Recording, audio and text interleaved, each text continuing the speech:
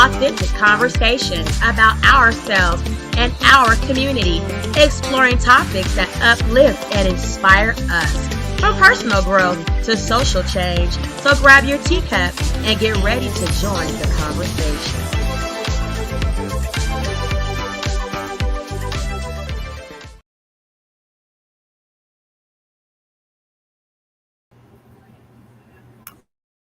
YouTube, we are back up on a Monday afternoon, as I promised. Hi, sippers. Tanisha Talks Teas back in on this Monday afternoon. So, as y'all read the title, Diddy, the jurors are deliberating his fate. What say the public? What say the news? What say you who's? What say the sippers? Okay, let's start off by giving a shout out to the platforms that we are streaming on. We are streaming on YouTube. Hi, sippers on YouTube. Thank you for being here. Thank you for sipping tea with Tanisha Talks Teas. Remember to like and subscribe and drop your teacups in the chat. We are on Facebook. Hi, Facebook. Thank you for following and sipping tea with me. We're on Twitch and Kick as well. We're doing good on all streaming platforms. You can find Tanisha Talks Teas. So let's get right into it, y'all. Diddy, as y'all know, his trial has come to an end, but how will it end for Diddy? We are all like just hanging in the wings to see, right, what it's going to be for Diddy. Nobody knows the trouble Diddy woes as of yet. It may definitely potentially be some serious numbers. It could be single digits or it could be football numbers. We don't know yet. Okay, so we're just really looking to see, right? Okay. I'm trying to share my stream. I don't know what the hell's going on. Okay, so yeah, let's get on into the things of Diddy. Diddy was arrested back in like last September, October or some shit. Caught at the hotel in New York with ketamine or something substance on him. Diddy has been brought up on lots of charges for RICO, trafficking, delivering prostitutes across state lines, trafficking, drugs across state lines and things like that. Like it's been a mess for Diddy. Diddy has been under lots and lots of scrutiny. So let's see on Monday, June 30th of 2025, where and what, is going on with Diddy.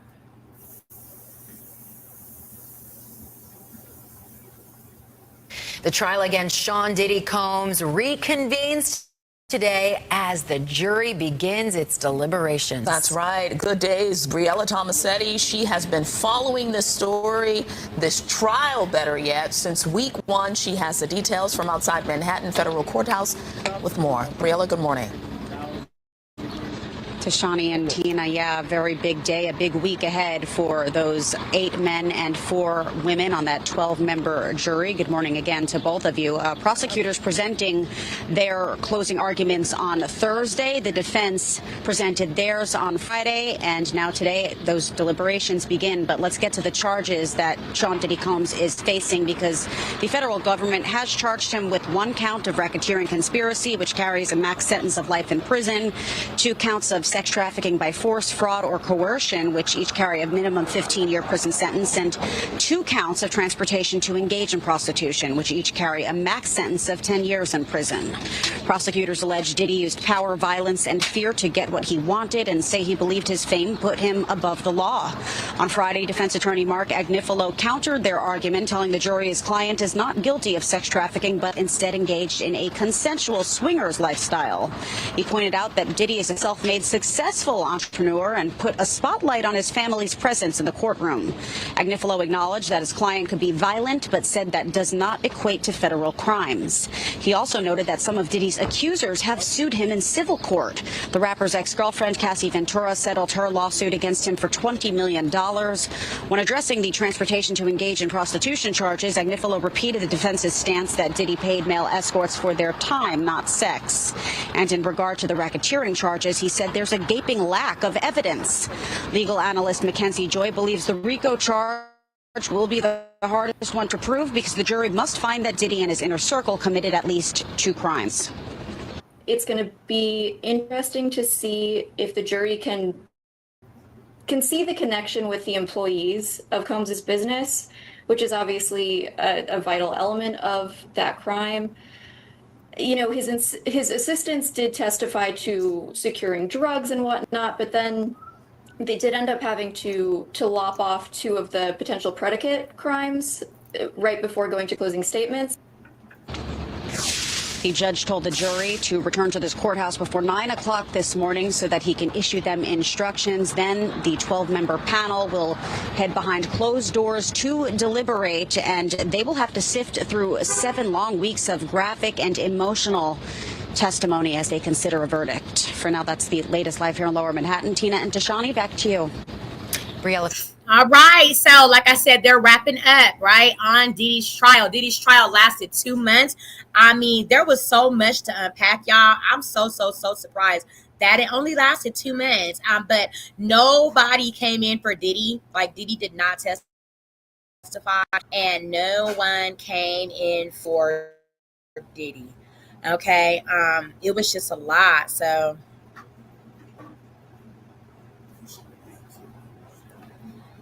You know, they heard a lot of testimony and stuff. I'm still on the fence about. Hi, I'm Eva Pilgrim. Thanks for streaming with us. It has all come down to this. The fate of Sean Combs is now in the hands of 12 jurors. Combs's defense team presented their closing arguments today, asking jurors to have the courage to acquit Sean Combs and to, quote, return him to his family. The defense attorney telling jurors this trial isn't about sex trafficking, racketeering, or transportation to engage in prostitution. Instead saying, quote, domestic violence is the issue. We own it. That's not charged.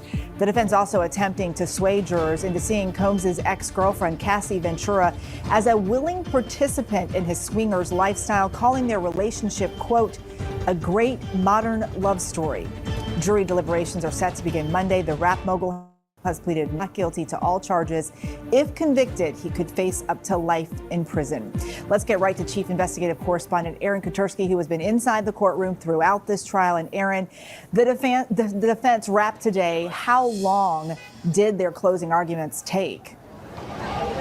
About 4 hours. Defense attorney Mark Agnifilo in that time, Eva, sought to convince the jury of the times when Cassie Ventura had agency in her relationship with Sean Combs. She wasn't clutching her pearls, Agnifilo told the jury. She chose the kind of lifestyle also that Sean Combs was into. The defense asked the jury to see the case as a, quote, great modern love story. Can you please explain this moment to us? It was a moment where the defense really tried to reframe everything the jury had heard about the relationship between Cassie Ventura and Sean Combs. He urged them to read all of the text messages they sent each other. He said it would make you cry. Some of the most beautiful things he had ever seen. And he said it was true love. It was a great modern love story. Perhaps whitewashing the fact that he beat her, as prosecutors later pointed out in rebuttal, throughout the years of their relationship.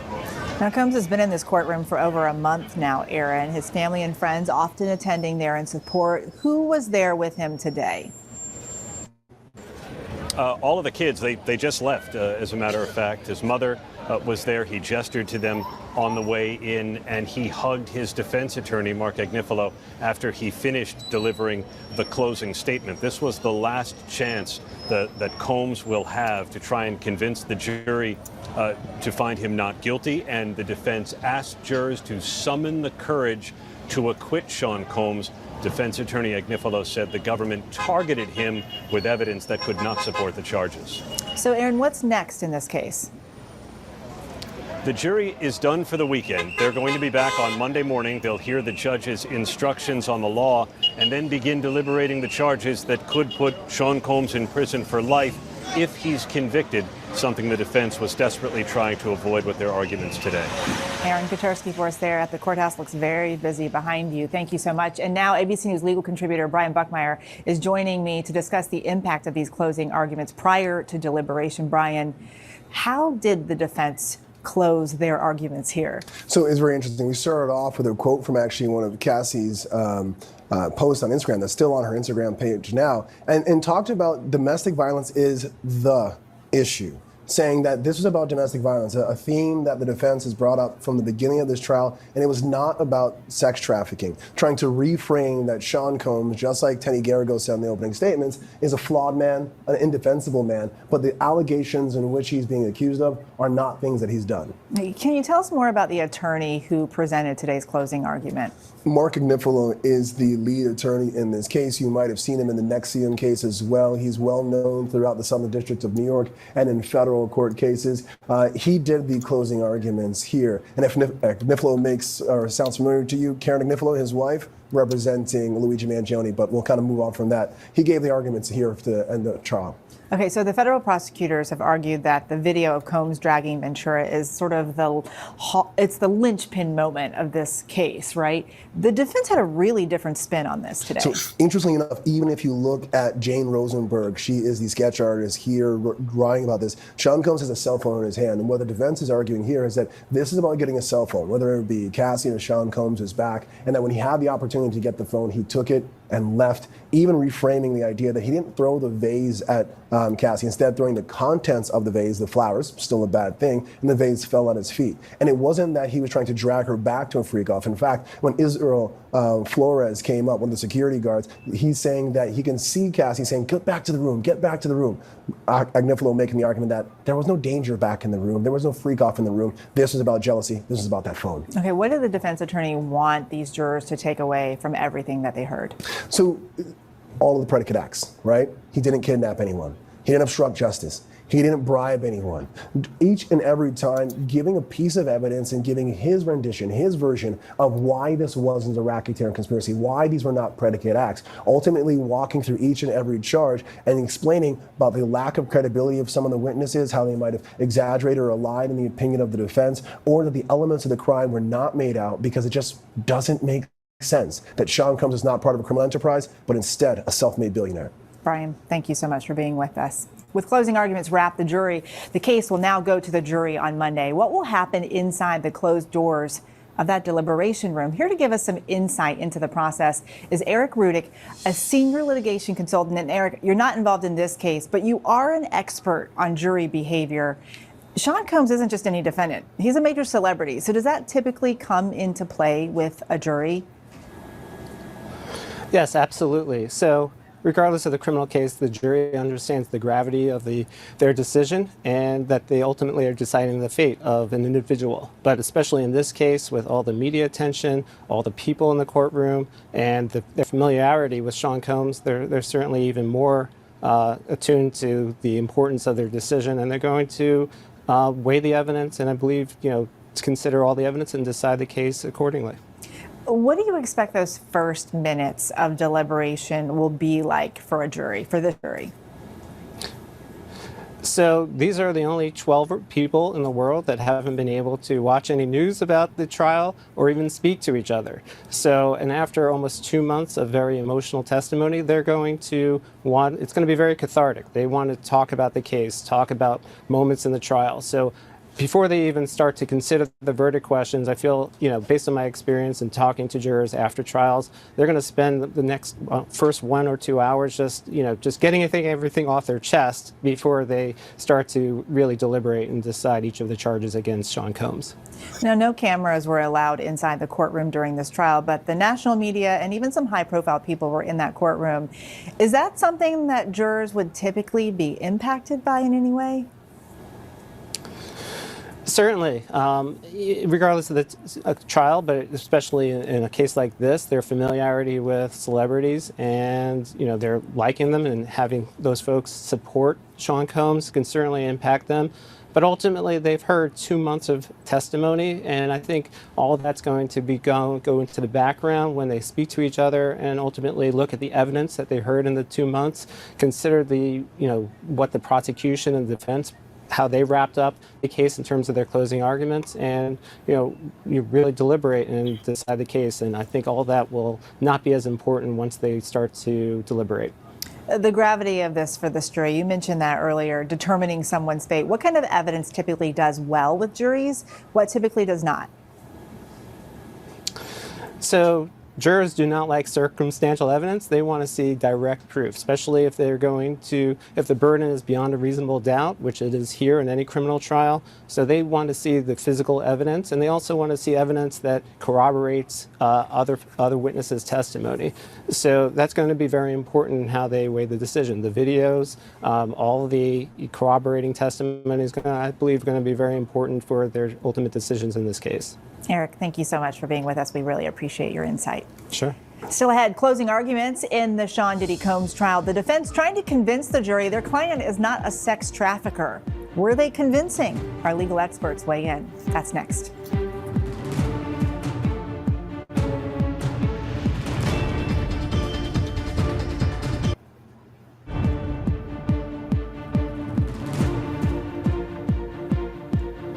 Welcome back. The jury in the Sean Diddy Combs trial set to start deliberating Monday. Today, the defense delivered a closing argument that was at times theatrical. Let's break down the strengths and weaknesses of their closing. ABC News legal contributors Brian Buckmeyer and Bernardo Villalona are here. Brian, the defense had some colorful statements today, including, I just want to read a few of them. Boxes of Astroglide, take him off the streets, referring to the lubricant that was found in Combs's garage. And when talking about Cassie Ventura, he said this: she's a woman who actually likes sex. Good for her. She's beautiful. Brian? Not the way that I would have done it. Stylistically, I think not the best way to do it. But I think for Mark Agnifilo, the way he's coming across is someone that is explaining a case as if you were sitting in a bar. And I think for the important part of this is, what did those 12 people think about it? I did not like it. I know many of us that in the audience didn't like it, especially calling this a modern day love story. He beat that woman relentlessly. We saw it on a video. That's no love story that I've ever read or known about, but it seemed like in the points that he was making in terms of why certain evidence didn't connect to the crimes, the jurors were engaged. I think they liked his personality. It came off more authentic than what we saw from the government of just reading and telling the elements and walking bit by bit. So yeah, he swung for the fences, missed a lot, but he made some connections in other parts. Bernardo, I see you furrowing your brow over there. So from the prosecution standpoint, looking at the closing argument of Mark Agnifilo, I mean, he made a joke out of the whole court system. He made a joke out of the whole closing arguments. It was like a complete mockery of the government's case and of the closing. And I think that may backfire on him, because literally for the first hour or so, it felt like I was sitting in a comedy show. And that's hard. Some cases you can make it, a little bit of laughter, stuff like that. But when you have video of a woman getting beaten, brutally beaten, and when you have text messages that actually corroborate in a sense of the feelings of what these women went through, and when some of the testimony is that escort urinated in Cassie's mouth, pretty much waterboarding her and having to have sex or with a UTI or on her period. So there is testimony that is just so gruesome, and for you to make a whole mockery of it, I think it may backfire on him. Yes, he did the most that he could in terms of arguing the predicate acts, why it's not predicate acts and why there's no racketeering conspiracy, but he also lost credibility on another point, which is having to deal with the Mann Act, transportation to engage in prostitution, because for him to say that Sean Combs was paying for time quality time, not for sex, I think he lost credibility with that argument, and that may have trickled down to the rest of what he was saying. All right, strengths and weaknesses. Brian, you go first. I think with the strength, the style of which Mark Agnifilo did, not necessarily the presentation, but the arguments that he makes. I think for him, what I saw is he took a central theme or idea that people might think be universal. One, I think that might have worked out well, and I saw some of the jurors really respond well to it, is this allegation of Cassie being raped and the text messages as to whether it happened in September or in October. And his argument was that Cassie was with Sean Combs, her then ex, because she's with her now husband, and that while having intercourse with him, the husband called. And he's saying, well, guys, this is a story that we all understand, that because she got caught, she has to make up a lie, and she made the biggest of lies, that she was raped. That is a concept that I think people are like, okay, why would you lie in that sense? I kind of get it, and I think that helped him. But on other aspects where he's talking about this being a modern day love story, or some of the points that Bernardo made up, it's like, dude, like, where are we going with that? Like, stick to your strengths, don't waver off. Bernardo? I have to take it back to one of the bail applications where Justice Carter said, what does love got to do with it? You know, that's what played in my head when he was talking about this modern day love story.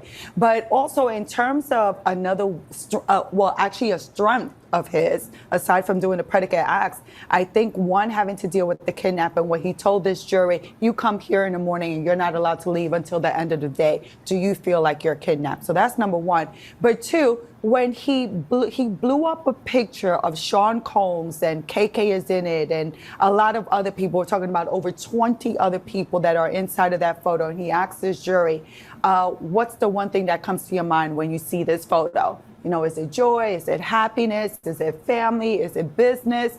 And he said, the one word that doesn't come up is racketeering conspiracy. The government wants you to think that this photo right here of Sean Combs, KK, and like 20 other people gathered is racketeering conspiracy, and this is not it. So I thought that those were two strengths in the defense closing. The prosecution got to give a rebuttal. Yes. How do you think they did? The prosecution's rebuttal, Maureen Comey came out swinging.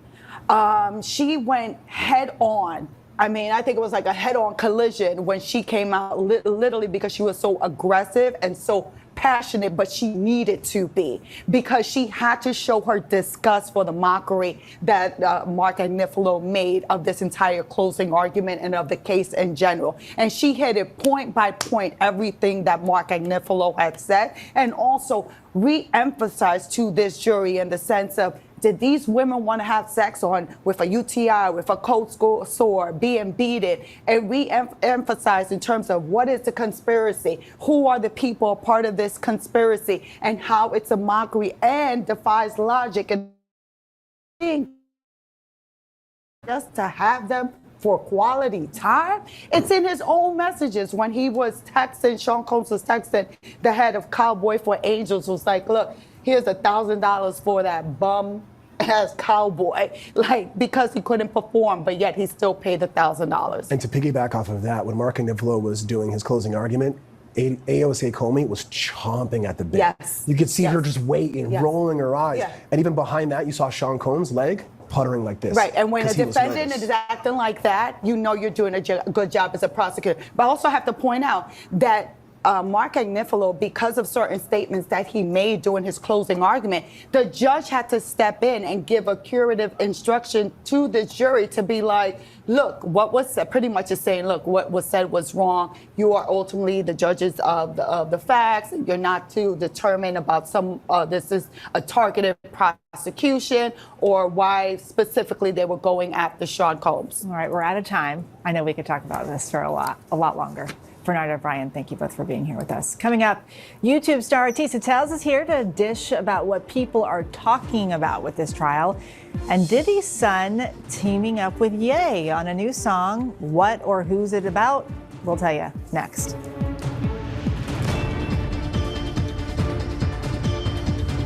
All right, so tea sippers, as we are awaiting anxiously for the jurors to deliberate on Diddy, right? It has been a very fast, 2 months flew by for the Diddy trial.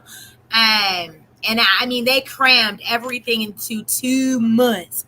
That is a very little amount of time to, federally indict Diddy. So, I mean, I have gave a lot of my, prediction on what will happen to Diddy. I, know that the feds have a 99 point something percent conviction rate, and only like one person ever in the history of being indicted by the feds has ever gotten off. And I think maybe Diddy might have the attorneys that have done that for somebody before. However, I don't, and I felt this way, and I believe I heard Mr. Gene Deal speak on it in the Art of Dialogues today, that his defense team is not hitting as hard for Diddy as one would think, considering every news station has been going around saying that Diddy is potentially going to receive life in prison. So, I mean, you would think that they would bring witnesses, somebody, I don't care if it's his mama, to testify how Diddy was in kindergarten.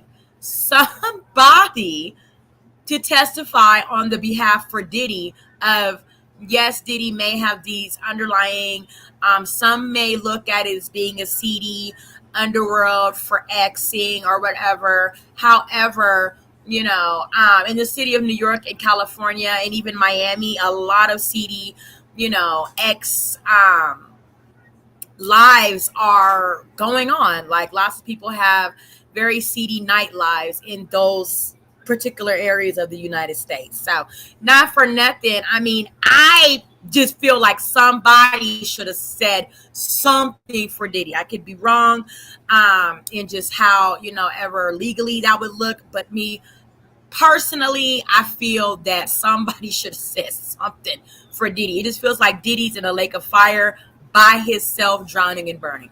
So we're going to continue with ABC News Live, burning approved, the case against Diddy.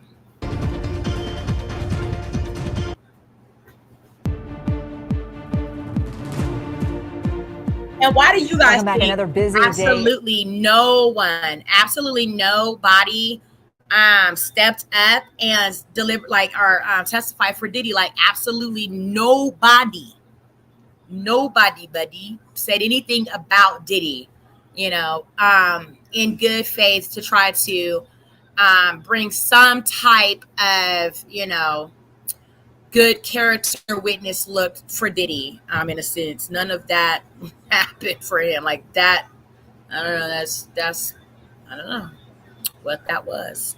In court today as the jury prepares to deliberate in the Sean Diddy Combs trial. YouTube star Tisa Tells is back with us. She's been at the courthouse every day since the trial started, giving her more than 500,000 subscribers the inside scoop on all the days happening. Tisa, thanks for being here. Big day.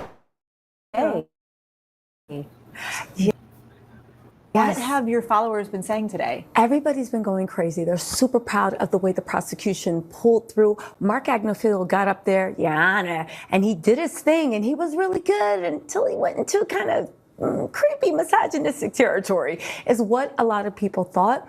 But the prosecution on the rebuttal really pulled it through. So Combs' family has been in court kind of on and off again. Today, like, pretty much everyone was there. What was the vibe like in court?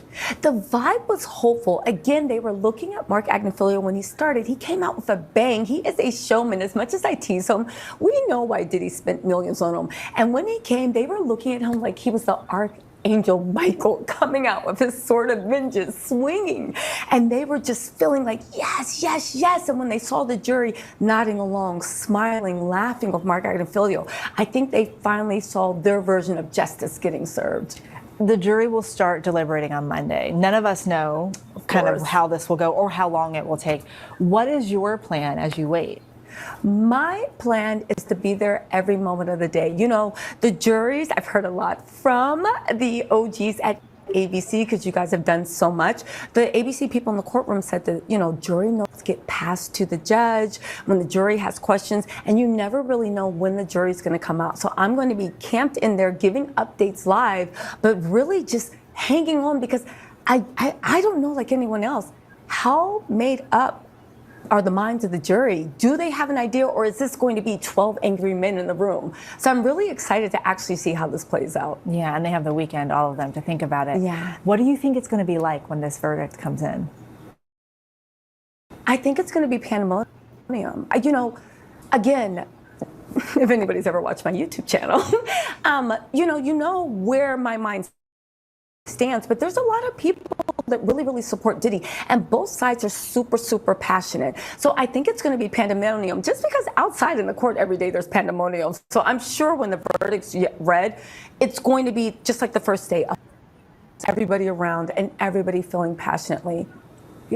Give us that color, because a lot of people haven't been down to the federal courthouse. They don't know what the scene looks like there. Explain to us what that pandemonium currently already is. Honestly, outside, it's kind of like a carnival. People are screaming at each corner, "Free Diddy, he's innocent, you're destroying a man's legacy." Other people are screaming, "No, he's guilty." People have gotten into fights over just random strangers. When you're waiting out front in the line, even with the pandemonium, with the line sitters and the circus with that, people are just getting really amped up, heightened emotions. And for some reason, good or bad, people see themselves in Diddy. People see themselves, of course, in the victims and survivors. And it literally is just boiling over more and more and more. It's turning into pure chaos out there. So when the verdict is read, I am sure they are going to secure the front of the courthouse as best they can. But again, everything's already starting to boil up with closing arguments. So it's going to be interesting. Tisa, thank you so much for being here with us. Always so good to have you. Time now to take a look at some of the day's top online searches surrounding this case. People clearly have questions, and we have ABC News contributor Kelly Carter joining us now from LA. She always has the answers for us. So Kelly, let's start here. People are searching new music from Diddy's son and rapper Ye. What's going on here?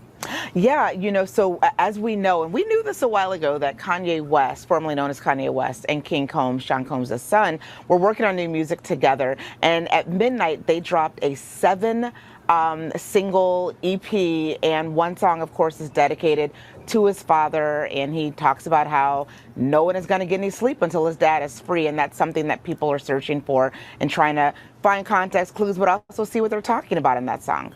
Another question people are asking, is Cassie Ventura still making music? Now, here's what's interesting. It's been almost 20 years since her first and only album came out from that 11 album deal that was in 2006. And at the end of last year, it was reported that she was actually hoping to release music that she had recorded all these years, but that never saw the light of day, and that she's just kind of, tweaking them a little bit and is looking for a deal, and probably, maybe might release some new music. I think if ever there's a time to release some new music from her, now is probably that time. Yeah, it's a wait and see, but maybe we'll actually see new music from her. People are also looking up Diddy Kids. Yeah, I wonder if that's a reference to this new, King Combs album. But of course, all of the children, with the exception of one, showed up in court for these kind of closing statements from both sides. So we have seen, infrequent appearances from all of the children, but all of them, with the exception of the baby, were there in court today listening to these closing statements and these final statements.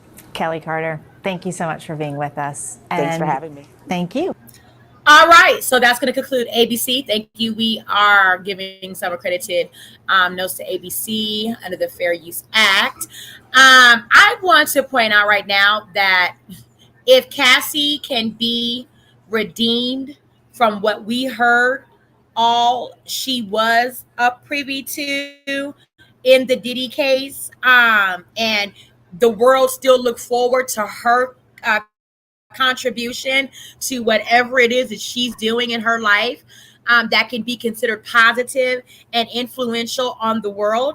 I want every single one of us to never, ever give up and always follow your passion, whatever that is. I don't care how it is or what it is. Follow it and always believe that you can achieve it, okay? Because as you just heard, they are wanting new music from Cassie, whatever that will look like for her, coming up off of this Diddy lawsuit and trial in the public eye. They are still wanting something, from Cassie that can be fruitful in the eye of the world. Okay, so if Cassie can do it, so can we. Let's keep it moving. The jurors in the Diddy trial being instructed by the judge. Well, it all comes down to today. After more than a month and a half of emotional and frequently graphic testimony, jury deliberations begin in Sean Combs' racketeering and sex crimes trial. Combs opting not to testify in his own defense last week. His fate now rests with the panel of 12 jurors. In New York City and really the entire country has been watching this really intently. Yeah, there's still a lot at play here. So let's get to Eyewitness reporter Phil Tate joining us live outside of the courthouse in Lower Manhattan. Phil, what's the latest? Yeah, well, this morning the judge had charged the jury, and this as a 7-week trial had played out in a Lower Manhattan courtroom. Now a jury will have to come to some type of verdict over the next couple of hours or even days as we wait for this all to happen. Now the defense and the prosecution over the past couple of weeks have painted two separate pictures of Combs, and now a jury will have to decide whether to acquit or either to convict Combs. Now jurors will have to sift through much of the exhibit's hours-long emotional testimony that gave a glimpse to the bad boy for life daily life as salacious details were given. More than 30 prosecution witnesses had spoke, headlined by the prosecution's star witness, former Combs girlfriend Cassie Ventura, and Jane, who also had testified. Now both women said he was often violent and forced them into hundreds of sexual encounters with paid male sex workers. Now Combs chose not to testify before the close of this trial. Now Combs does maintain his innocence and has pled not guilty to several charges that he faces. But right. All righty. Let's get into some Nancy Grace. Let's see what Nancy Grace is talking about.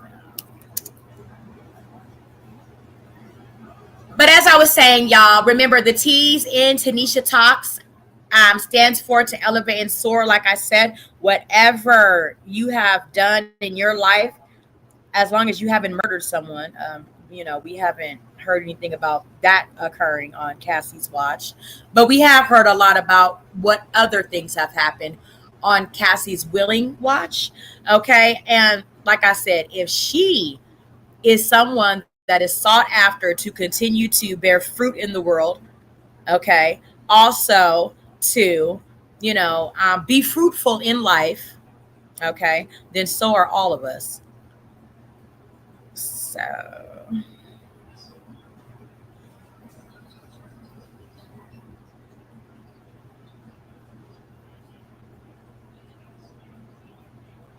breaking news tonight, we are live at the courthouse. Vegas odds even.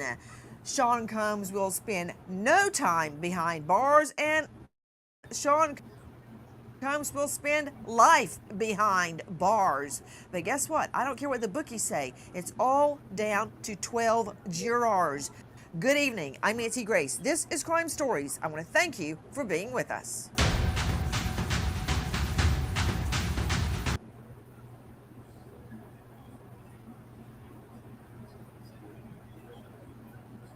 drop those teacups in the chat. As you get your teacup filled up, drop your teacups in the chat. I don't know what's going on my computer, y'all.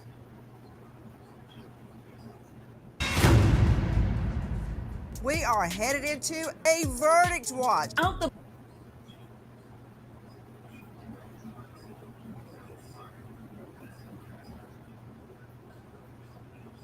I don't know what's going on in my computer.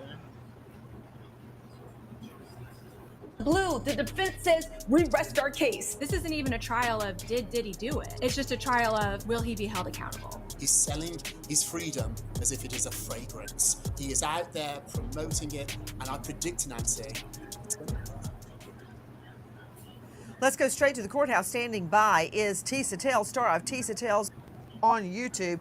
Tisa, thank you for being with us. It's my understanding that early this morning, leading into closing statements, Sean Combs looked like he was, quote, walking on air. What? The courtroom was shocked. This man came floating in on air, twinkle toes, just dancing in two. We have never seen this man in a better mood.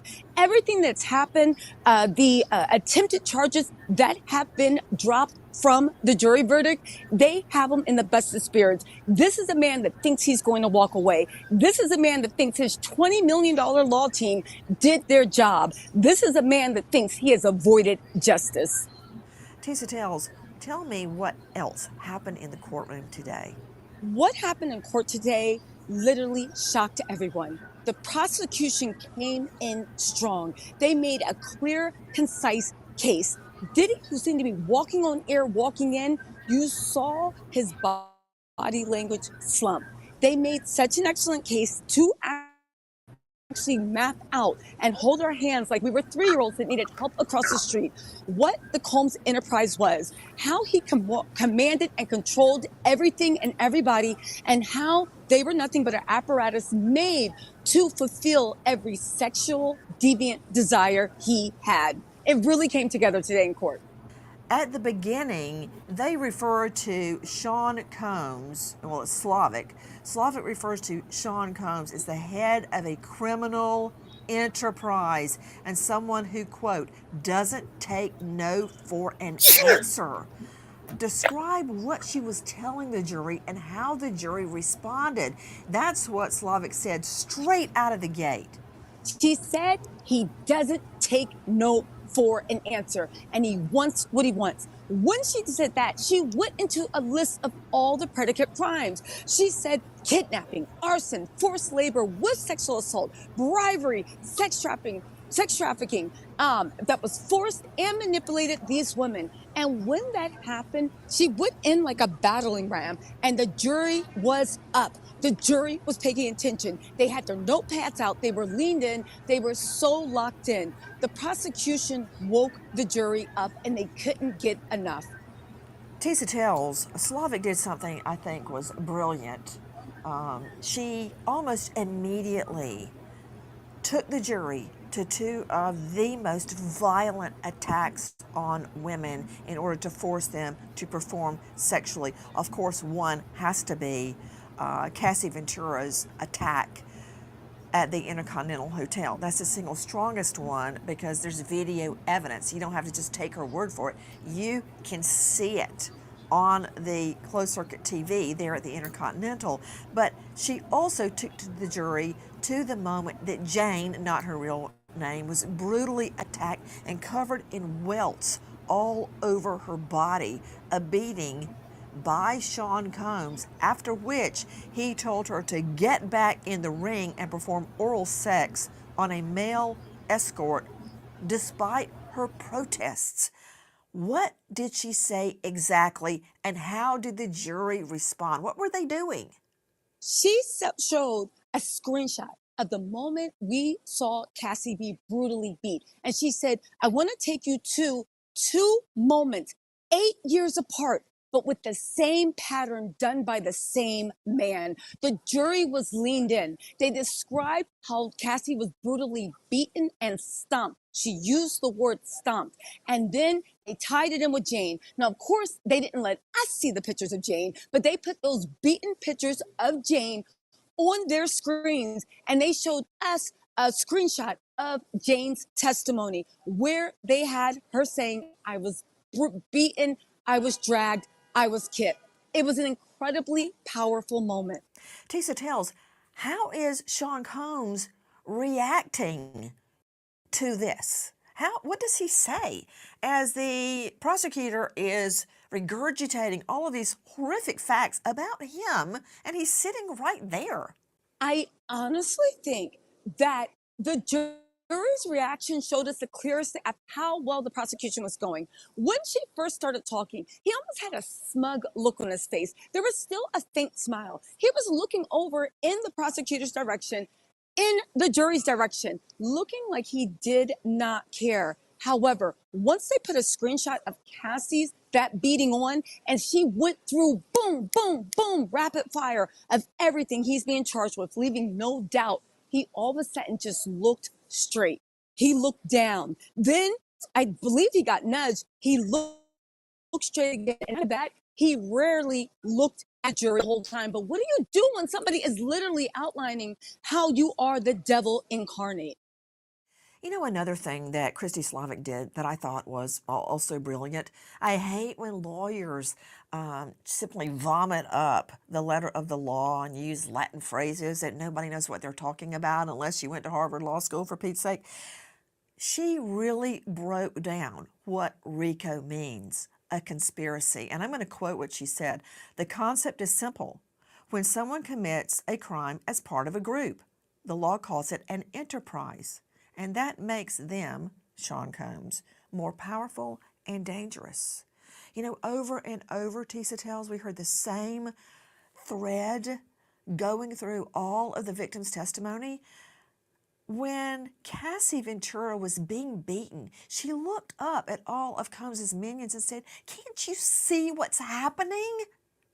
And they tacitly, non-verbally, condoned what Combs was doing. That's the enterprise, those people that enabled Combs. Tell me how the jury responded. What did she say, and how did they react? That was an incredibly powerful moment, okay? Slavic said he's already a rich and powerful man, and the enterprise made him more powerful and more dangerous. When they heard that, you saw a few jurors uncross their legs and lean forward. They were dialed in. Again, it's almost like the prosecution had taken their kid gloves off and they were leaving the jurors with no doubt. You don't need to connect the dots. We are going to draw the dots, connect them for you, and then walk you over to see where everything is. Again, a lot of shifting, a lot of rubbing the faces, a lot of leaning in, taking furious notes, looking closely at what was being shown on their monitors. They had the jury with their closings. Another important chord that Slavic struck during her closing argument, which commenced early this morning, is that Sean Combs has been clothed in respectability, in celebrity, in billions of dollars, and everything that can buy, the private jet, the mansions all over the world, the designer clothes, the fancy restaurants, people at his beck and call. But she pointed out that for all the fame, wealth, power, and privilege, he is not above the law. And he's not. Remember that quote Tisa tells, where one minion says to the other, pointing up to a picture of Combs, "This is his kingdom, and we're just living in it."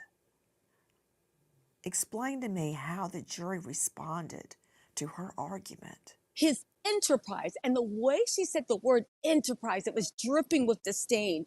Their only goal was promoting and protecting and fulfilling every sexual desire that he had, okay? They enabled him to commit crimes. When she said that, the jury furiously taking notes. They even looked over at Sean Combs' side, not directly at him, but at the side where all his loyal supporters and family were sitting, and protecting him from law enforcement. When they said that, a few jurors' brows actually furrowed. It's almost like they were cutting through all of the BS from the last 4 weeks, cross-examinations, and cutting through to what the heart of this case was. And it became clear to everyone, I think even Sean Diddy Combs, that he is not going to beat this. Tisa tells, what exactly did Slavic say about Sean Combs' wealth, fame, and privilege? What she talked about was, in a fair swoop, she did an amazing job of explaining away the reason why so many of these assistants that got immunity were sitting there saying, "I think Sean Combs is a great man. He taught me so much," because she called them minions, foot soldiers, young, naive kids that were willing to do anything to be part of the organization. But she pointed out, Brendan Paul got paid $100K to do these illegal things for him. And Christine Cornum, KK, she got paid 6 times as much. I said, wow, KK got paid over $500,000. But also in that moment, they firmly put the onus on Diddy, KK, and his security staff. And they actually said that even though the names may have changed, the core group stayed the same, and they were the enterprise. And everybody else, no matter what they said, whether they knew willingly or not, were nothing but minions and foot soldiers that carried out all of his desires. Standing by outside the Monaghan Federal Courthouse, Tisa tells, closing arguments for the state commenced this morning, and the fallout has been spectacular. Tisa tells, I found it very interesting, and this is important, that Slavic kept referring to Sean Combs' employees, as I say, his minions, because not all of them were his employees. Some were just starstruck and willing to do whatever he wanted. But she described them as foot soldiers. And you know, you got to be a foot soldier to do what they did. Some of them going into hotel rooms after freak-offs and cleaning up the bodily fluids. You know, that's a nice way of saying sweat, blood, dope, food, alcohol. I mean, it was rank. The hotels, as we've talked about many times, would charge up to $47,000 to clean a room after a freak-off. That would be a minion that would do that, right? And she talked about that in closing arguments, didn't she, Tisa? Yeah, now that was a brilliant visual display. She referred to the security as lieutenants. She named them all: Fahim, D-Rock, Uncle Paulie, Rubes. Said that they were armed and ready, okay? They said, remember David James? Remember how he said he was taken at gunpoint down to go confront Suge Knight with guns flying down the hill? It was an amazing, amazing image to just say that, no, this was a real criminal organization. But it didn't stop there. They then showed the pictures of the guns and the magazines, saying there were 2 AR-15s with serial numbers filed off. There were rifles with serial numbers filed off. And then they said, listen, this was an enterprise, and KK and the security gave the orders. And then they put up this visual of 11 of all his security people, 11 men standing there looking a little bit unseemly. She said, looking unseemly and saying they called the shots. And then they went back to his workers. They said maybe he didn't know. They were young. Maybe the workers didn't know, the flunkies, the minions. Maybe they were young and naive, but they followed orders, and they were nothing but foot soldiers that followed KK and security. Say again, they put everything in focus, and a lot of people whispering, if Diddy is, no, if I was KK and any security team, I would be very, very worried right now, because the government has called you out. When, if ever, was the last time you checked your home's title? Well, if you're like me, the answer is never. So stop what you're doing and make sure you're monitoring. Now use promo code Nancy. My understanding that there is a Resurrection Victory tour, a world tour being planned for Sean Combs. What? Exactly. If you were dumb enough to bet against the house at any time, you get what you get. Listen, the Southern District of New York did not come to play. I've been in the courtroom. They've done amazing. But these idiots that want to buy a ticket to a Resurrection reunion tour, save it. Save it. Your history. Again, there's a Resurrection tour.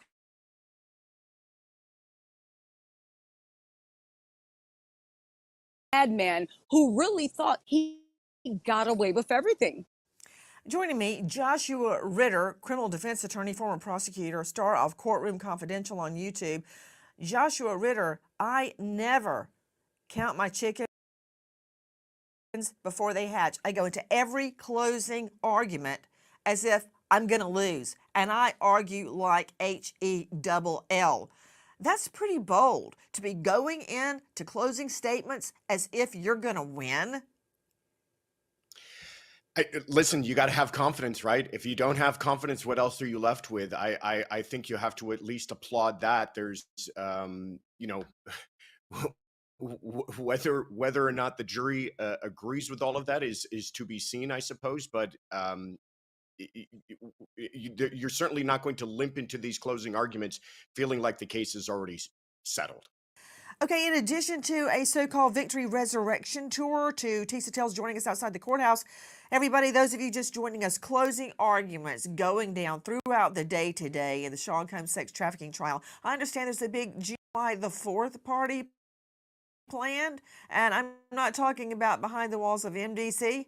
Diddy's team, again, I don't know if they have smuggled that man some Tucci into jail, but Diddy's team has been convinced that he is coming home. They have convinced him that he is coming home and that they have mounted such a strong case and poke holes in the prosecution's case so much that it's not going to be 1, 2, 3, 4, 5 days of deliberation. That by July 4th, this man will be home to literally kiss babies and shake hands to his loyal followers that prayed for him and brought him home. Again, it defies logic that even if you sat through these summary charts and they were long, arduous days, that any jury could get through this mountain of evidence in time, whether they decide not guilty or guilty, to have him home safely. But again, time will tell. But Diddy has listen, there's a lot of probably dead pigeons in Central Park, a lot of alleged sacrifices going on. We will see. But right now, this is a man that swears he is coming home.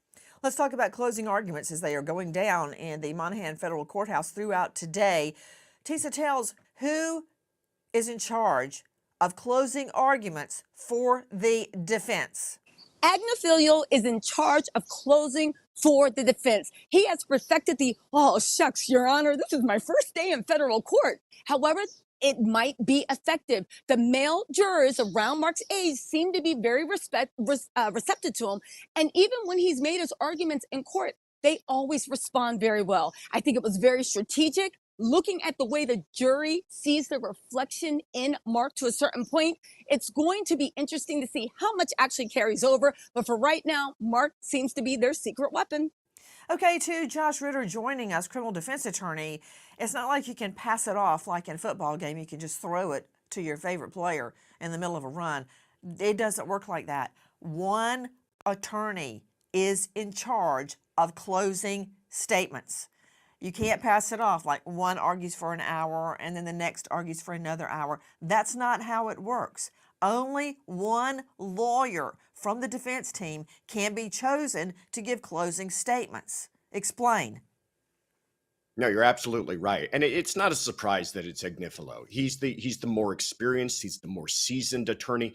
Listen, Diddy has paid a lot of money for this defense. He's not going to let the most crucial moment in it fall into the hands of less experienced attorneys. He's paid big money. He expects that big name. He expects the partner, the headline, the person whose name appears at the top of the letterhead to be the person giving the closing arguments. And I think Agnifilo wouldn't have it any other way either. Here's the moment to shine. This is bringing it home. If you're the Diddy team, you feel like you're now just punching it through the 1 yard line. That's going to be Agnifilo. So you're absolutely right. One attorney, one chance, and I'm not surprised that it was him. You know, I'm very, very surprised that Agnifilo chose himself. He's the lead defense attorney. He's the one to make this decision. Chose himself after his very disturbing performance with our friend Harvey Levin regarding, what else? The baby oil. Listen. They call them freak-offs. But, you know, back when I was a kid in the late 70s, they were called threesomes. If these are genuinely threesomes, how do you explain 1,000 bottles of baby oil? I don't know where the number 1,000 came. The U.S. attorney said it. I can't imagine it's thousands. I mean, you know, and I'm not really sure what the baby oil has to do with anything. They're essentially saying it's a lubricant for an orgy. I guess. I don't know what you need 1,000. One bottle of baby oil goes a long way. I don't know what you need. Remember when they were essentially trying to say that, you know, the baby oil was toxic, that it had drugs in them and it was being used to drug people, and none of that came out. Like, Diddy's case was literally a freak show. Literally a freak show. You need 1,000 for. I mean, he has a big house. He buys in bulk. You know, I think they have Costco's in every place where he has a home. I mean, have you sat in a parking lot of a Costco and see what people walk out of there with? Not 1,000 bottles of baby oil. I don't think it was 1,000. I think it was. Let's just say it's a lot. Okay. Has he lost his mind? That's from our friends over at TMZ. Back to Tisa Tell standing out in front of the courthouse. Who ever knew that baby oil would be the centerpiece of both the defense and the state's case? But that's Agnifilo. He couldn't even hold up to softball questions from Harvey Levin on TMZ. So I'm very curious why he didn't have Tenny Garagos, or Brian Steele do closings. It was such an interesting choice, but I gotta be honest with you, I am salivating at seeing Mark Agnifilo do his baby oil defense. Everybody remembers that TMZ interview. He's sitting there across from Harvey. Harvey, I don't know why baby oil was there. His voice cracking, trying to act like it's the most normal thing in the world to have over $2,000 in baby oil, assuming it's $1.99 a bottle, in your home, and act like these are the normal, perfectly perfect. Actually, those bottles of baby oil right there are $7.99 a bottle. So maybe Diddy had about $10,000 of baby oil in his house. Let's see. Let's do a little Google search, okay? Because I just bought some of this exact baby oil that's on the screen. It cost me like $7.99. So how much does a bottle of baby oil cost? So the Johnson's baby oil is $7.86. Okay, so you times that. Okay, let's get our trusty handy dandy calculator. Okay, hold on. Calculator right there. And we do $7.68, right, times 1,000. Diddy had $6,515.71, give or take, in baby oil confiscated, or however have you, in the raid where they came out with the baby oil. It was around about $6,515.71 in baby oil. Enough baby oil to last all families the rest of their lives times two. Perfectly rational and perfectly legal actions of an innocent man. Again, it's an interesting choice. It's an odd choice, but as No, I somebody mean, that is it may not be criminal to most of us looking at this, like, so the fuck. I mean, there's people with a million boxcar Hot Wheel race cars. Are y'all like, oh my god, he must be a freak for, you know what I'm saying, the top race car driver, because why does he have every single, you know what I mean? Like, people collect a lot of things in the upper excessive amount of shit. That's just what people do. Not for nothing, it, you know, shows that Diddy's a freak. Okay, Diddy's a freak.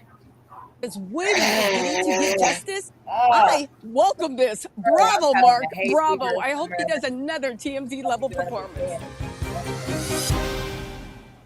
Please join us on our mission to find missing people, especially children, to solve.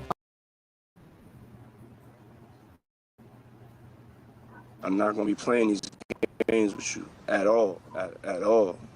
So I don't know. You think you silent treating me, and you think I'm gonna be, nah. You'll have a rude awakening. You'll just have silence, and ain't nobody threatening you. And I ain't trying to go back and forth with no woman. You know what I'm saying? I'm telling you, I ain't got no time for no games. Where my life is at right now, I don't have no time for no games, baby girl. Me and you can be mad. I can have a spat. We can have whatever. Then after that, you better get on your job. That's really that's all it is. Cause you got me on my job. Nah, it ain't never gonna work like that over here. You know what I'm saying? I was trying not to leave this message, but you have left me no choice. So either you go in the direction of like moving on and shit like that, or you like just like have me just keep moving. Ain't no threat. I'm just being clear. I can't do this shit with you every time you get upset. Get on your job. Get on your job and get in there in the freak off and be videoed having sex with multiple male sex workers, Sean Combs. You can kiss my hard-working rear end. How dare he? I'm not mad. I'm not like, am a fan of Nancy. Like, she's always protecting the essence and the fabrics of the fibers of women, right? So I'm always going to, give Nancy Grace her homage. In the case of Diddy, particularly under these charges, they just don't fit. Diddy is just a scoundrel. And he's a low down, dirty scoundrel. You know what I'm saying? He's from the pits of the penguin on Batman's lair in the fucking sewer type scoundrel ass nigga. It's unfortunate that Diddy, with all of his wiles that he does have, um, at his, disposal of life, of becoming who he had became, he used what he had, just similar to R. Kelly, but they haven't brought it to the level of where they could necessarily incriminate Diddy like they did R. Kelly. Um, he did it for evil, okay, and I mean, yeah, it sounds bad. Get on your job. However, if you are paying someone's lifestyle to maintain it for them, and your stipulations of the, obligations are for them to do X, Y, and Z, if it's to have sex with multiple people, while you watch in a, you know, what's the word I'm looking for? A joy. What's that word? It's on the tip of my tongue. In an joyous way, or however, you know what I'm saying? Then, the words on the tip of my tongue, like a voyager, okay, type of way. And unless that's now a crime, because I'm not saying that I don't know that, you know what I'm saying? Y'all will flip that thingy around and make it a crime just in that instance to convict somebody for some shit that y'all don't agree with, however they're living their life out here, especially for black people in this country. Such is what our lives have always been since we've been introduced to the American soil. Okay? So we people that, you know what I'm saying, still live in the reality of life in America, especially a minority, we know that. Okay, we know that. Um, yeah, Diddy's just a low down scoundrel freak. Like, there's just, no, he's, like the word, like, you got a girlfriend that has a boyfriend, and you're like, that's a girl, him? Look at how he treating you. Like, that's just, girl, we're not going for that. That's Diddy. Okay, where you have nothing good to say about your girlfriend's boyfriend. Like, and what did he just say, girl? For you to do what? And you doing what? Oh, girl, what is you doing with your life? Like, that's not cool. What are you doing? Type, that's Diddy. Okay, he's the worst type of boyfriend that you want to have, or a partner, or companion, or whatever have you, lover, whatever have you. Diddy's just the worst of the worst. Okay, as far as it being to the extent of him going to prison, in the federal prison for life, behind being a terrible, most ruthless, sinister, downright diabolical boyfriend, under the parameters of where y'all have been able to convict him or charge him, I'm not seeing it. I'm not seeing it. I do see y'all giving Diddy some time. I do see that. So, my predictions have been going on since the case started, and then the trial, and now the trial closing, seemingly this week, or however have you.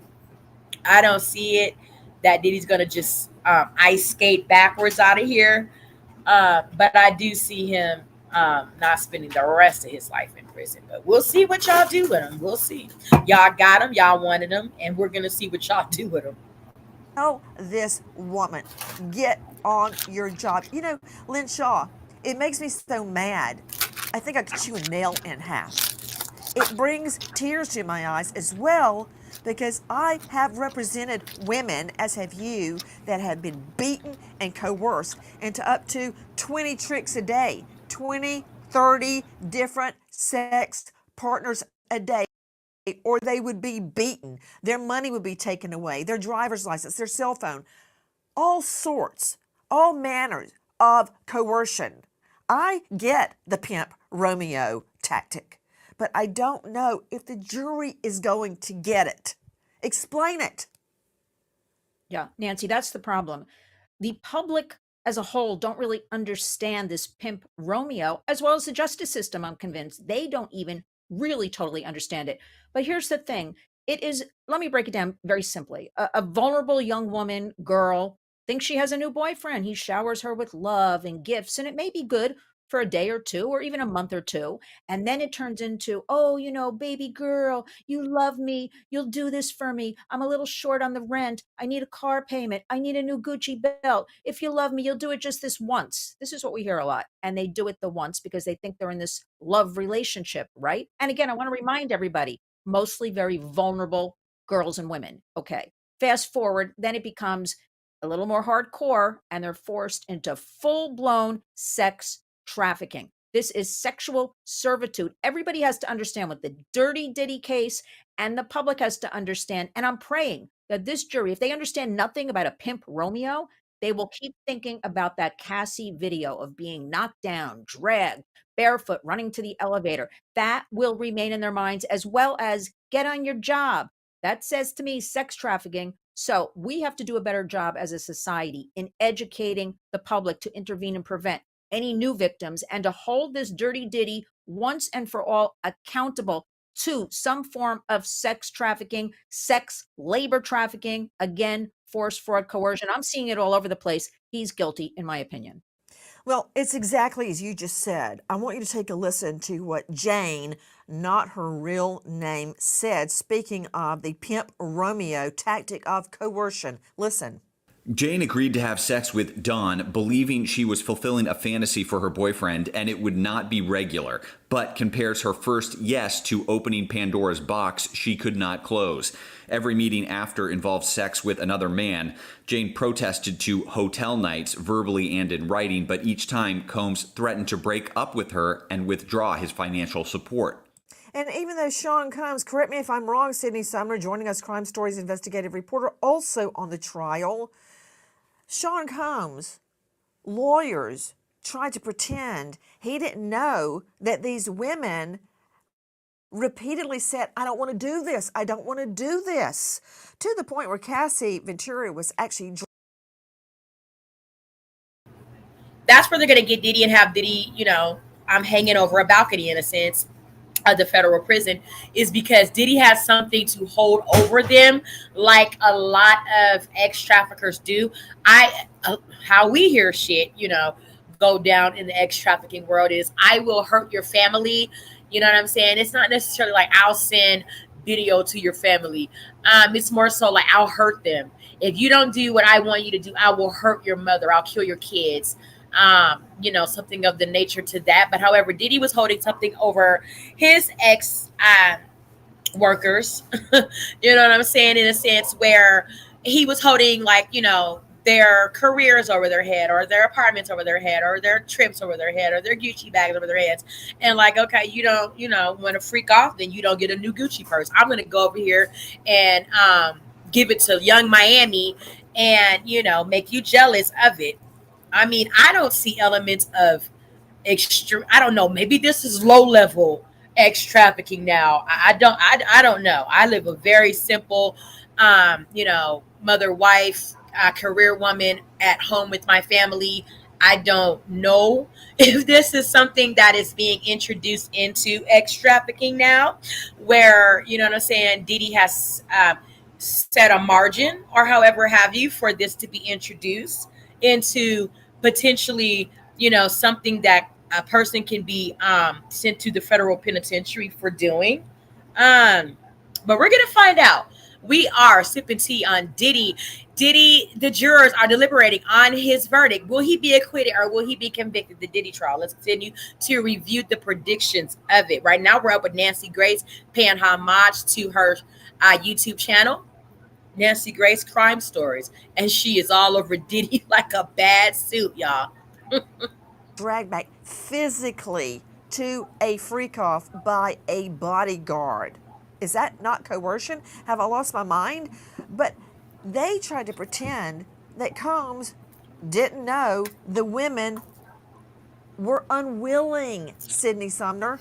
exactly what they argued in court, trying to finalize the instructions that the jury would hear.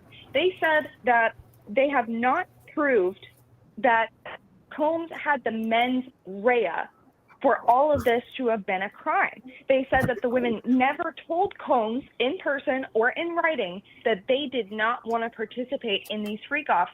And it's simply just not true, Nancy. Jane said this multiple times. We saw in her own text multiple times that she frequently expressed that she did not want to participate. She did not want to do these things. She was upset about it. And Jane also had to testify to the fact that other women particularly bothered her because she knew that Combs was seeing other people, other women, and they were not having to do what she was having to do to have time with her boyfriend. They weren't being locked in a hotel room for a week at a time. Only she was. And she particularly felt that this was something she was constantly pushed to do against her will. And they signed a contract, Nancy. That's just insanity to me. They signed a love contract. Combs obviously thought that he was paying Jane's rent in exchange for her having sex with an escort anytime he wanted her to. I have seen nothing but Puff turn on the charm. That's why he had a career. He still thought he was running things. He was charming, he was funny, he was witty. Puffy plays this game really well, and he's been playing it for a very long time. I think this might be the limit of his star power. And he's playing it right now in front of a jury. Throughout the day, we have been listening to closing arguments by the state. The defense closing arguments will commence tomorrow morning. Repeat, Friday morning, the defense closing arguments will begin. They project a 4-hour closing argument that will be followed by the judge's charges to the jury. What are charges? That is when the judge literally reads, and the judge must read it. One slip of the tongue, and I've had this happen to me, one slip of the tongue by the judge, if they ad-lib, bad. That's reversible error. So the judge will literally be reading the law to the jury, the law by which they are to judge and decide this case.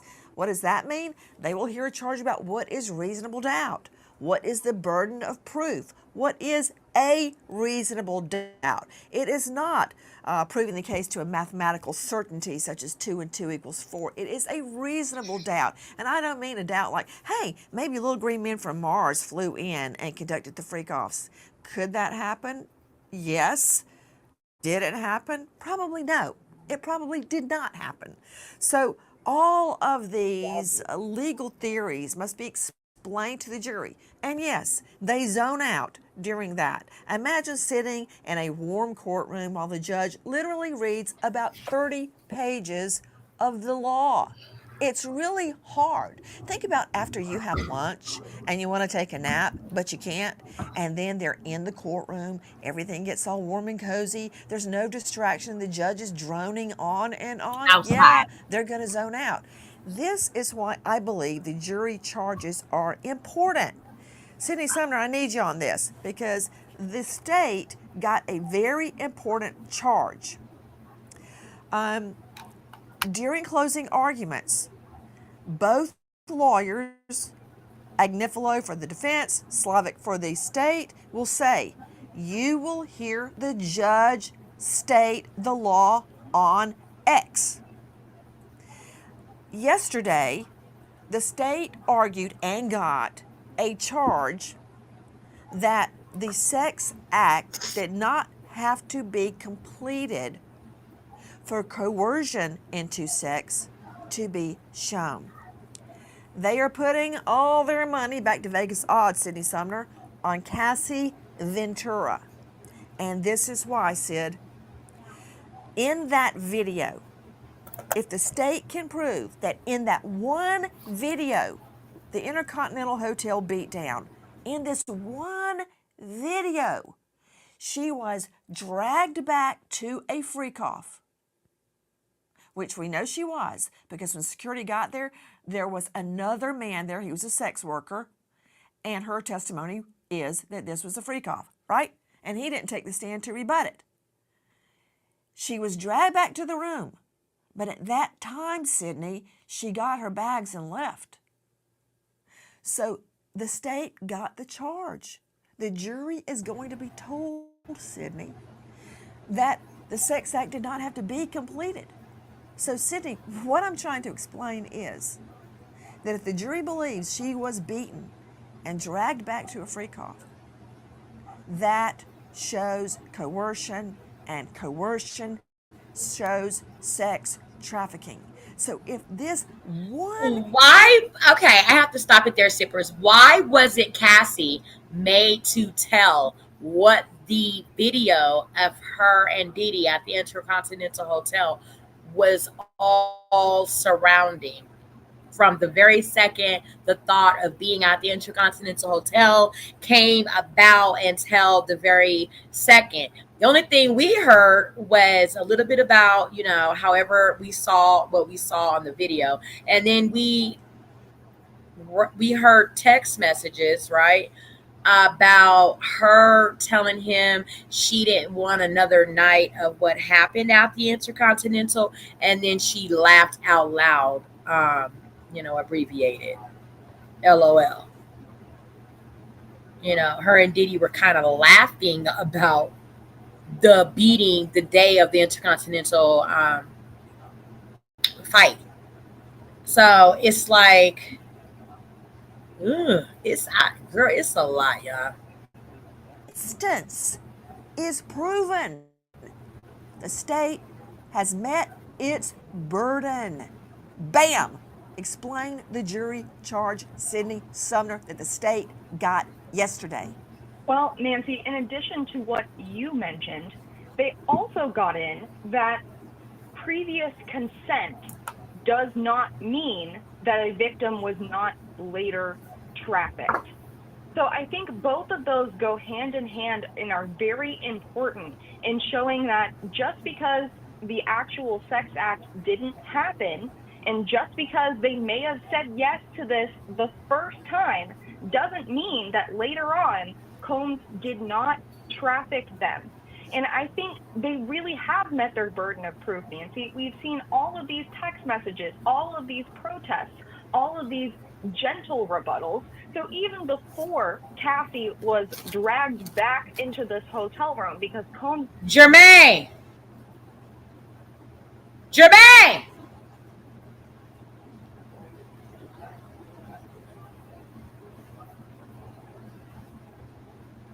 Oh, sorry, guys. I was calling my husband to get our son off the school bus. Didn't want her to leave this freak off. She even mentioned, hey, I have my movie premiere Monday. I don't really want to do this. And Combs went forward with it anyway. Combs had an extreme level of control over Cassie's entire career, and he seemed to want to roll her under the bus and push her down and make sure that she wasn't being successful without him so that he could continue to leverage this control over her. She discussed having hundreds of unreleased songs. She called it busy work. Combs just kept her happy enough that she thought that he would actually help her career. And that explains part of the reason that she was still with him 10 years later. Joining me now, special guest, Joseph Jackalone, former NYPD sergeant, author of The Cold Case Handbook and The Criminal Investigative Function, a guide for new investigators, and he is the star of a podcast, True Crime with the Sarge. Thank you, Joseph, for being with us. You know what's interesting? Sean Combs is planning his victory tour, as Kanye calls it, his resurrection tour. The family, Sean Combs' family, is preparing a post-trial to be release date documentary of how he has suffered throughout this. How Sean Combs has suffered throughout this. There is a block party planned. There is a July 4th party planned for when Combs gets released. The bookies in Vegas are betting against the state. But you know what? I ain't giving up, Jackalone. I'm not giving up. because I believe the state has proven its case against a very, very popular, a very, very wealthy celebrity. And it tastes like a dirt sandwich to think he could get away with all the beatings, all the threats, the car bombings, the bribing, the extortion. It's almost more than I can take, because you know what, Joseph? He's no different than a pimp at the corner of Broadway that beats a woman to go turn tricks. He's no different, Jacqueline. No, he's not, Nancy. And I was always taught, you don't put the cart before the horse. And I think that's exactly what's happening here. I mean, listen, I think that the prosecution has a very strong defense. And listen, I wouldn't bet against the federal government. They just don't walk into these things and saying, anything willy-nilly. They usually have a very strong case. They have the full backing of government. They have videos. They have testimony. They have eyewitnesses. They have so many different aspects going for them. They have circumstantial evidence, direct evidence, you name it, they have it. It's about the presentation. It's about what the jury is going to believe, of course, in the long run. My only concern is that butting up against the July 4th weekend where court's going to be closed. So, you don't, if they get it Monday, you're looking at maybe Monday, Tuesday, and Wednesday. I hope that they're not going to try to rush things to get it done before the holiday. That's always a concern. Sydney Summer, before I throw this to Dr. Bethany Marshall, could you please explain what we heard early this morning when the lead defense attorney, Mark Agnifilo, came in the courtroom and tested the mics? He sang Copacabana. Apparently, he started out, her name was Lola, to try and test this mic. He shouldn't need it to give any of his statements today, but he may need to object.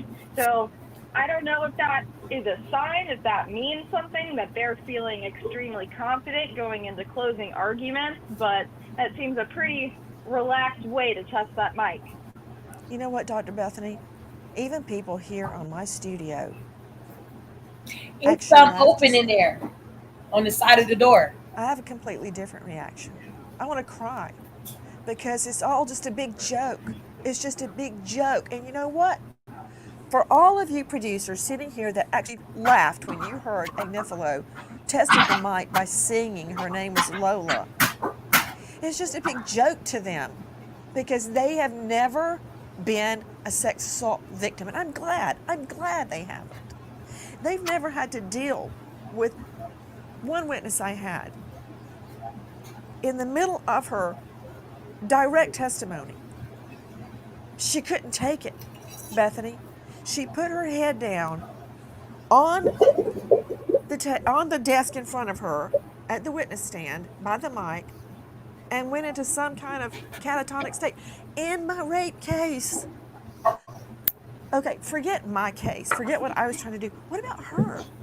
When she had to recount what happened. These people are never the same, Bethany. And you know what? Just wait a minute. The state is not allowed to do this, but I can do it because I'm not arguing to a jury. Forget about yourself. Think about your daughter having sex time after time after time in one night for hours. Sex marathons that go 24, 36 hours with multiple sex workers that were hired specifically because they are, quote, well endowed by Sean Combs. With him standing by naked and videoing this happening to your daughter. To your daughter. Oh, Nancy. What a change. Because nobody's laughing in the studio now. It's not funny anymore, is it? You know that song, Her Name is Lola? My first association was Lolita, who was a 13-year-old who was sexually abused, all right? And then Jeffrey Epstein's plane is the Lolita Express. This, I think, on Mark Agnifilo's part, is an unconscious reference to the fact that women deserve to be abused. That's the first thing I heard. I think it's disgusting. And I was thinking too, doesn't he have daughters, sisters, a mother? He wouldn't want them in that kind of a situation. I think the defense actually is serving up the idea of fraud and coercion on a silver platter. What I mean by this, the 3 stages of the pimp Romeo syndrome: the pimp pretends to be in love with the victim, love bombs, all of that, then grooms and gets the victim's trust. And in the 3rd stage, the victim cannot break away. So they do go back and forth, like, okay, I'll arrange, I'll call the sex workers for you. They are terrified. And then they say no, thinking that Sean Diddy Combs is actually listening to them. And when you say no so many times and the other person doesn't listen, you start to become brainwashed that you didn't say no at all. That's what Cassie said in her testimony.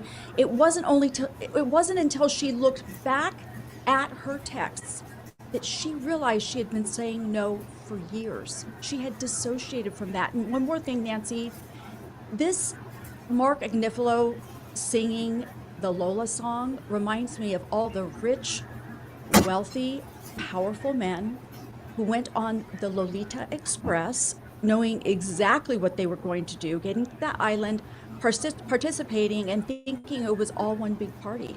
It's not a party. Women and men are being abused. It's a tragedy. As we head to a verdict watch in the Sean Combs sex trafficking trial, we stop to remember an American hero, Trooper Mart. All right, that was Nancy Grace's predictions. And we are reviewing the predictions of the Diddy trial, wrapping up, coming to an end. Let's see what Law and Crime is spilling tea on Diddy. Y'all, when y'all come in the room, remember to drop your teacups in the chat and like and subscribe. You're sipping tea with Tanisha Talks Teas.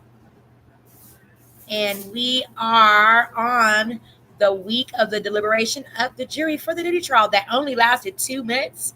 And so, it's a lot. It's a lot. Okay.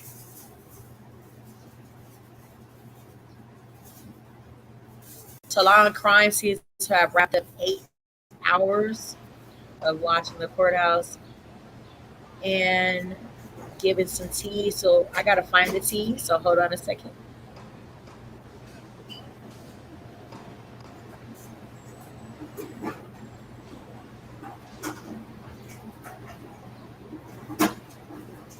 There we are. There's no testimony. Closing arguments are done. First off, what does the scene look like there today, considering after jury instructions, it's going to be a lot of waiting? Yeah, Chris, good morning. Thank you for having me back. And drop it in the chat, sippers. What do you guys think? Will Diddy be acquitted or will he be convicted? Do you think he'll get time? If you do, how much time? And if he will get time, what do you think he'll be convicted of? What charges will stick on the diddler? Drop that down in the chat.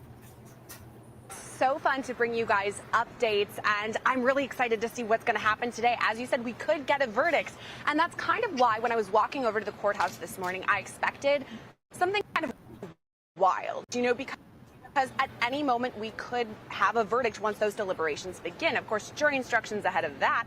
But as of right now today, nothing too wild here. I mean, on Friday when we had the closings from the defense, I did see quite a bit of a line, especially for reporters or even spectators who are hoping to get into the courtroom or the overflow room to kind of be in the courthouse for all of it. But right now, not too much going on outside of the courthouse. I mean, we have reporters from all over the world, literally, and that's really the bulk of the people that we are seeing here. However, it's still early and we haven't begun deliberations yet, so things could change at any moment.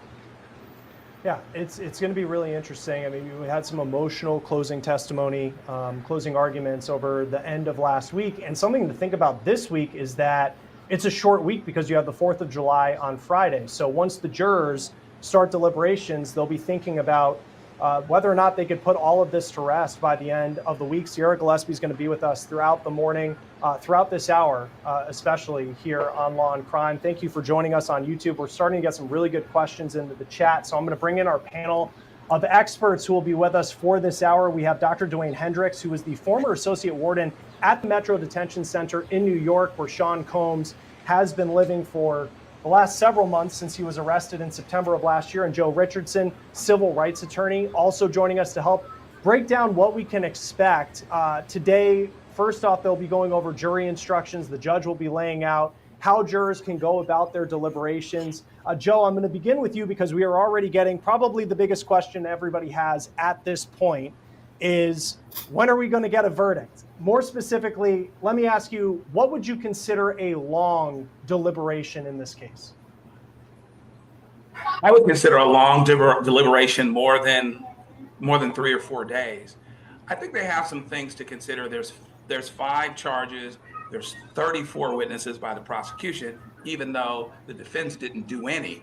And they just got some evidence admitted. So I'd say if you're going past a few days, it's a long verdict. And you've got the holiday factor too. There's an open question as to whether or not these guys are going to go past Thursday under any circumstance because they don't want to come back after a holiday. It is just an inclination that juries sometimes do, and we'll see what they do. Can they get it done in a few days? Yeah, they could. But if it goes longer, particularly past the holiday, I would be surprised. Yeah, I want to dive into a little bit of how these deliberations actually work in just a moment, but I want to bring in Dr. Dwayne Hendricks with us right now, who's a retired senior warden with the Bureau of Prisons. That is the federal department that Sean Combs potentially could be living in if he's found guilty, but he's also the former associate warden at the Metro Detention Center from 2013 to 2016, which was before Sean Combs was sent awaiting trial. We do have a question coming in for you, Dr. Hendricks. This is from I Don't Care Bear number 1. What does the average day look like for Diddy at MDC? Well, when he's not coming over to the courthouse, since he's there on pretrial status, he'll get up in the morning. They bring the food over to the units, so he'll get up. If he wants to have breakfast, he'll have breakfast. And then he's in an open base setting, so he'll be basically out of his cell most of the day. He can watch TV, he can talk on the phone. There's a small little workout area outside the pod that he's in. Has a little basketball court, a little area where they can run a little bit, get some, like I said, get a little exercise in. And then typically, medical staff will come in, do a sick call just in case there's any individuals that aren't feeling well. They also do pill line. I'm not sure if he's on any type of medication. And then that's pretty much most of the day. I mean, then if if his family, friends or associates wants to come visit, he can have a visit, I'm sure, over the weekend prior to deliberations. I'm sure he probably has some family members coming over to meet with him this weekend. And then there's 5 counts during the day. 2 of them are stand up at 4 p.m. and at 9 p.m. So that's pretty much the typical day for a pretrial inmate. And then other inmates, obviously, are either working on their cases, they're going to the law library, and that kind of thing. So it's pretty mundane, and in terms of being at a pretrial facility. And Dr. Hendricks, we're getting a lot of questions coming in specifically for you in the chat. So you're a favorite early and often. Joe, also a lot of questions coming for you as well. And you can see we have our Sierra Gillespie standing by. Joe, so early today, right out of the gate, they're going to go over jury instructions. That's expected to take as long as 2 hours. What can we expect? What type of instructions does the jury get to understand what their job is once these deliberations begin? Before we go there, we just heard what it looks like in the day in the life of Diddy since Diddy's been incarcerated, okay? 4 a.m. he wakes up, 9 p.m. he goes to bed. He's mostly out of his cell for the majority of the day, can watch TV, rag, however have you, intermingle with the other inmates there. Diddy's not on like R. Kelly lockdown. He's not in solitary confinement. Diddy's life must seem to be, pretty, easy breezy, beautiful cover nigga, because he's freely able to move about the jail during the time period of when he could be out of his cell or however have you. He must not been having any problems being the diddler in there. So yeah, that's what the day in the life of Diddy currently looks like while he's on trial for these ex-trafficking RICO charges. Let's continue on. You are sipping tea with Tanisha Talks Teas up on the Diddy verdict. Acquitted or convicted, we are going to be live until it is what it is, y'all. So drop it down in the chat. What do y'all think? Will Diddy be acquitted or will he be convicted? If he is acquitted, what do you think his next moves are going to be? If he's convicted, what do you think the time will be? Drop that down in the chat. Also with your teacups, like and subscribe.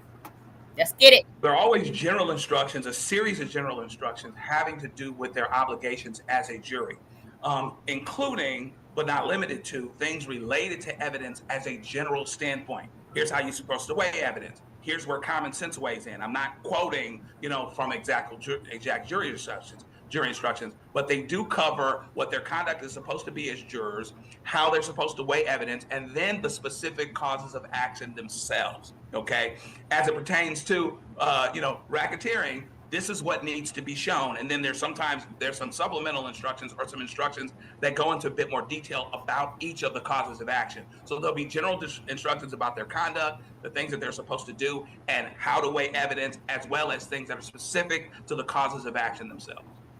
Again, it's supposed to take a couple of hours and then it will be in the jury's hands. A couple more comments and questions coming in. I have to shout this one out from Nat Lai. Says I'm having a great hair day. Says, Chris, your hair is beautiful. I only bring that up because when you work with Jesse Weber, you really have to bring it. And he's going to be on at noon today. Great hair game. Check that out. Hair and crime. That's what we do here at Law and Crime. Dr. Hendricks, I'm going to turn to you right now. Someone asks here, I'll get their username in a moment. This is from Sparkle Thickness 5728. Is P. Diddy getting any sort of special treatment as he's been held at the MDC? No, and I think probably the only special treatment he's probably given is where he's being housed in the East Building. MDC is set. There's two buildings. There's the East Building and the West Building. The East Building is mainly for the cadre inmates who are what we call trustees, inmates that can move about freely throughout the facility to work and program. So he's in an open base setting, and he's housed with probably about 15 to 20 other individuals that are waiting trial. Typically, as someone who's facing a RICO charge will be in the West Building with other inmates that could either be terrorists, could be major drug dealers, or violent criminals. So I would say probably the only special treatment he's receiving thus far is where he's being housed. Because if he is convicted, those conditions that he's currently in will definitely be different. Joe, I know you're a regular on Law and Crime. Kelly Bees 6578 says, "Oh, it's Joe again. Hi, Joe. I think he lives there." So it's good to know that you've been on this for a long time. We've seen lunch breaks, as you typically do during trial. A question coming in from Jesse Davin is, will the jury typically work through lunch once they get deliberations? What does their day look like once this goes to the jury? Typically, their day is going to look similar to the time that they were normally in court hearing evidence. That's when they're going to be in deliberations. They will have lunch breaks. They will break for now. I don't know if they're going to be going after dinner or any of that kind of stuff. But typically, their day from an hour standpoint, particularly in terms of breaks, including breaks, ought to look pretty similar than what they did while they were hearing testimony. And then, Sierra, I want to bring you in on this because you've covered this trial every single day over the last 7 weeks that Sean Combs has been sitting there listening to testimony for you, and you've broke down every single bit of witness testimony along the way. If you were a juror and you go into that jury room and you start thinking about the testimony, who is the witness that stands out to you? This is such a great question because we have to think about, as you said, Chris, 7 weeks of testimony, all from the government. And I was thinking about this because today we could begin with deliberations, right?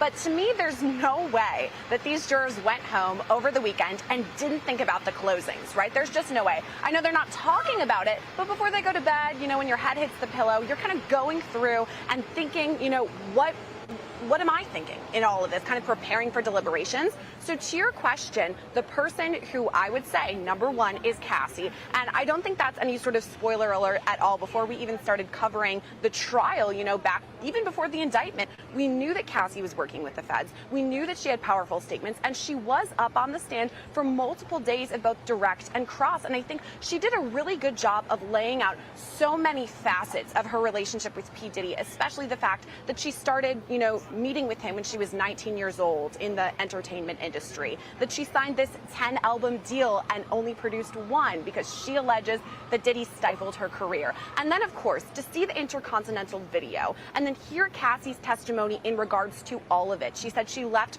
one freak off early one time, and what happened? It was the result of the Intercontinental Hotel, that just harrowing video that we've all talked about at length at this point. So if I'm a juror, I'm going to go through Cassie's testimony, of course Jane's testimony too, and Mia, and those are the ones that are really, really going to stand out to me. Right, and in that 2016 video, you can't talk about it enough because it's come up so many times, came up in closing arguments, not just because of what you see Sean Combs do to Cassandra Ventura in that video, but you also think about what happened after the fact. Christina Coram calling the security at that hotel. Eventually, you hear Eddie Garcia on the stand talking about how he got paid $100,000 in cash to turn over what Diddy thought was the only copy of that video. But we know in 2016, or excuse me, last year it ends up being leaked to CNN, and then everything goes from there. Got a couple more questions coming in from the chat. Dr. Hendricks, I want to bring you in on this. Where is Diddy held during jury deliberations? He'll be held either in a holding cell or maybe somewhere in an area where he can meet with his attorneys while they're deliberating. They will keep him over at the courthouse until the judge ends the today's session. So as long as they're deliberating and there could be a decision made, he will be in the courthouse. That question came from Sapphire 9841. Questions coming in hard and fast today, so we really appreciate it from everybody. Joe, a question I'll start with you, but this is one really for the panel. This is from Alexander Mateo 9582. With the government's case not being so clean cut, what are the chances of Diddy not being convicted of anything at all, Joe? If you pay attention to the evidence, I think there's a good argument that he ought to be convicted on transportation with intent to engage in prostitution. All of the elements seem to be there. That being said, there's this star factor thing that happens, and those that have heard me on Law and Crime have heard me say this a couple times, that I'm still surprised he got off of the Shine case 25 years ago. And so there's part of me that's not going to believe that Puff is going to get convicted until it actually happens. Mm-hmm. So is it possible that he's not convicted on anything? It's possible, particularly if the jury cannot separate the wheat from the chaff. If they don't believe that this is a criminal enterprise at all, it shouldn't carry over to transportation to engage in prostitution, but it could, because the government is presenting this thing whole to some people's minds. And so there's always a chance that the jury may reject it whole. But on the evidence, should he be convicted of something? Probably so. And Sierra, kind of turning that question to you, because you cover celebrity all the time. And Sean Combs, we all grew up with him, fans of his music. Maybe you watch Making the Band. And there was probably 4 members of the jury, I would imagine, some starstruckness happening. I mean, you see Sean Diddy Combs, you realize during the voir dire process that this is the case that you're part of, but then you've been in the room with the guy for the last 7 weeks. We know how courtrooms can be, and we've heard from Elizabeth Milner, our reporter who's been in the courtroom, that there are times that jurors, they look exhausted. How much do you believe the celebrity of Sean Combs, who also, by the way, from what we've been told, looks a lot grayer, a lot older than maybe the Diddy you remember growing up with, how much could that celebrity impact the jury? Chris, I have to start by talking about Making the Band because I love the reference, and I think it does just go to show how far back Diddy goes in the timeline of all of us growing up and, being just part of pop culture from the 90s onward. So you're right to say that he's been with us for so long as this recognizable figure. And we saw this during voir dire, right? That some of the jurors said, yeah, I know him. Some said, okay, yeah, I listen to hip hop music. It's hard not to know who P. Diddy is. And also we've heard testimony from witnesses too on the stand, multiple people calling Diddy larger than life. So you know that when you see him for the first time as a juror, you're thinking, okay, this is the Grammy Award winning P. Diddy. I remember that video. I remember Bad Boy for Life. Whatever it is that they're connecting him to, maybe getting the key to New York City where I am right now, right before his indictment, So of course they're going to be thinking about that right away.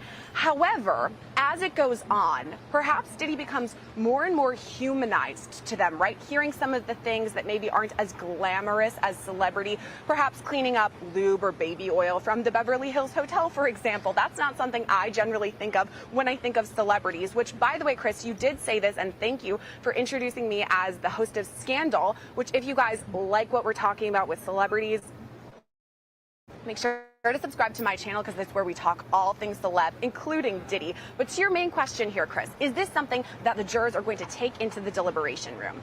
Well, they're not supposed to. It's not whether they like Diddy or don't like Diddy. It's whether the government has proved their case beyond a reasonable doubt. But to me, if I, Sierra Gillespie, am a juror on, deliberating on all of this, I think it's really tough to separate those things. Maybe this is something that Joe can speak to more too. The fact that if we don't like the defendant, maybe we're more likely to convict. So I don't know how ethical that is, but it could be there in the back of their minds. Yeah, Joe, I'll turn that to you because I'm just looking at a list of the jurors and what we know about them. For as much as I'm 37, grew up with Sean Combs, you have people, a female, she's a treatment coordinator, she's 74 years old. Someone who worked in finance, he's 68. Another one's 67, 68. So it's not necessarily everybody grew up in the P. Diddy generation and was consuming his music, especially in the late 90s, the early 2000s, and then all the TV shows he did. Joe, in cases like this where you have celebrity, how much of an impact can someone like Sean Combs have on the jury just because of who he is? He can have a huge impact. Everybody knows who Diddy is, even if you don't consume his music, even if you don't drink his alcohol. He was a high society guy. The guy got the key to the city of New York City. And most rap stars don't have that, okay? Most business owners don't have that. And so he's the type of person that at least you've heard of, you've heard about. However one feels about it, depending on how close they are, they might follow along with an opinion. Those of us that followed East Coast, West Coast, rap and all these other things might have more of an opinion on P. Diddy one way or the other. But everybody knows that he's in the universe. And so the question becomes, hopefully the jury is objective about evaluating evidence and things like that. But there's always this potential problem for jury nullification where if for their own righteous indignation, I think there's some people that really love Diddy on the street still. He's not doing so well with the government nowadays, but I think that there's some people on the street that love Diddy. And is there a possibility that they could actually ignore the evidence on some level and find him not guilty anyway?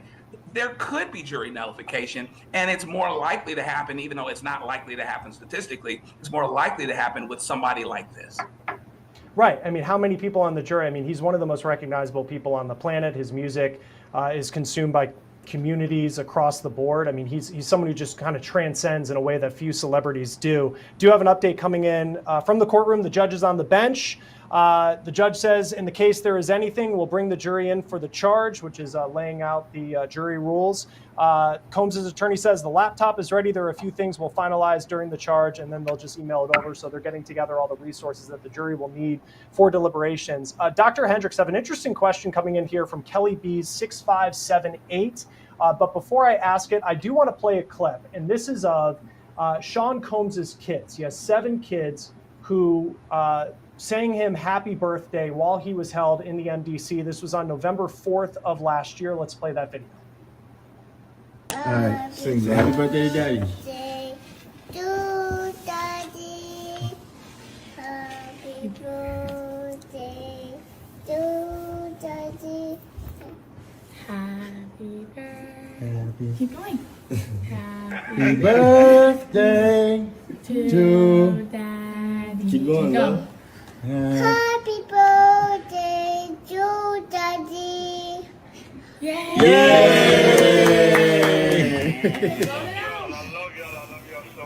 We love you too. Love you, Pastor. I can't wait to see y'all. Yeah. And this is where I stop it to sip some tea on it, right? Diddy's baby mama of the baby right here, the latest, the 2-year-old, she wasn't in the group chat for Diddy in this trial. I believe she was there. No. That was, I think, his mama right here in the right corner. His mama was there. I don't believe his mother. I have not yet heard her being at the trial. However, she was not mentioned in the freak-offs, to my understanding. So she must have been somebody really, really special, right? because she was able to have the baby and not be involved in the freak off mess or down to the trial. And this is stemming back to about 3 years ago, because the baby of Sean, 7, the 7th one is 2. Okay, so his her mama must not have been somebody that Diddy devalued in that way to, want to um dehumanize or however have you, in an actual way, in any way, because he knows that's his baby. Why? Because she's at his home with all his other children wishing him a happy birthday as her daddy. Right, so he apparently has no, misunderstandings about the paternity of his child. So you know what I'm saying. So I mean, yeah, Diddy, and I'm not going to say like serial killers can't have families, right? I'm not going to say ex-traffickers don't have families. However, this baby mama was not. She was somebody that was held to a higher stature, um, in regard to him being the freak off king. He's somewhere in the mix of doing all the freak offs 24/7, 7 days a week. Had time to have an intimate, personable relationship with this child's a mother, because here she is, right? And she's, very welcomed into the family. La di di da. We saw her in around the time he was messing with Young Miami and I guess 50 Cent's baby mama. So she may be one of the ones that was being spoken about at the trial, but not, brought into the situation or however have you. Sipping tea with Tanisha Talks Teas on Diddy. They are deliberating, the jury, right? We are sitting back awaiting the verdict of acquittal or conviction for Diddy. Drop it down in the chat along with your teacups. What do y'all think? Will Diddy get acquitted? Will he be convicted? If he is acquitted, what will his life look like afterward? What do y'all think, will be his first step into, becoming the man he was before he was almost brought down to his knees? Okay. I mean, if he is acquitted, or excuse me, if he is convicted rather, what will it look like for Diddy as far as time is concerned? What charges do you think would stick on Diddy? Drop all that down in the chat. I know it's a lot, but Diddy's been a lot, y'all. Thank you for sipping tea. Remember, like and subscribe. Let's keep it going. Let's get it. Especially the girls. I mean, all of y'all. But just for being strong. Thank y'all for being strong, and thank y'all for being by my side and supporting me. I love y'all. I got the best family in the world. My birthday, I'm happy. Thanks to y'all giving me this call. Thank you very much. I love y'all. Love you more. Can't wait to see you in a couple of days. I'll see y'all in a couple of days. Say it again. What you say? I love you, Daddy. Yeah. I love you too, baby. She eat it, yo, Pops. Hi, we're right here. Chance right here on the phone too. Pops, love eating all your cake, so you're not gonna have none left. She's literally digging her face in it. Yeah. We're gonna have to buy you a new one. Yo, she's face down in the cake right now. Say hey, Chance. Happy birthday to Mom. We love you. Chance is right here too, if you can hear. On the phone. One more time. Hey, Chance. Happy birthday. Thank you, baby. I love you. Love you too. Miss you. See you soon. Okay. Again, that was Sean Diddy Combs' family calling him as he was in the MDC on November 4th, 2024. So Dr. Hendricks, that leads to my question from Kelly B's 6578. How often can Diddy have contact with his family, phone, or in person? In terms of visits, their units will have certain days of the week that they can go down to the visiting room, meet with them. In terms of the population, I mean, he's only in this unit with 20 inmates, so on the days that his family can see him, they'll have some additional time with him. They can obviously speak with him on a daily basis, up until the time they're locked down or actually in the dorm he's in. We has to be on his bunk, prior to the 9 p.m. stand-up count.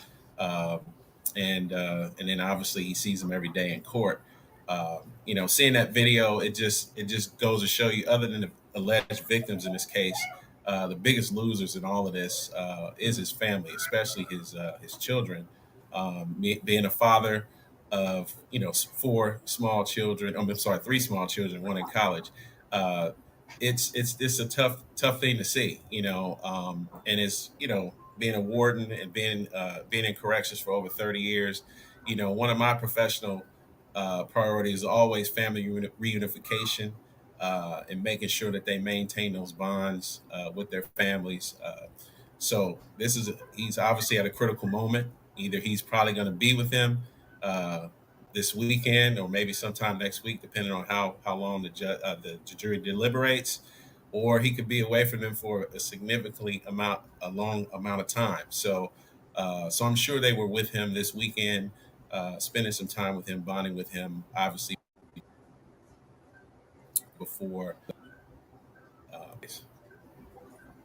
Yeah, and you just think of that video, and no matter what your opinion is of this trial, of this case, of Sean Combs, especially his youngest, as a girl dad myself, who's a girl dad to a toddler, it's tough to watch, and it does kind of bring the human part of this in. Just getting an update from the courtroom, the jurors have entered. They are now getting instructions from the judge about how they'll go about their deliberations. Sierra, just because we are talking about Diddy's family, there was a piece of news that came in at the end of last week, a new civil lawsuit, not only naming Sean Combs, but also naming his son, Justin.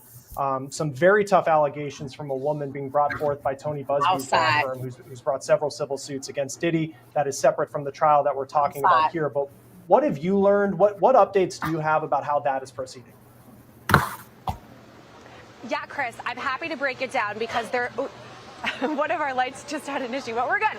I'm happy to break it down for all of you. And I first wanted to say thank you to everyone who's watching, because we have been getting a lot of amazing viewer questions and comments. And one person, our producer Jordan, sent this to me. Nat Lee says, OMG, I love Sierra. So I wanted to give her, I'm assuming, a shout out. So thank you for watching. And as Chris has been saying throughout all of this, not only does Chris have amazing hair, but please keep writing us all of your questions, because we love to hear them. So let's talk about this lawsuit, right? And I actually got some viewer comments last week talking about it, and I want to be very, very clear here. Civil allegations, obviously different than criminal, and what we're talking about now are civil allegations. So this was filed a week ago on Monday. A woman under the name of Jane Doe filed a civil lawsuit against Justin Combs and included Diddy, alleging that she was raped by 3 men, including Diddy, who were wearing masquerade masks. So here's what happened. She said back in 2017, she started talking with Justin Combs via Snapchat. And Jane Doe is based in New Orleans in Louisiana. So they started talking, and she does admit in the lawsuit that she sent him risque photos. That's just something that was included in the court documents, the filings there. And then she started talking to him about how she had desires to be part of the entertainment industry. And it sounds like, according to the lawsuit, Justin said something to the fact of, oh, my dad, works in the entertainment industry. Why don't you come out here, meaning to LA, and, maybe you could be part of something. So she says in spring of 2017, she flew out to LA, and after that, things kind of went completely downhill. According to her lawsuit, she alleges that she was plied with drugs and alcohol and taken to a hotel where she says she was held as prisoner. Those are her words, by the way, from the filing. She says at one point, 3 men came in and were wearing those masquerade masks and took turns raping her. 2 of the men she said she didn't recognize. She wasn't sure who they were. But the 3rd man she recognized as Sean Combs, something that's kind of a pattern we've talked about throughout our live coverage today, is that he is so recognizable. Not only his face, but his voice too. And then on top of that, according to the lawsuit, Justin Combs referred to him as Pops, something you would call your dad. So she kind of deduced based on those things what he looked like, his voice, and that Pops comment that perhaps this was Sean Combs. So she filed this lawsuit. Of course, Justin Combs' team has completely denied all of this. And I actually believe that I have the statement throughout all of this. I have so much going on here, but here I have it. I want to make sure that we're fair about all of this. So I wanted to read the statement from Justin Combs' team. They say, no matter how many lawsuits are filed, it won't change the fact that Mr. Combs has never sexually assaulted or sex trafficked anyone, man or woman, adult or minor. We live in a world where anyone can file a lawsuit for any reason. Fortunately, a fair and impartial judicial process exists to find the truth, and Mr. Combs is confident he will prevail in court. And again, Jane Doe has alleged assault, battery, gender violence, and negligent supervision, all in civil court, though, different than criminal. But again, it's kind of a lot heading right into deliberations. Yeah, it is a lot. And we've seen these lawsuits kind of pile up since Sean Combs was first arrested. Getting an update from the courtroom, the judge talking to the jury now. The evidence is the testimony, the answers and the exhibits. Arguments are not evidence. You are the sole and exclusive arbiters of the facts.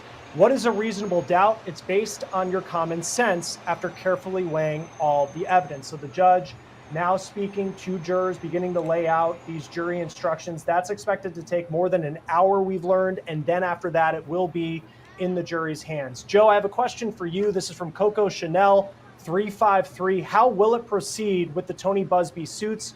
Will Diddy have to go to court again for every single lawsuit?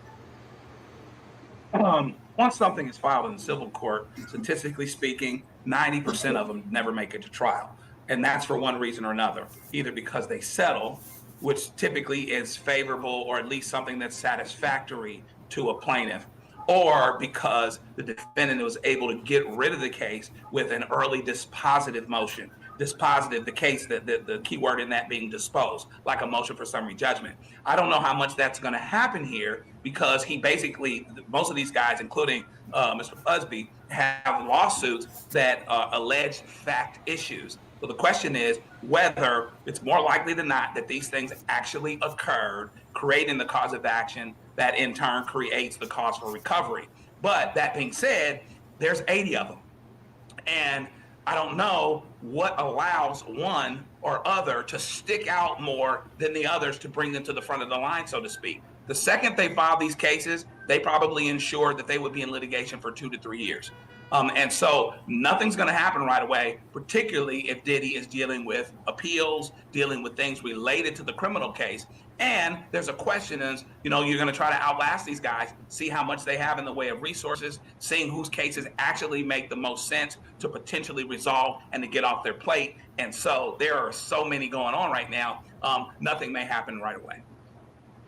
Just getting the response to our first poll that we put out. How are you feeling about the trial as the verdict approaches? 37% say hopeful, 29% say indifferent, 26% say nervous, and 6% say angry. More than 1,500 of you, 1,500 people voting for that. So we appreciate all your engagement this morning. To Joe's point, Dr. Hendricks. I cannot help but notice that the warden down here in the left-hand corner has not stopped smiling since he came on camera. He is anxiously awaiting Diddy's ass to be on a permanent no leave from prison. Okay? I don't know if y'all noticed this, but I've noticed he is smiling from ear to ear the majority of the time that he's been sitting here talking about Diddy ass being in his jail. He is over thrilled to have Diddy down there, y'all. Okay, Diddy brings a lot of high profile attention to the jail, and so they're seemingly on, notice for having Diddy in there. Okay, so not for nothing, he's getting his jollies off. Sean Combs, however this ends, is going to be facing a lot of civil suits. If he's found guilty and he's spending time, the fact that he may have to make court appearances, and a lot of them, would that impact what prison he would be sent to? No, it wouldn't be. They would designate him to. See, now watch how the warden talks as he, is smiling from ear to ear about Diddy Watch. Facility commensurate to his security needs, no matter where that is across the country. Basically, what would happen? He would be put on a federal or a state writ and sent to whatever jurisdiction to meet those standards, to meet up with to deal with those civil cases. Sometimes they may bring in some court officials to that particular location that he is to do either an affidavit or something like that to go to do his testimony. But no, that wouldn't it wouldn't change anything. I mean, he's going to go where he needs to be in terms of his security needs based on the length of sentence and the crimes that he would be allegedly convicted of. So no, it may drop us a little bit longer because it does take time for people to move across the country based on security and things of that nature. But no, he's going to go where he's designated to based on whatever he's convicted for. And Joe, staying on the kind of the conversation we're having related to the civil suits, this is a question from Jesse Davin. Can the jurors use the civil suits / settlements as evidence of wrongdoing, or does the jury give those as much weight as the jury, deem necessary? This particular jury should not be considering the civil suits at all. They shouldn't be considering anything that's admitted, particularly because, among other things, not only should it be admissible, not only should it be discussed coming in, et cetera, et cetera, et cetera, other than Cassie, the people that are on the stand that may have had civil suits, and then that shows up in cross. But other than that, there's still the matter of them having different standards of proof. I can be wrong on a civil suit, which is just more likely than not, which is just this careful balancing here, where it's more likely than not that something happened. But that doesn't mean that I'm convicted beyond a reasonable doubt. So the jury should only consider the civil suits that came before them in cross-examination as it pertains to Cassie, for instance, and things like that, to the extent that it may bear on the credibility of the witness. Other than that, they shouldn't be thinking, oh, no, he got sued in civil suits, so he's more likely guilty in the matter at hand, in the criminal case. They shouldn't be considering that at all. And Dr. Hendricks, question coming in from Old Hollywood Angels. This is another one people are really fascinated. I am too, just with some of the logistics of how all this works, especially related to someone as high profile as Sean Combs. Question is, I've always wondered if they bring Diddy prison food during the lunch break, or maybe food from the MDC where he's been held during lunch break, or do they bring something from the outside? No, I highly doubt that they bring anything from the outside. I'm sure there's whatever the U.S. Marshals feed those offenders throughout the day. There is no food that leaves the MDC that travel to the courthouse in Manhattan. So whatever food that they're serving those individuals, they may have a contract food service company that may come in and provide, cold sandwiches and chips or whatever, some fruit boxes or fruit, whatever. But I doubt that he's getting any door dashing or anything like that from local restaurants there in Lower Manhattan. So Nobu does not deliver to the federal courthouse in Lower Manhattan, I guess, in this case, even though he certainly could afford it. This is just an update coming from court.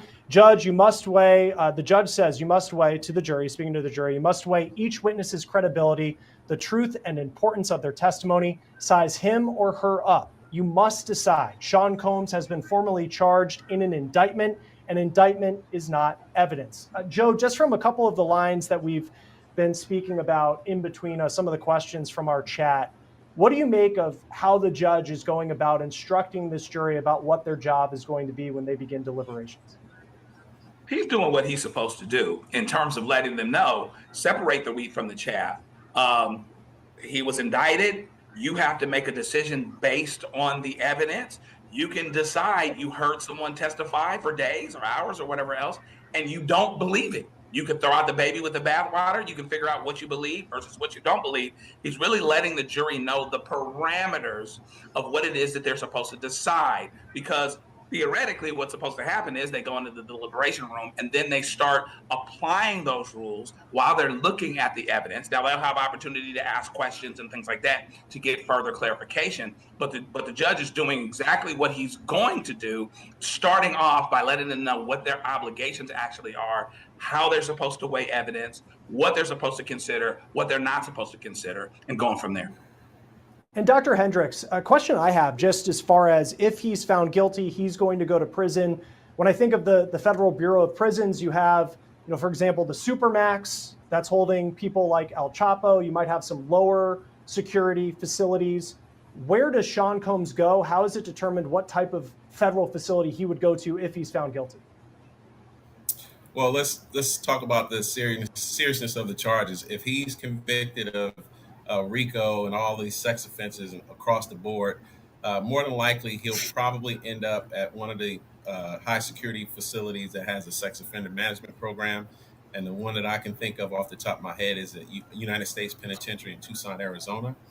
And then if he's convicted of, let's just say, just the sex trafficking and then the lower charges of transportation, he'll probably end up at a medium security facility that house sex offenders in Marianna, Florida, Marion, Illinois, or Petersburg, Virginia. And then if he's convicted of just the lower charges of transportation, there's several low security facilities that house sex offenders in Inglewood, Colorado, Elkton, Ohio, or Seagoville, Texas. And typically, the Bureau has to designate inmates to facilities 500 miles closest to their residence. Obviously, he has homes in New York, in Miami, Florida, and Los Angeles, California. So they'll try to get him close to one of those areas. But first, it'll start off with determining what his security needs are. So those are probably the more likely areas, the institutions that he'll probably be designated to if he is convicted for all the charges or some of the lesser charges. It's interesting how where he would go would kind of depend on how this could play out with the charges that he's facing and what this jury potentially finds him guilty of. Joe, another question coming in. This also kind of touches on the civil suits, dozens of them that Sean Combs is facing, whether or not he's innocent or guilty in this trial. Question from Gobiko Studio: would a guilty verdict affect those suits in that the Combs team would be quicker to settle, or the opposite for that matter?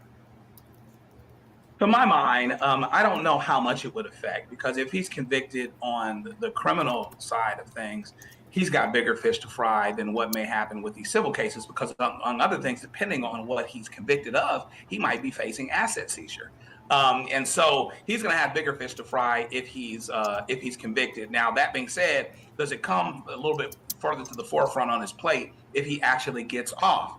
Yeah, I think that it does, because he's probably emboldened in terms of dealing with those. But I think that one of the things that he can take advantage of, frankly, the second somebody files a lawsuit, you're looking at 1 year to 3 years until it gets all the way to the finish line. So he can actually take his time, spread his game out, for lack of a better term, and figure out which ones, from a priority standpoint, are the ones to deal with, which ones are the ones to get rid of, or does he just decide to hang out on each and every one of them and hold out? It's a lot harder to do that with 80 cases than if you have 2 or 3 or 4 or 10. But my sense is, of course, it's the criminal case first, and then what's happening with that is really going to dictate the speed and vigor with which he deals with everything else. Yeah, and you just wonder too, I mean, the amount of money he is spending, not just on an all-star criminal defense team in this case, but the attorneys that will then handle the dozens of lawsuits that could go on for years. How much money, for as successful as Sean Combs is, I mean, how far will that money go? I want to bring in just another update from court. The judge now laying out the counts that Sean Combs is facing, explaining them to the jurors during these jury instructions that are believed to be going for more than an hour. And then if you're just joining us, that is when the jury will begin deliberating. Judge saying, quote, count 1, charges from 2004 to 2024, a racketeering enterprise. Count 2, from 2009 to 2018, sex trafficking of Cassandra Ventura. Count 3, from 2009 to 2018, transporting individuals, including but not limited to Ventura, for purposes of prostitution. Count 4, from 2019 to 2024, sex trafficking of Jane. That was the pseudonym for the other victim who testified. Count 5, from 2019 to 2024, transporting individuals, including but not limited to Jane, for purposes of prostitution. Each count is separate. And I also want to bring in the results of another poll. We appreciate more than 1,300 of you who voted on this one. Which piece of evidence had the biggest impact? We have surveillance footage that came in at 48%, witness testimony 30%, text messages and emails 18%. That was big for the defense throughout the trial. And then voicemails were 3%. So we appreciate everybody contributing to that poll. Sierra, I'll go out to you. Because you have covered this so much on Scandal. What were the pieces of evidence that stood out to you, and what do you make of course, the surveillance footage, 48%, but I'm a bit surprised that it wasn't a larger number because of just how much that video, it's so visual. You see it, and it was played multiple times during the trial. Right. Yeah, Chris, we can't talk about this particular case without talking about the Intercontinental video. And I feel like we've been talking about it for over a year at this point because it was leaked kind of a while ago. And that's when we got that really infamous Diddy apology video. And I know we did hear a lot from witness testimony. According to the poll, that is very important too. And I think why perhaps maybe it wasn't as big on our poll is because we do have that video that speaks for itself. You know, we have the physicality there. And then we also have the corresponding testimony from Cassie, who comes on the stand and describes what led up to it, what happened afterward. And so we have kind of these two dueling things of seeing this video that is so important, and then also hearing from Cassie herself, which, by the way, the celebrity testimony in all of this, at first we kind of thought that it was going to be a bit more, but Cassie, Kid Cudi, hearing from these major names has been something that I really think drew a lot of attention to this case specifically and why we're here now covering it, which if you're interested in all of that, make sure to subscribe to my channel, Scandal, where we talk all things celebrity. And we've talked a lot today. We're talking about the poll and then, of course, the people who are writing in, our viewers. And I have actually one of our viewers, LA Sagittarius, asked, why didn't they play the video of Cassie threatening to take somebody's life if they leaked a video, meaning the Intercontinental video? And she said she promised she would get it done. That girl was never scared. Okay, and I think they're referencing the specific audio. It was played in court, and we're about to play for you right now. So just to give you a bit of context about what all of this is, Cassie is talking to Sujin, who says he saw this video of Cassie having sex with someone, now presumably a freak-off video. And Cassie is pretty upset, understandably, about all of this, that someone else out there has this video. So then she threatens his life. I mean, take a listen for yourselves. No, you playing games. And now we're never. Now all my friends can go, and we can stay here. Everybody can go, and we're gonna stay here. Everybody heard. So they're all leaving, and we're staying here until you show me that. I'm going to kill you. You don't understand. I don't give. I've never killed anybody in my life, but I will kill. I will kill you because you're with me. With me in my life right now. If I saw a video of you doing anything that you didn't want people to see, I would show you the video so you could tell me what the happened. You're playing games with me, telling me you saw now you're saying you didn't see some. You with me. I'm going to you up. I don't think you understand. And it's not going to be my hands, and it's not going to be blood on my hands. Someone else is going to do it. So you have to tell me right now, and I'm recording this whole FYI, tell me what the you're talking about. I tend to agree with LA Sagittarius, one of our viewers, who said that that was such an important piece of evidence because you can hear in Cassie's voice, she's saying things that are very intense, you know, because she's talking about this very private, intimate video.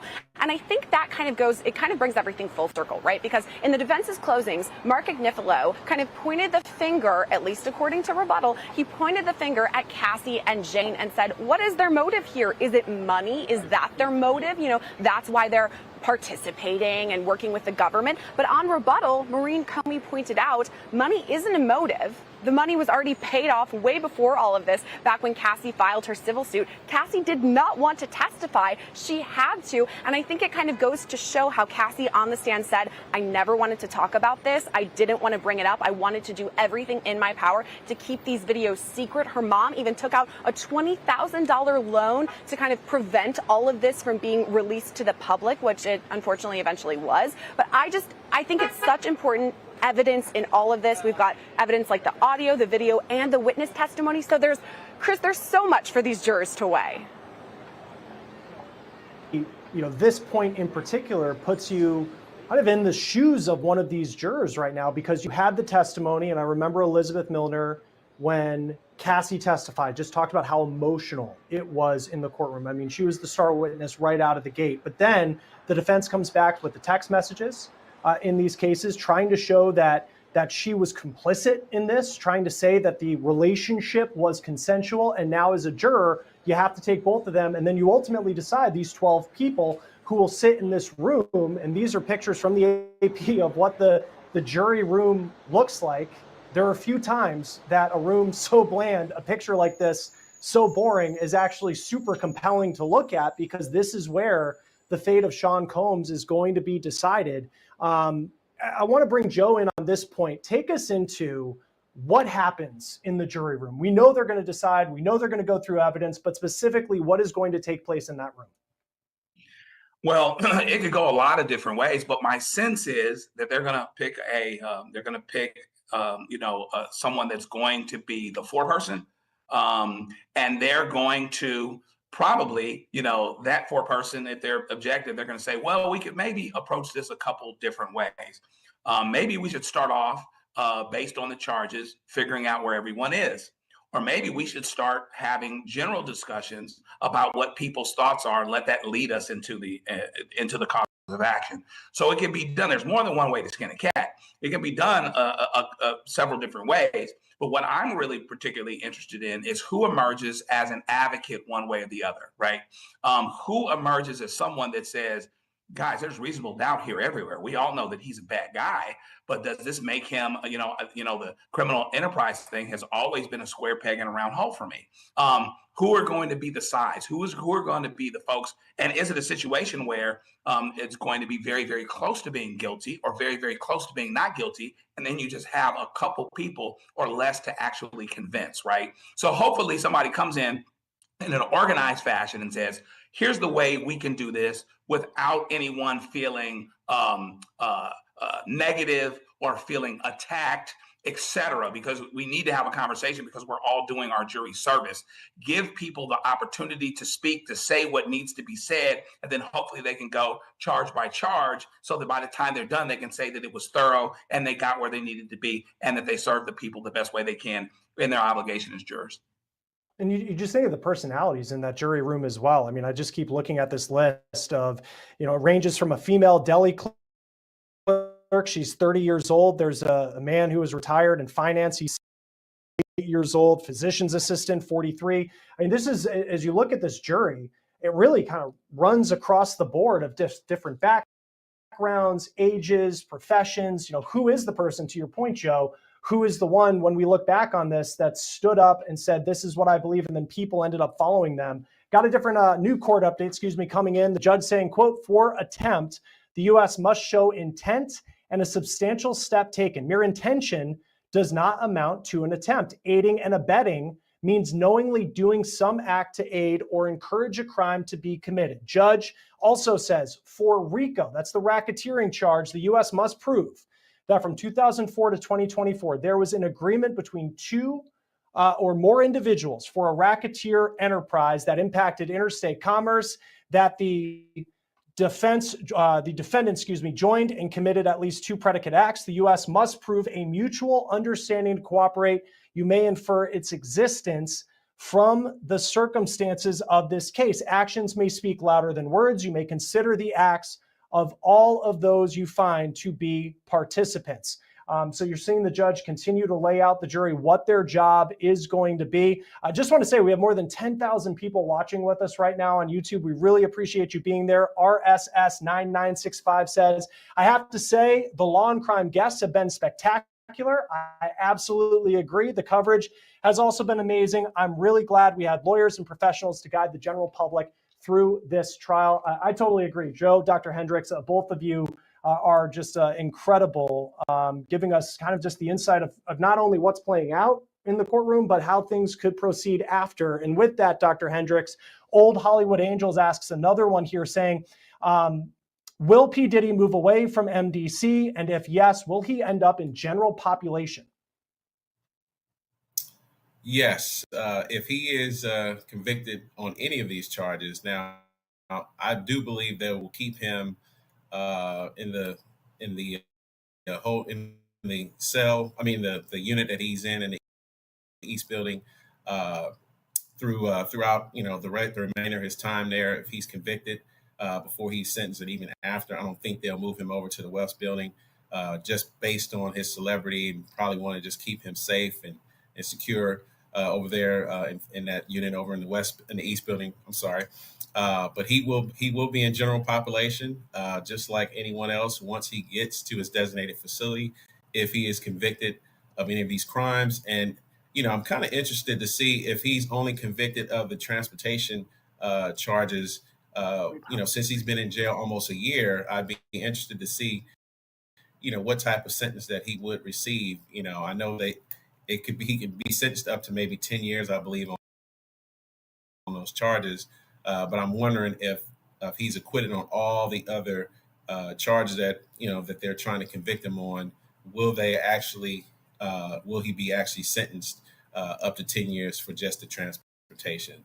But to answer your question, yes, if he is convicted and ends up in a federal prison, he will be in general population. It'll be fascinating to see. I mean, you listed all those different places that he could end up being. Sean Combs, does he spend a significant amount of time in a federal facility in Tucson, Arizona, or rural Illinois, wherever it may be? Poll results coming in here. Does the trial affect Diddy's legacy in hip hop and business? 7% said completely tarnished, still respected in some circles, says 14%, slightly damaged 11%, legacy remains untouched 7%. Sierra, what do you think about that? More than 2,000 people voting. I think that this is such a great question, right? Because we have the justice system behind me. We have, the court, the real court behind me. But then we have the court of public opinion, which as far as Diddy's fate is, I'm not going to say equally important, but also really important, because let's say somehow Diddy's completely acquitted. There's a sweep in a positive way for him. What happens next? And I've been asked this question a lot on my show Scandal, because we talk about all things celebrity. And for me specifically, I don't know that P. Diddy is able to recover from this, especially if we're putting aside financially, because think of the amount he is paying all of the attorneys who are in the courthouse behind me right now, who've been ongoing in this case. I mean, we're at what, week 8 right now, not to mention all of the months and months of preparation that they're being paid for. So we've got that. Then today we've heard a lot. Joe has been talking about this a lot too, all of the civil allegations against him, and if he has to go through with settlements there, or his other attorneys who will be working on that. So the financial side of things for Diddy, I don't know if he is going to be doing quite as well in the banking side of things, but as far as his reputation, I don't know if he can recover from things like this, because I've talked about this before, but let's say, for instance, Kevin Spacey, he has been acquitted of any sort of crime. I mean, other cases were dropped. There were the civil allegations where a jury ruled in his favor, and yet he's still kind of disgraced in a way. I mean, Kevin Spacey won an Oscar in 1999 for American Beauty, on top of the world. Then the allegations came out, and has he ever come back up? I don't know. And so I think even if Diddy is completely acquitted, there's so many civil lawsuits out there against him that I think if you were to come back, or have a comeback, as they say, it would definitely take some time for the public to have to forget about what we're talking about right now. Right. But I also think, too, Sean Combs has so much music out there that, we all remember, we all grew up with. Does that still, what do the streams look like on Spotify, years from now, if he's found guilty, or even if he's found innocent of this? Maybe not new projects, but, to your point, I mean, how many people are not watching House of Cards when that comes up? What do the streams look like on that on Netflix for Kevin Spacey, though he may not be working on new projects? So I think it's a fascinating kind of thing that we'll look at once all of this is wrapped up. Sierra Gillespie, host of Scandal on Law and Crime. You've been awesome for this hour. I know you're going to be hosting our live stream coverage from 1:30 to 2 p.m. Eastern. So everybody who is watching us right now, you can catch more Sierra throughout the day, but holding it down from 1:30 to 2. Also on that note, we're going to have our Jesse Weber. He'll be on from 12 to 2 today. I know everybody loves to hear from Jesse. He's been one of the great voices covering this trial from the very beginning. And then our Anjanette Levy, host of Crime Fix here on Law and Crime, will be holding down the live stream from 4 to 5. As we get close to the top of this hour, where we'll be signing off, Joe, I want to turn to you, and then I'll turn to Dr. Hendricks. First off, it's kind of the big question that, we can talk about all the specifics. How do you see this ending? Yeah, boy, I tell you, I should put a patent on that and sell it. But my sense is, if the jury is able to decipher, separate the wheat from the chaff, and their objective, I think that he gets convicted on at least prostitution, transportation with intent for prostitution. I think that the racketeering is harder. You need a meeting of the minds. And it's not clear that there's a meeting of the minds, because I have an open question that the jury may have. who's the co-conspirator? KK is said to be the co-conspirator, but nobody put her on the stand. And I think the fact that she's not on the stand, I think that works to the detriment of the prosecution more than anything, because the jury may be asking, why is this person that everybody's talking about not put on the stand? Then I think the trafficking is somewhere in between. There's an argument that Cassie's trafficking of Cassie is a little bit more clear, and maybe that can be shown. I think the force and threat and the coercion could come from the $20,000 demand that her mother ended up paying. Not so clear as it pertains to the other. So we'll see what ultimately happens with it. I'll be here with my popcorn, but my sense is more of a conviction as it pertains to the lowest charge, with sex trafficking somewhere in between. And I think that RICO, racketeering is going to be a little bit more difficult.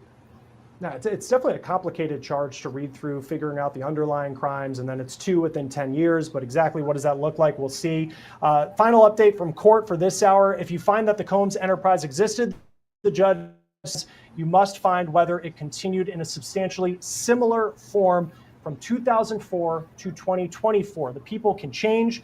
As to the defendant being a member, he had to know of the existence of the enterprise.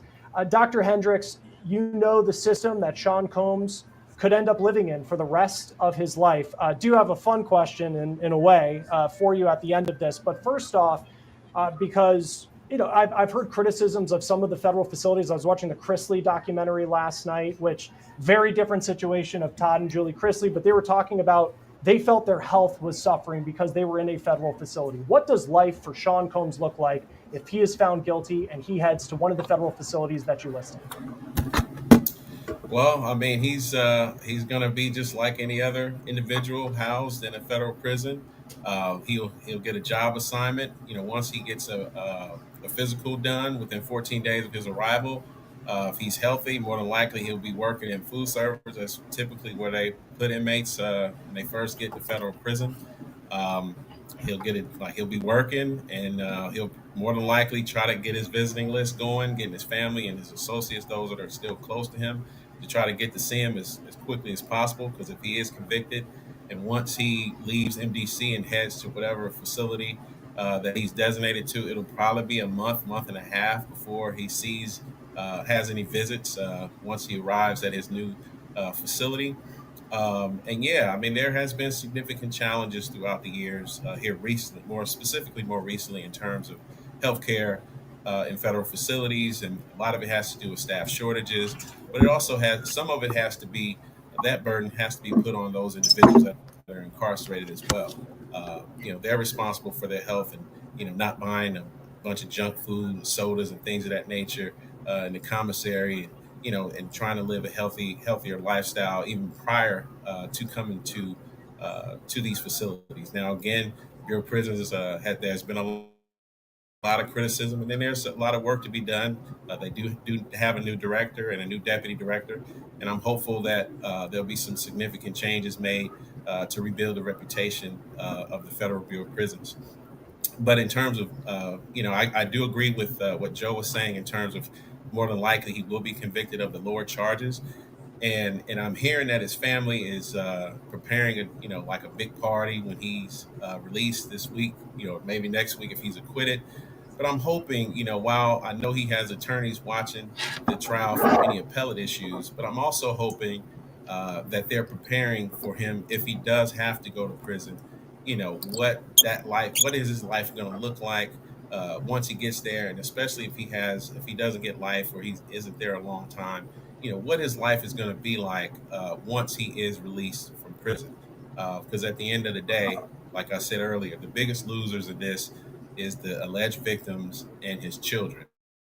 So whatever life that he wants to live beyond this experience, it may not be fame and fortune, but maybe he has to repurpose himself and live a more quiet life, and again build a better bond with his family to regain that credibility. Because obviously everybody's smiling, they're showing that support, but behind closed doors, I'm sure there's some questions being asked, like, how did we get here? How did you put us in this position? Because at the end of the day, reputation is easily kept than recovered. So Yeah, no, incredibly well put. I will give you this kind of a fun final question, if you will, Dr. Hendricks from Kenor Spielman 4649. Could Diddy give concerts to fellow inmates in jail? Not necessarily as Diddy, but they do have in the various chapels, the country, they do have music, they have instruments and things of that nature. So I don't think putting on concerts anytime soon. However, there is a possibility that if he's healthy and once he goes through his food service job, he could gain a job in the chapel and help out with music and different things of that nature at some point if he is convicted. Oh, yeah, that'll be fascinating to hear the stories of what's going on the inside. If Sean Combs heads in that direction. Joe Richardson, civil rights attorney, Dr. Dwayne Hendricks, former associate warden at the Metro Detention Center, but also a retired senior warden with the Bureau of Prisons. Both of you have been awesome throughout the last hour with us. We have more than 12,500 people watching us.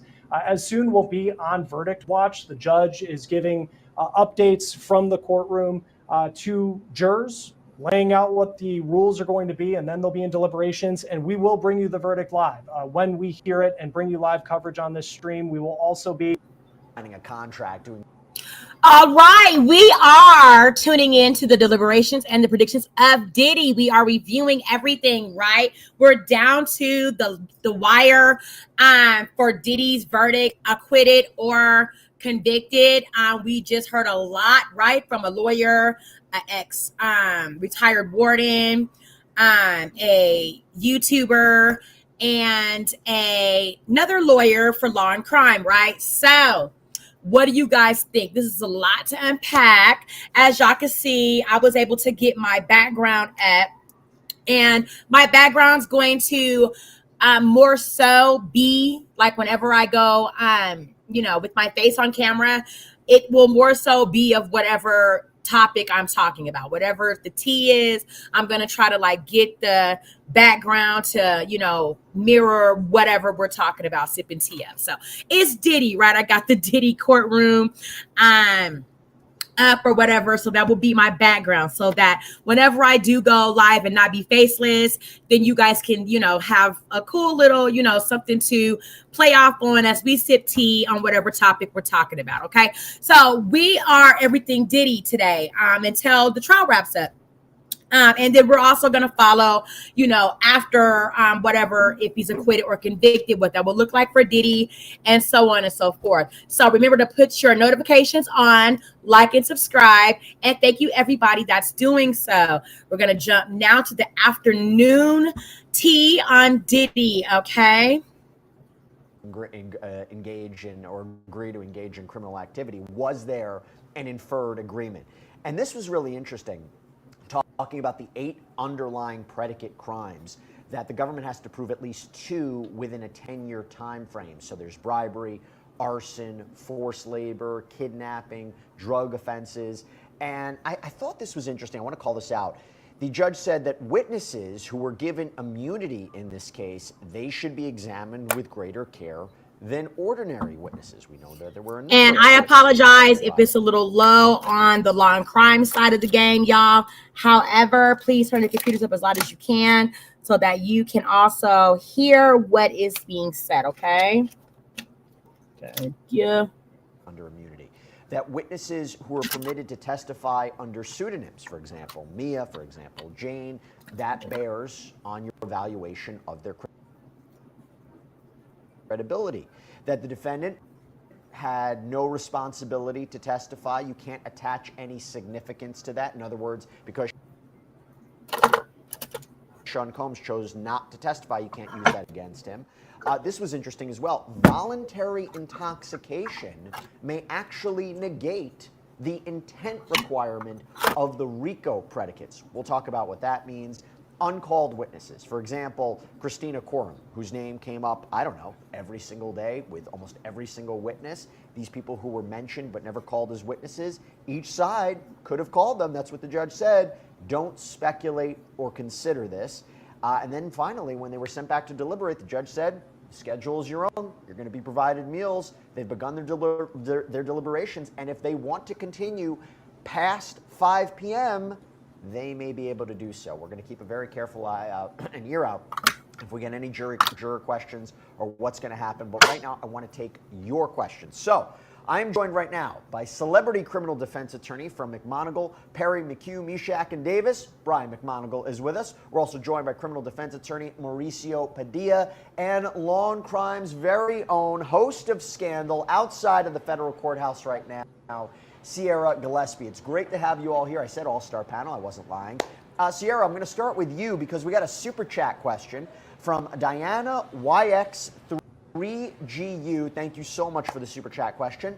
Does the jury return home at the end of the day, or are they sequestered in a hotel? What do we know, Sierra? This is a really great question, because especially when it comes to a trial like this where so much is on the line, huge stakes for P. Diddy. I mean, if he's convicted, he could spend the rest of his life behind bars in prison. So we want to make sure the jury is paramount. So that is a question. Could they be sequestered?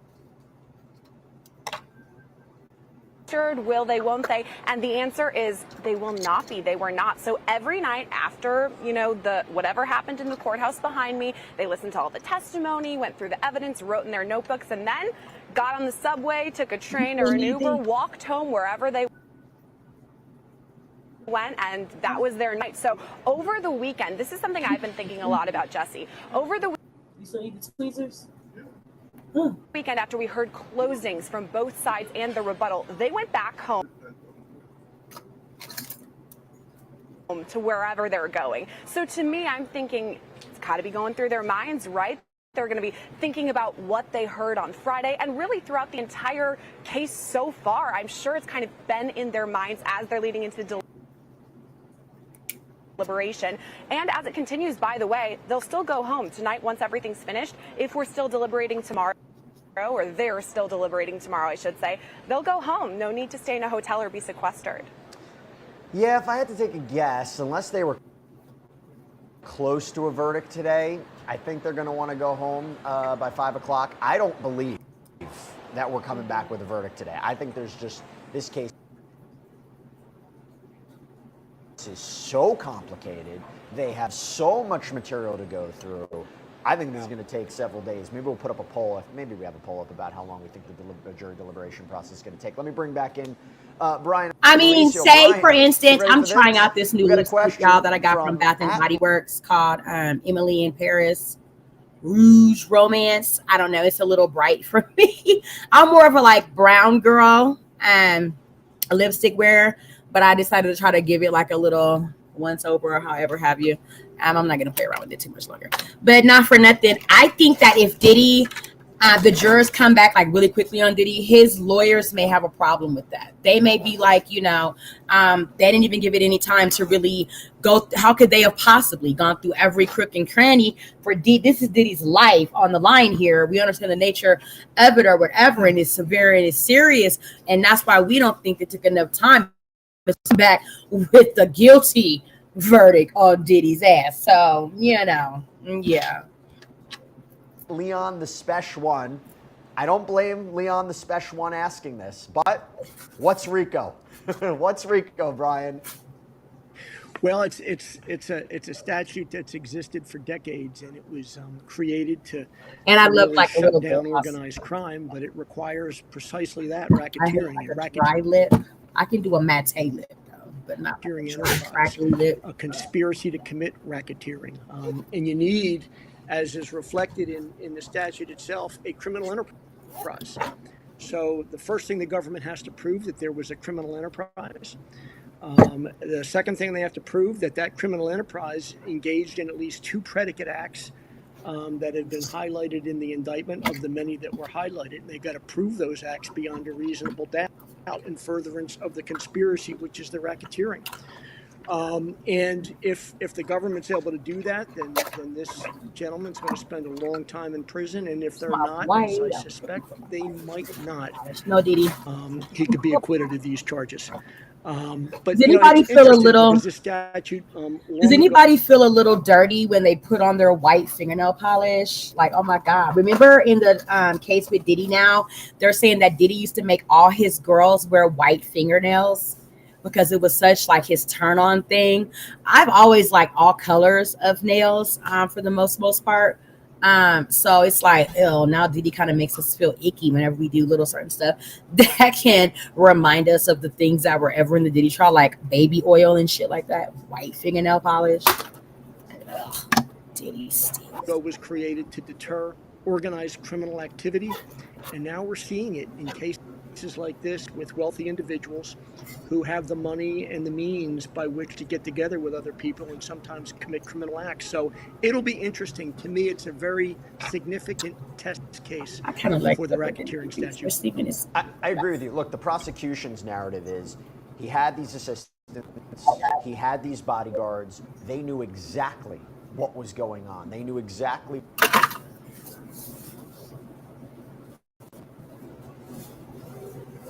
what was happening behind closed doors. They helped set up the sexual events. They helped clean them up. They were instrumental in the kidnapping. They were instrumental in forced labor. They were instrumental in drug distribution. They were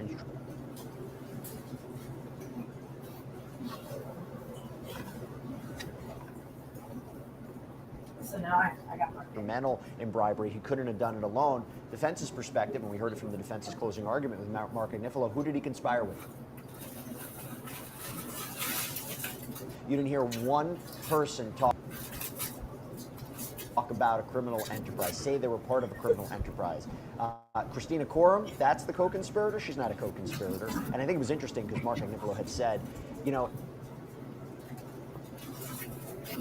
if it was John Gotti and Sammy the Bull was the co-conspirator, you think people are calling Sammy up for help? I mean, because the idea was that the alleged victims were calling Christina Coram up for help. So it raised kind of an interesting question there. Mauricio, I go to you. We got a question from LaRob Show 6300. Question is he cooked on the Mann Act charge? So that's transportation to engage in prostitution. Or does he have a shot? And overall, what's your gut feeling on the rest of the charges? More likely conviction or acquittal? I'm thinking more likely conviction when it comes to the Mann Act of transporting, persons for the sake of prostitution. I don't know. I think they have them dead to rights.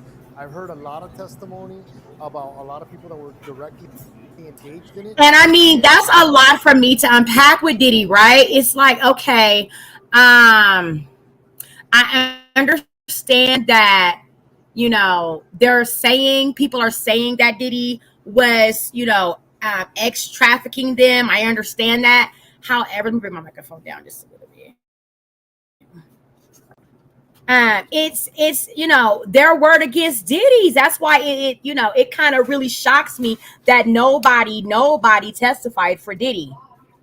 You know what I'm saying? Like, all they really have is people saying that Diddy paid them for X and made sure that they got from point A to point B to be in the presence of Diddy while this Freako was going on. So it's like they're going to convict Diddy on the X with a prostitute under the guise of it being of what people were saying happened. Nobody else said anything along you know what I'm saying, for Diddy in any type of way. Somebody could have came up there and lied. This is Diddy about to go to prison, federal prison, for probably 5 to 10 years for solicitation of a prostitute. Okay, depending on how many of those charges they make stick and whatever minimum to mandatory time they give him underneath that statute. Fuck. Nobody could have came in there and been like, you know what? Yes, people that were not in the intermediate relationship with Cassie and Diddy were involved in the bed with Cassie and Diddy, but it was not under a actual exchange for money type of situation. Something like that's crazy. It kind of seems like Diddy just kind of laid it down and said fuck it.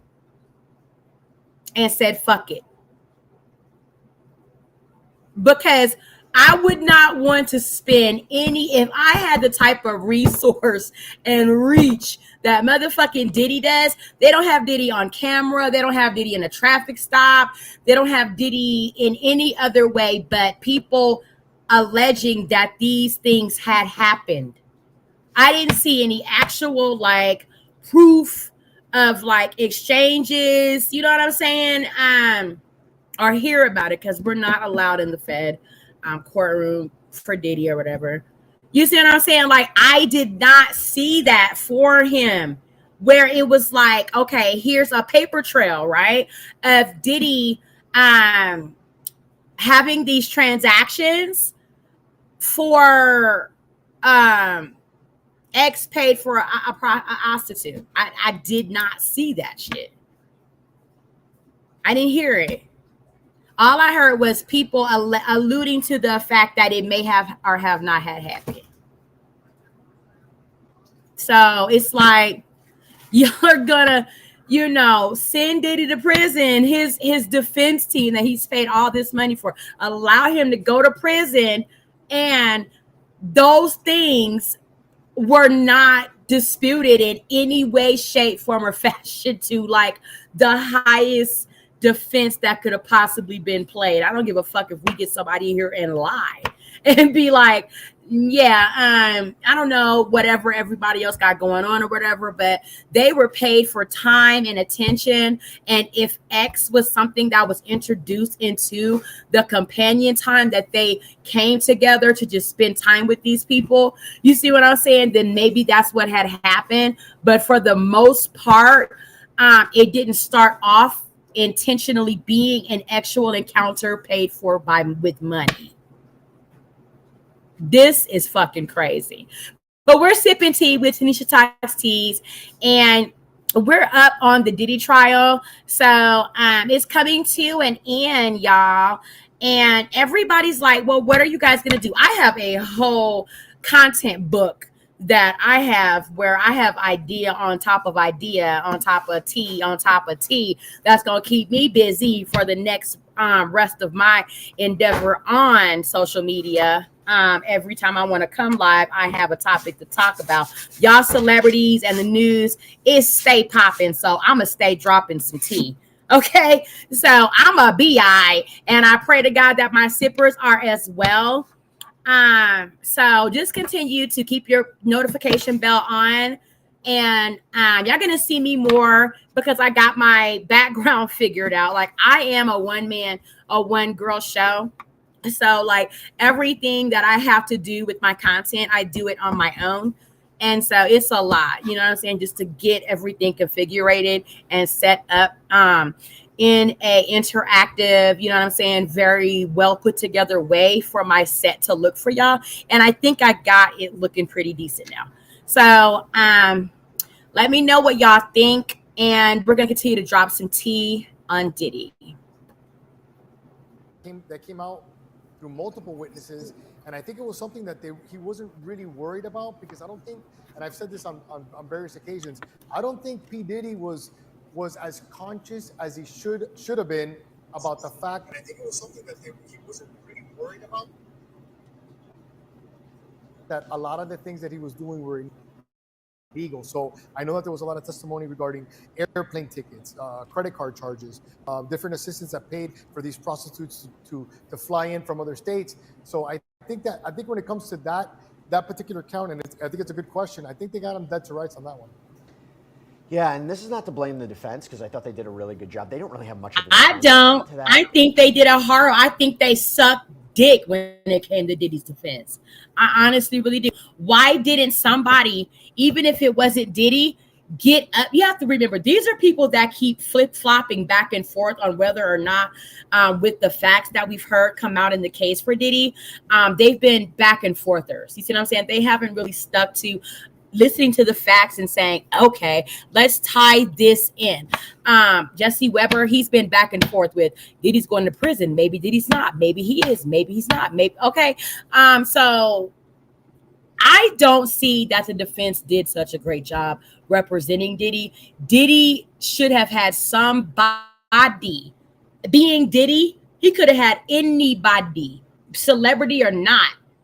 You see what I'm saying? Somebody from TD Jakes' church, somebody come through for Diddy and testify on his behalf and be like, I may have known Diddy to be in some freak off situations. As a matter of fact, we prayed over the time or two. However, I've never known him to pay for sex. I don't see Diddy having to pay for sex. Okay, Diddy is a very, very well-to-do man. Why does he have to pay for prostitutes? Something to keep Diddy's ass out of a sling is all I'm saying. This is craziness. Nobody but he testified for Diddy. Not a single soul testified for Diddy. Okay, that is crazy to me.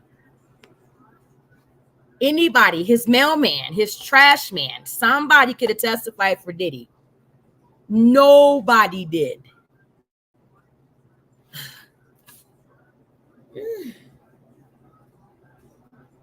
I don't know. I mean, they can't argue that they weren't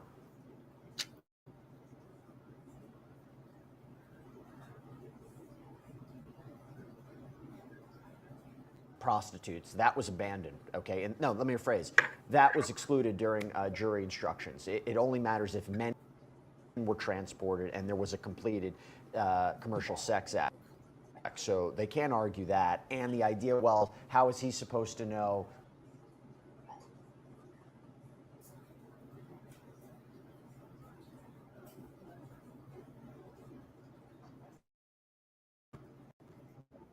That's a crime. How's he supposed to know that's illegal? You know, porn stars can be paid for sex work. I need to try to bring my microphone down. It's a little high.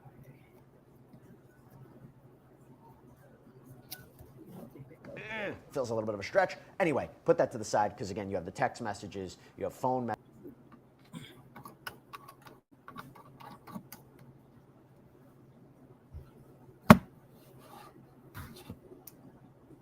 messages, you have Amex receipts. It's a problem for the defense there. Okay, Sierra, how about this? Got a question for Merlene Spies, 8354. Jesse, I've wondered about Diddy complained about the way Jane Rosenberg depicted him in drawings, you know, the courtroom sketches. Did he have access to see the drawings? Because remember, she said he thought he looked like a koala bear, right? Yes, that is what he said. I personally didn't see the whole koala bear thing, but I mean, you guys, we're all our own worst critics. So I'm sure that Diddy was looking at them under a finer tooth comb than you or I are looking at them. So yeah, Diddy definitely was able to see them. And I do think too, we saw some change in the style of these courtroom sketches after we heard that bit of a complaint. And I don't know, I think it just says something interesting about P. Diddy that able to see them. And I do think too, we saw that's also something he was concerned about during all of this. I know that his image is obviously very important to him. He's facing some pretty serious allegations, so I don't want to necessarily say that his image is completely tarnished because, again, these are allegations and innocent until proven guilty. But we have this side of things too. So he's had some pretty heavy allegations weighed against him. And one of the things that's important to him is how he looks in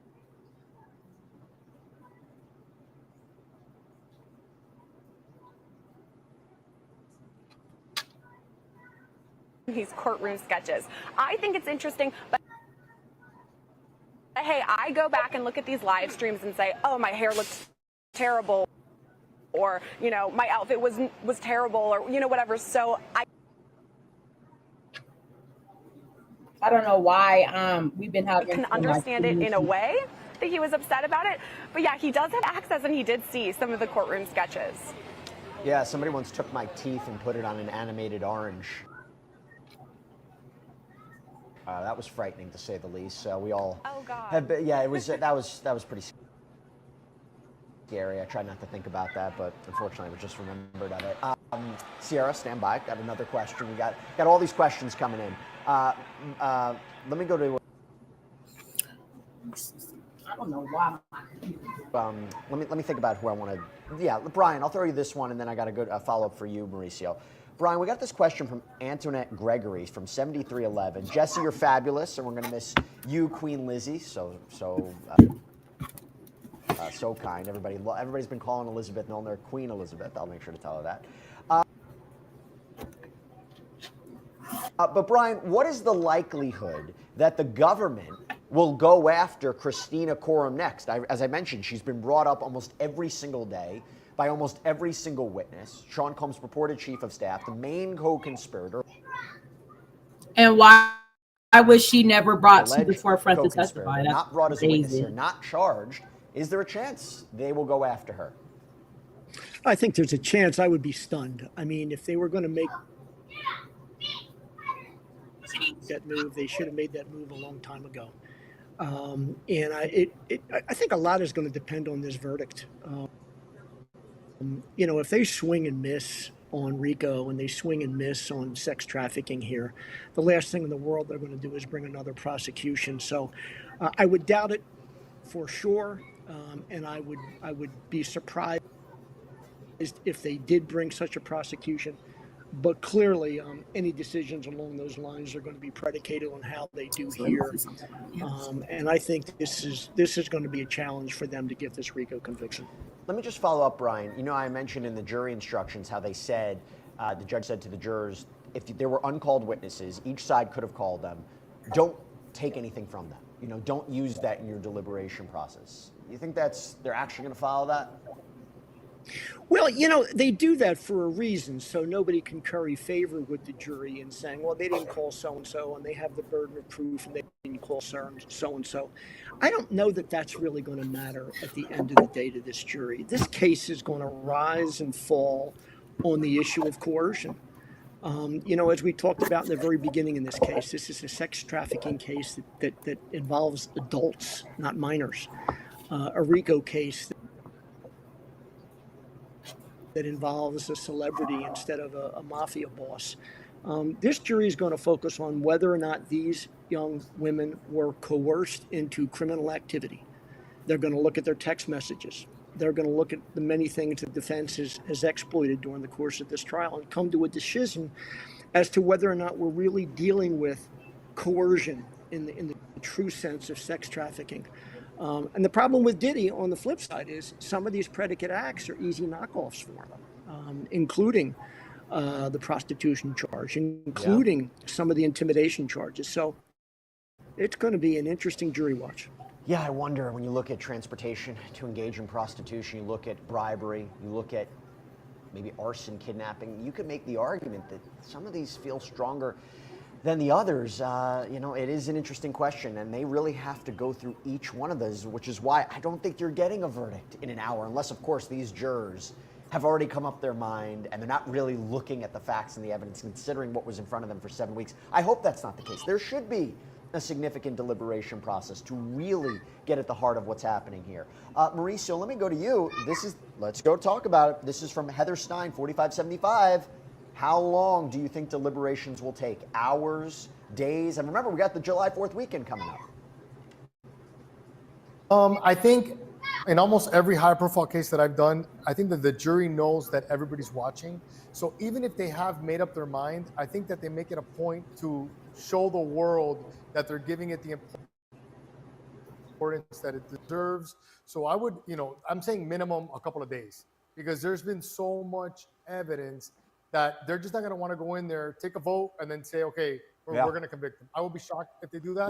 So I think at least a couple of days. Do you think they're going to hold off and not come with a verdict until after July 4th? They're like, we got to get out of here. We got to go home. So we have today, tomorrow, right? The next day, and then Thursday, right? Yeah, Thursday, I think. Yeah, no, I think that they could come back before the July 4th. At the end of the day, listen, it's a long trial, but they've been sitting through it, so they don't have to regurgitate piece by piece every piece of evidence. But in my experience, even the ones that you think are slam dunks, when the media is involved, and especially at this level, I mean, this is as high profile as you can get. Everybody's watching, and the jurors really want to show the world that they've really done their work. and they're taking the case seriously. So could it be before the 4th? Maybe, but I definitely think that they're going to take a couple days. Okay. All right. We have Queen Elizabeth with us. We have Elizabeth Milner, who is inside that courtroom. She is with us, everybody. Fan favorite. Elizabeth, great to see you. Thanks so much for coming on. So I'm going to get right into it. We got questions coming in for you. This is from RSS 9965. What will Elizabeth Milner do the rest of the day while the jury deliberates? Will she remain in court in case jury has jury questions? Yep, well, I will definitely be back inside that courtroom again once, I do my hit with you, Jesse, once I chat with you guys and say hello. But my plan is to go get some food, go upstairs, see what's going on up there. But I have a book with me just in case, because I know it's going to be a long deliberation and I don't expect them to come back with a verdict anytime soon. But we'll see. You never know. All right. Well, I'm sure we're going to get questions about what the book is, but I'll allow our viewers to ask. Okay. Elizabeth, RSS 9965. Has Elizabeth made any press court observer friends? If yes, can she bring them on as guests during our next break? Oh my God, I should go find them. I feel like they're all kind of scattered around here a little bit. Some of them are probably doing their own live hits. Some of them are probably still inside the courtroom right now, just kind of waiting to see what's about to happen. What we do know is that, and I'm pretty sure you probably already reported on this, Jesse, is that they've finally and officially selected a 4-person. So that's probably the biggest news that we've come out since the jury's gone back to that room to start their deliberations. But I'd love to bring on some of the friends. Like, we should bring in like all 21 of us and have just one big giant like live shot and conversation.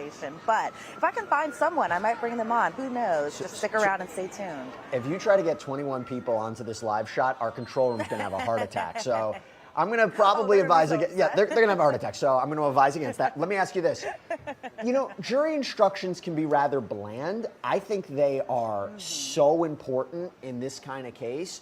Was there anything that stood out to you today about them? I think the judge even said, I'm going to try to make it a little interesting for you. Was it interesting? Was there anything that stood out to you? Maybe it was about the racketeering charge. Maybe it was about sex trafficking. As I mentioned before, I thought it was interesting, how to weigh witnesses who testified under a pseudonym, witnesses who testified under an immunity agreement. What stood out to you? Yeah, well, definitely the judge was like, oh, well, I'm going to try to make this interesting, but no offense to the judge at all. It wasn't as interesting as I think he probably wanted to make it for the jury, but he did do it in a pretty quick speed to the point where I was like, oh, this is it. And then they're done. Then they went back to deliberate. But I think some of the points that kind of stood out to me was, one, that these jurors have to be impartial. Two, I think another thing that stood out was just the indictment versus how important the indictment is to the actual jury deliberation, in that you shouldn't be taking the indictment as just the word and that's just the say so and that's how things go. I think also the jury, because we discussed it earlier, Jesse, about whether or not will the jury have in their mind that the defense didn't put up any witnesses, that the defendant didn't testify in his own defense. But the judge, according to his instructions, said you can't take that into accountability only because the burden of proof is all on the government. The burden of proof is all on the prosecution, and they are the ones who have to prove their case. Because, and despite what a lot of people may want to assume, is that Sean Combs is not guilty, he's innocent until proven guilty. And so I think a lot of people, especially the jurors, have to keep in mind that, they may have had thoughts in their head, but until they all have that discussion over at that table, I think it's a round table too, in that quiet room, in the courtroom, for that matter, I think that they all have to kind of really talk through everything. That just because we outside in the press who have been covering this case since the start may have our opinions about things, but it's up to these 12 jurors, these 4 women and these 8 men, to decide what is the fate of Sean Diddy Combs, and it's up to them to be making that decision. Yeah, again, we are in verdict watch right now. They just went back to deliberate. If there is a court update, if there's anything that happens, we will bring it to you live in real time. Elizabeth, before you have to jump back in, you got a bunch of compliments. Poison Ivy 3, Elizabeth's hair is popping. We got Smarty Pants 1225, super chat comment. Thank you so much. Queen Lizzie, your hair looks glorious today. Everybody loving your hair. Thank you. And then Splunks. And then Splunk's mama asks, Elizabeth, what are you currently reading? Oh, that's a good one. And don't judge me, everyone who is watching this live stream. I'm reading Wicked. Why? Because I'm so excited for Wicked Part 2 to come out. And I was like, let me just read the entire book. And I know it's a lot different from the movie, but I was so excited. So that is my book of choice to be reading while the jury deliberates in this case. And I'll tell you what, I don't blame you for reading something completely off topic from what you've been covering, because you, like the jurors, have been inundated with a lot of disturbing information and evidence over the last 7 weeks. So to get your mind off of it, I don't blame you at all. Elizabeth Milner, great to see you. Thank you so much. We're going to have you back on later. I think you and I are also going to be doing, by the way, Elizabeth and I did a sidebar today, like 8 in the morning, about the highlights from the prosecution and defense's closing argument. We're going to try to get that up immediately, because you have to imagine that's what the jury is going to be considering. So I hope everybody can check that out. And Elizabeth and I are also going to be doing a sidebar recap at the end of the day as well. Elizabeth, thank you so much. Awesome. Thanks, Jesse. You got it. Okay, let me go back to the questions. Brian, we got a super chat question from Celtic Girl, I think Celtic Girl, but GH, spelled girl with GH. Celtic Girl Kaz, thank you so much. Will the jury take a vote straight away to give them an idea of where they are at? Not necessarily. I mean, it may. It's been my experience that what they'll do is they'll kind of start with the first count, because that count is first in the indictment. But they may find very early on that they don't have unanimity on anything. And they may then jump to the third count and say to themselves, well, you know what? We all seem to be agreement here. Let's start here. Let's look at the easy stuff before we get to the more complex stuff, and see if they could find a unanimous verdict on the third count. Jurors do what jurors want to do in that deliberation room. And, we talked a lot about how long it's going to take for them to deliberate, when they'll come back with a verdict. We don't know if this jury is going to be splintered. We don't know right now if of these, 8 men and 4 women, or if I think I have that right, where they stand, and if there's going to be an impasse on one count or multiple counts. But where they begin, they usually start with the indictment, and they usually will track the indictment because they're going to have a copy of it back there with them. And what ops they hit along the way might dictate how they pivot and then look on to different charges. And I wonder if they'll start with racketeering, or they'll start with sex trafficking, or maybe they'll start with transportation to engage in prostitution, which again seems to be like the more streamlined, more simplified charge to potentially convict Sean Combs on. And that's not advocating for him to be found guilty. That's just, in my legal opinion, feels like the strongest case for the prosecution. Let me go to you, Mauricio. Jesse, what's interesting about that, I wanted to add was, let's assume that this jury only convicted him of that third count. Yeah. Under federal sentencing guidelines, he's only exposed to, believe it or not, 15 to 21 months of incarceration on that count. Up to 10 years, though. Up to 10 years. Yeah, but sentencing guidelines are followed by the judges routinely, and nobody gets a statutory max on any kind of a crime who's never been convicted of a crime before. So the guidelines this judge will start with for that count is only 15 to 21 months. So you talk about a victory for the defense if that were to happen. It'd be a home run. He's almost got that time in.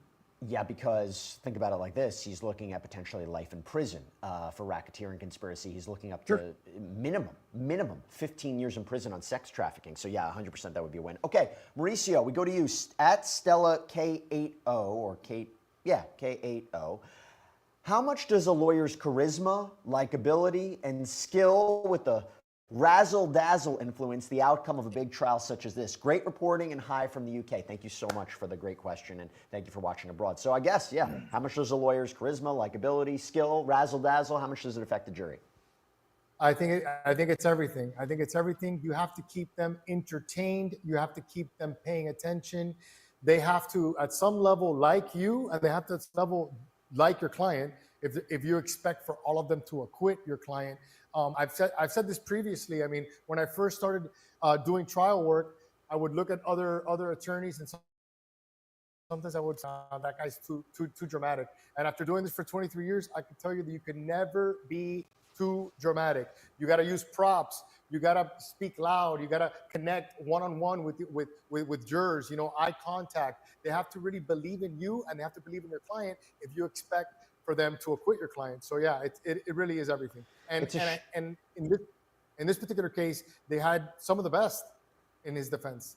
It's a shame, Mauricio, that you are so timid and you're so quiet, and it's a shame you don't have the razzle dazzle, Mauricio. I mean, after speaking and knowing you for so long, I wish you had that, unfortunately. No, you are, I could see you in a courtroom. I could see the jurors gravitating towards you. It's why you're such an excellent attorney, which now, let me look at this. Look at this. We asked the question that I think it's important, because to be these jurors, not an easy task. Being on this trial for 7 weeks, now there's deliberations and everything they've seen. We asked the question, a poll, have you served as a juror on a state or federal jury? 14% said yes, 86% say no. Yeah, not a lot of people. Okay, Brian, I have to ask you, this is my question. Voluntary intoxication, negating elements or negating criminal intent for the predicates, the 8 underlying predicate crimes. Can you explain that to me? How does that exactly work? Well, I'd really like to see that definition, because that was interesting to me when you said it. But certainly if someone chooses to voluntarily take drugs or alcohol, it could negate, in many instances, the ability for them to complain of coercion, to complain that they were victimized. If it's a co-conspirator in the case and that individual is intoxicating themselves, they have a hard time arguing that they were in league with or conspiring with somebody because they aren't in the right frame of mind to have done so and shared that, what we call that specific intent, or that intent to commit the crime. But I was interested I'd be more interested to see what that related to and which particular count. Because let me throw something out, what it might be. Yeah. A big theme is for sex trafficking, did he know that they didn't consent? Okay, that's the allegation, right? They didn't consent. And the idea would be, how was he supposed to know? Maybe he didn't know. I don't know if that makes sense. Would that make sense to you, Brian? Like, he didn't know because of the state that he was in? With sex trafficking, how do you posture that? I mean, you've got everybody admitting that they're taking drugs, everybody admitting that in the beginning, at least, of these freak-offs, they were willing to do so. So I think what the judge is basically instructing this jury to do is to look carefully at the issue of intoxication, because you're not going to be able to complain in one instance that you're a victim and that you've been victimized when you voluntarily engaged in criminal activity or freak-offs that are, sexual activity. And because you voluntarily intoxicated yourself, you now say, well, I don't know if I had the ability to consent. That doesn't really fly. I think the best thing the defense has going for them is that each and every one of these women admitted under oath, which you never get in a racketeering conspiracy, that they voluntarily engaged in the activity to begin with, that they consented to it to begin with. And then ultimately they would testify that they got to a point where they didn't want to do it anymore, and they became coerced at that point. I think that's what the judge is striking at, and I think that's a problem for the prosecution for each of these witnesses. See, the other way of looking at it is it makes them more credible, right? If they were really going after Diddy, they would just say the worst stuff. We never consented to any of this. I mean, the way to say it is, and this is what the prosecution in their closing argument, we're not saying every event was sex trafficking. We're not saying every event even meets the threshold of sex trafficking. They could consent to 1 time, to 2 times, but it doesn't mean they consent overall. Now the defense, or consent to everything. Now the defense said, let me get this straight. So they consent to 75 freak-offs. On the 76, that jumps to sex trafficking. Is that a big jump? Again, it's a gray area. Mauricio, we got super chat questions coming in. This is from Myra2813. Myra2813, thank you so much. Do you think the government will try him again if there is a hung jury or a mistrial? Wow, that's a great question. Usually in my experience, when they get hung juries on high-profile cases, they immediately, alert everybody, including the press, that they intend to retry the case. I can't think of an exception in my career or in my memory of high-profile cases. But this one, if they get a hung jury, I think that they're going to have to really have discussions on, number one, do you want to incur the expense? At the end of the day, this has cost millions and millions of dollars for the government to pursue this case. And legal experts, people that we have on our panel, people that know about the law, question the decision on whether or not this was, like Brad Cohen says, a state case on steroids, and it never belonged in federal court to start off with. So I think this is going to be a one of those special cases where if they do get a hung jury, they're really going to have to sit down and think about whether they want to, put everybody through this again. Well, let me follow that up with you, Mauricio, because it matters what they might be hung on, right? Because KC 7480 says, can the jury find him guilty on some charges and hung on the other? Then would he be back in court on only those charges? So, Mauricio, I guess it becomes a question, right? If they find him guilty on transportation to engage in prostitution, but they're hung on racketeering or they're hung on trafficking, and it matters the split. Let's say there was one or two holdouts and everybody else was voting in favor of guilty. I mean, they could find that information out. I mean, I think that would influence their decision whether they retry him. No, Mauricio? Yeah, I think so. But I think if they convict them on one thing, that's going to be more of a motivation for them not to put everybody through this again. You know what I mean? The prosecution could chalk it up to a win. No, we got him on something. But this is a very, very particular case of people's careers are going to be on the line. I'm not talking about the people that are in the courtroom, but the people that really motivated this case to be brought in federal court. They're going to have a decision to make if they do hang them on any one of these counts. Okay, let's not forget that we've got a new Department of Justice right now. Yeah. And the decisions are going to be made by DOJ, and we have a new Attorney General. And I'm not so sure that politics won't move into play here if there's a hung jury. You make a good point, because there's all this conversation about whether or not if he's convicted would he get the federal pardon from the president. Let me throw this to you, Brian. This is from Titan Guy 8308. It's a super chat question. Thank you so much. If found not guilty, will Diddy get his oils, his drugs, his guns, and videos back? He absolutely is entitled to get back everything that he legally possessed. I assume he legally possessed. Possessed all of those items. So anything that he legally possessed, technically he must have returned to him. I'm not so sure he'll be suffering the embarrassment. Sippers, imagine being indicted on RICO charges for baby oil and all this crap, and then getting acquitted and going to the police station to pick up your 1,000 bottles of baby oil and Astroglide. Crazy work. Embarrassment of asking for it all back, but he just might. I don't know. I hope he doesn't need it anymore. Here's your carton of baby oil. He will. Yeah. He's not going to stop the free cops. If he gets not guilty, immediate free cops. Well, remember, let me bring in Sierra Gillespie on this. Because Sierra, when he was arrested, he had evidence of freak-offs in the hotel room, right? He had materials with him when he was arrested in September of 2024. Yes, you're right. I had to laugh at what Mauricio was saying, that if he is acquitted, immediate freak-off. I mean, maybe. Who's to say anything is possible? We've been talking about how any sort of verdict could come and we'd be shocked, but also not shocked because anything is possible. And yeah, it does seem, based on testimony, based on the evidence we've seen, or jurors rather have seen, that there is video documentation of these freak-offs, that he liked to watch it or at least have it in his possession, which, yes, at the time of his arrest, September 2024, almost a year ago at this point, yes, that's what he has with him. Interesting choice, but a lot of the choices that he has are pretty interesting in general, so I don't know. If he's acquitted, maybe he goes out and gets some more baby oil and lube. I don't know.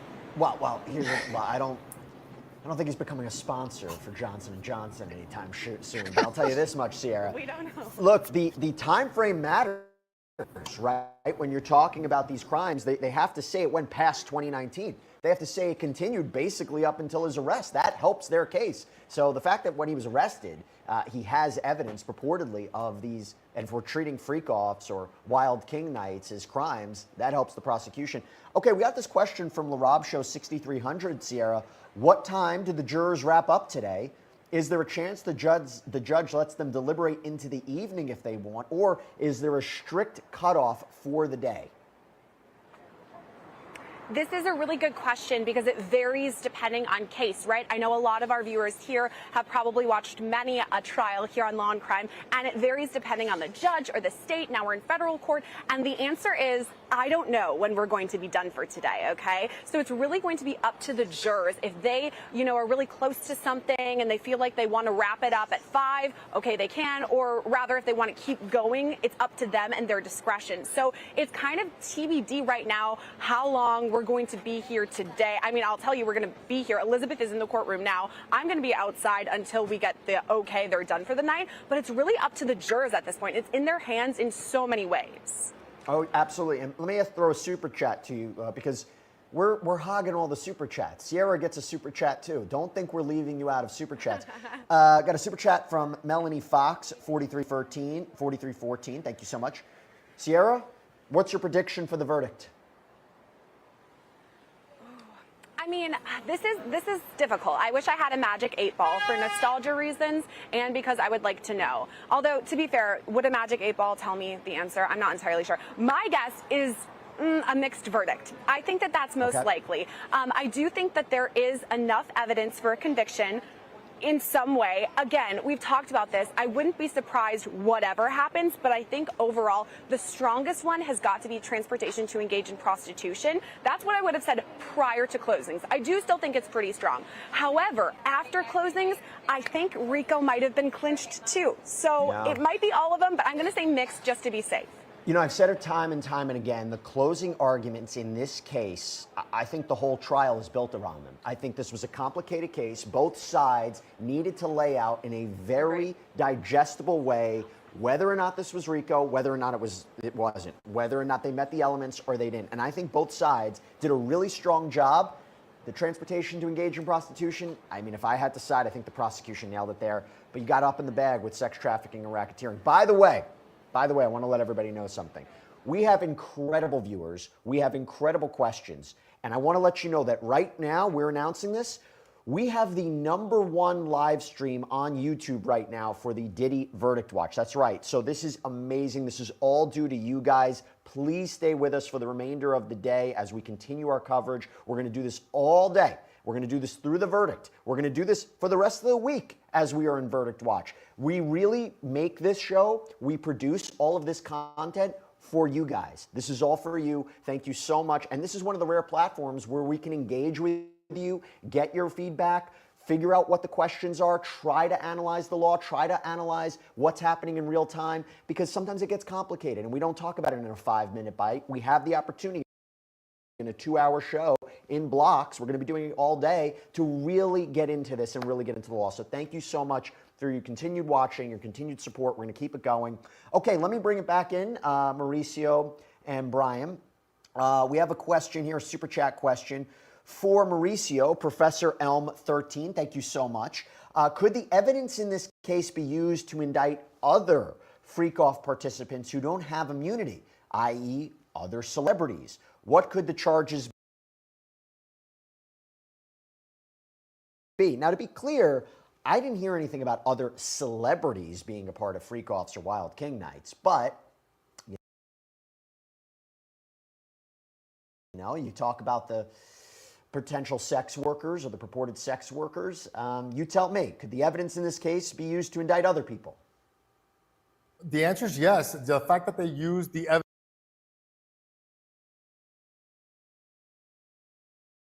in this case doesn't preclude them in the future from using that evidence to, to charge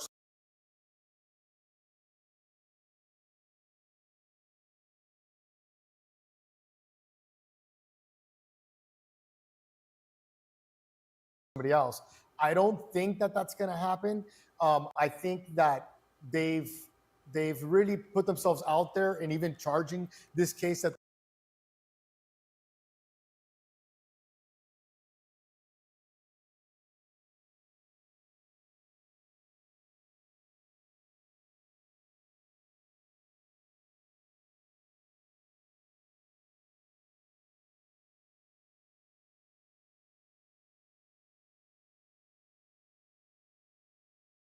and even charging this case the way that they did.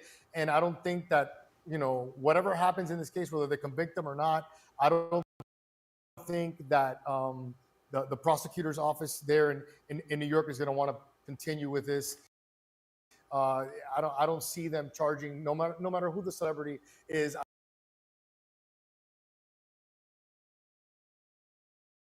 I don't think that they're going to want to be involved in this type of case after.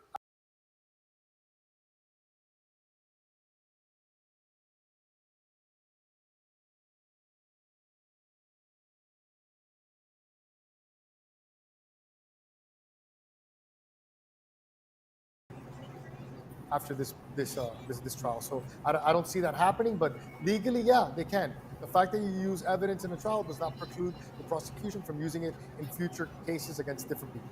Brian McMonagle, let's make something very clear. This is from Joshua White, 3661. Super chat question. Thank you so much. Excuse me. They said they could retry Diddy, y'all. About having a freak off, right? Correct. Well, if you use prostitutes, I guess. Well, you didn't say that. Yeah. I mean, having a freak off isn't illegal. You want to pay for a prostitute, prostitution's illegal. You want to transport prostitutes across state lines or people across state lines to have sex, that's illegal. So freak offs, you can have them every day, all day. It's just you got to make sure that in putting it together, for those that have interest in it, you don't violate any state or federal laws in doing so. Yeah, if force, fraud, coercion was used, that's the issue. And Mauricio, it really is interesting because the prosecution, I think the strongest part they had in their closing argument was saying what I mentioned before. You might say a lot of these episodes were consensual. A lot of them don't meet the requirements of sex trafficking, but I'm going to give you specific examples from Cassie and Jane where it was sex trafficking. So where they talk about Cassie, the 2016 incident, right? The hotel tape. The idea that there was a freak off happening or she had left a freak off and it wasn't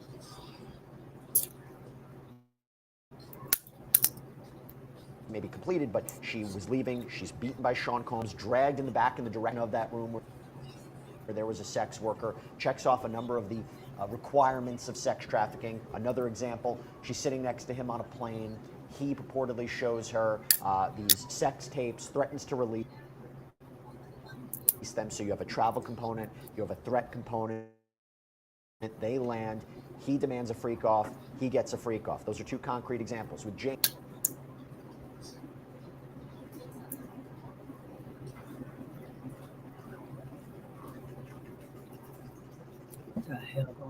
there's an example, aside from the allegations that she was forced to do this when she was sick or exhausted.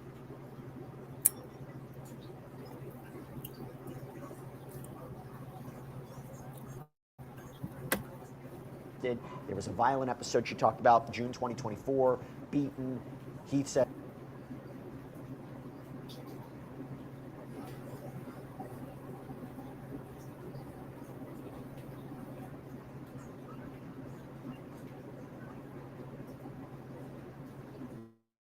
take this bleeping pill, you better go back out there. All the text messages from Jane where she's expressing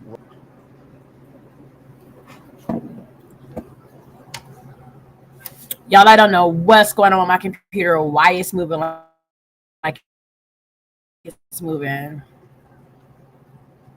Reluctance to. But I don't know if that's leaning more toward probable. Okay, well, I'll tell you what.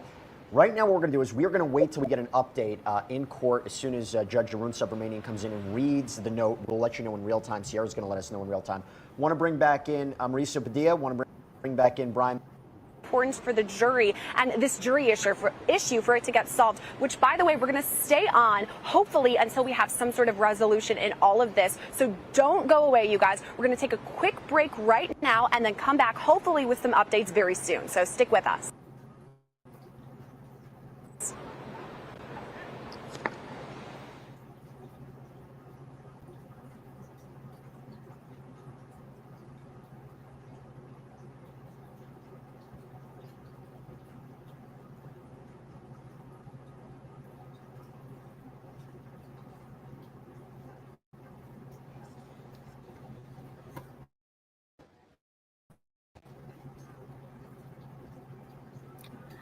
had to move that right along, y'all, so we can get to some more good stuff on the wrapping up of the deliberating of Diddy's jurors.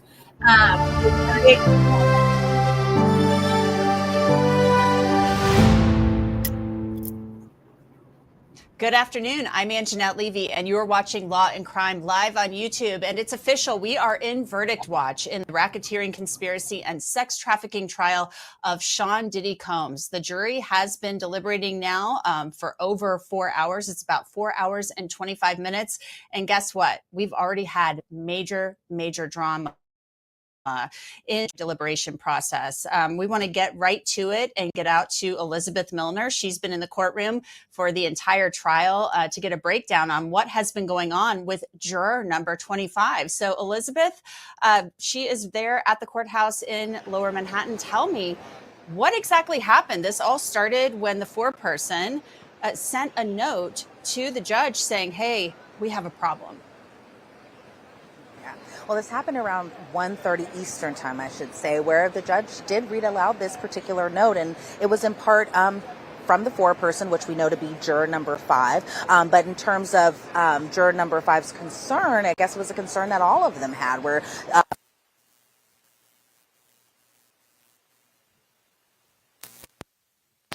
in terms of, I guess, we don't really know, because that's really kind of the basis of what the entire note was. But what ended up happening is there were kind of discussions on both sides. From both the court kind of gave his proposed instructions, which were initially to be like, okay, can you please explain the nature of the concern? Is it the lack of understanding? Is it unwillingness to follow instructions?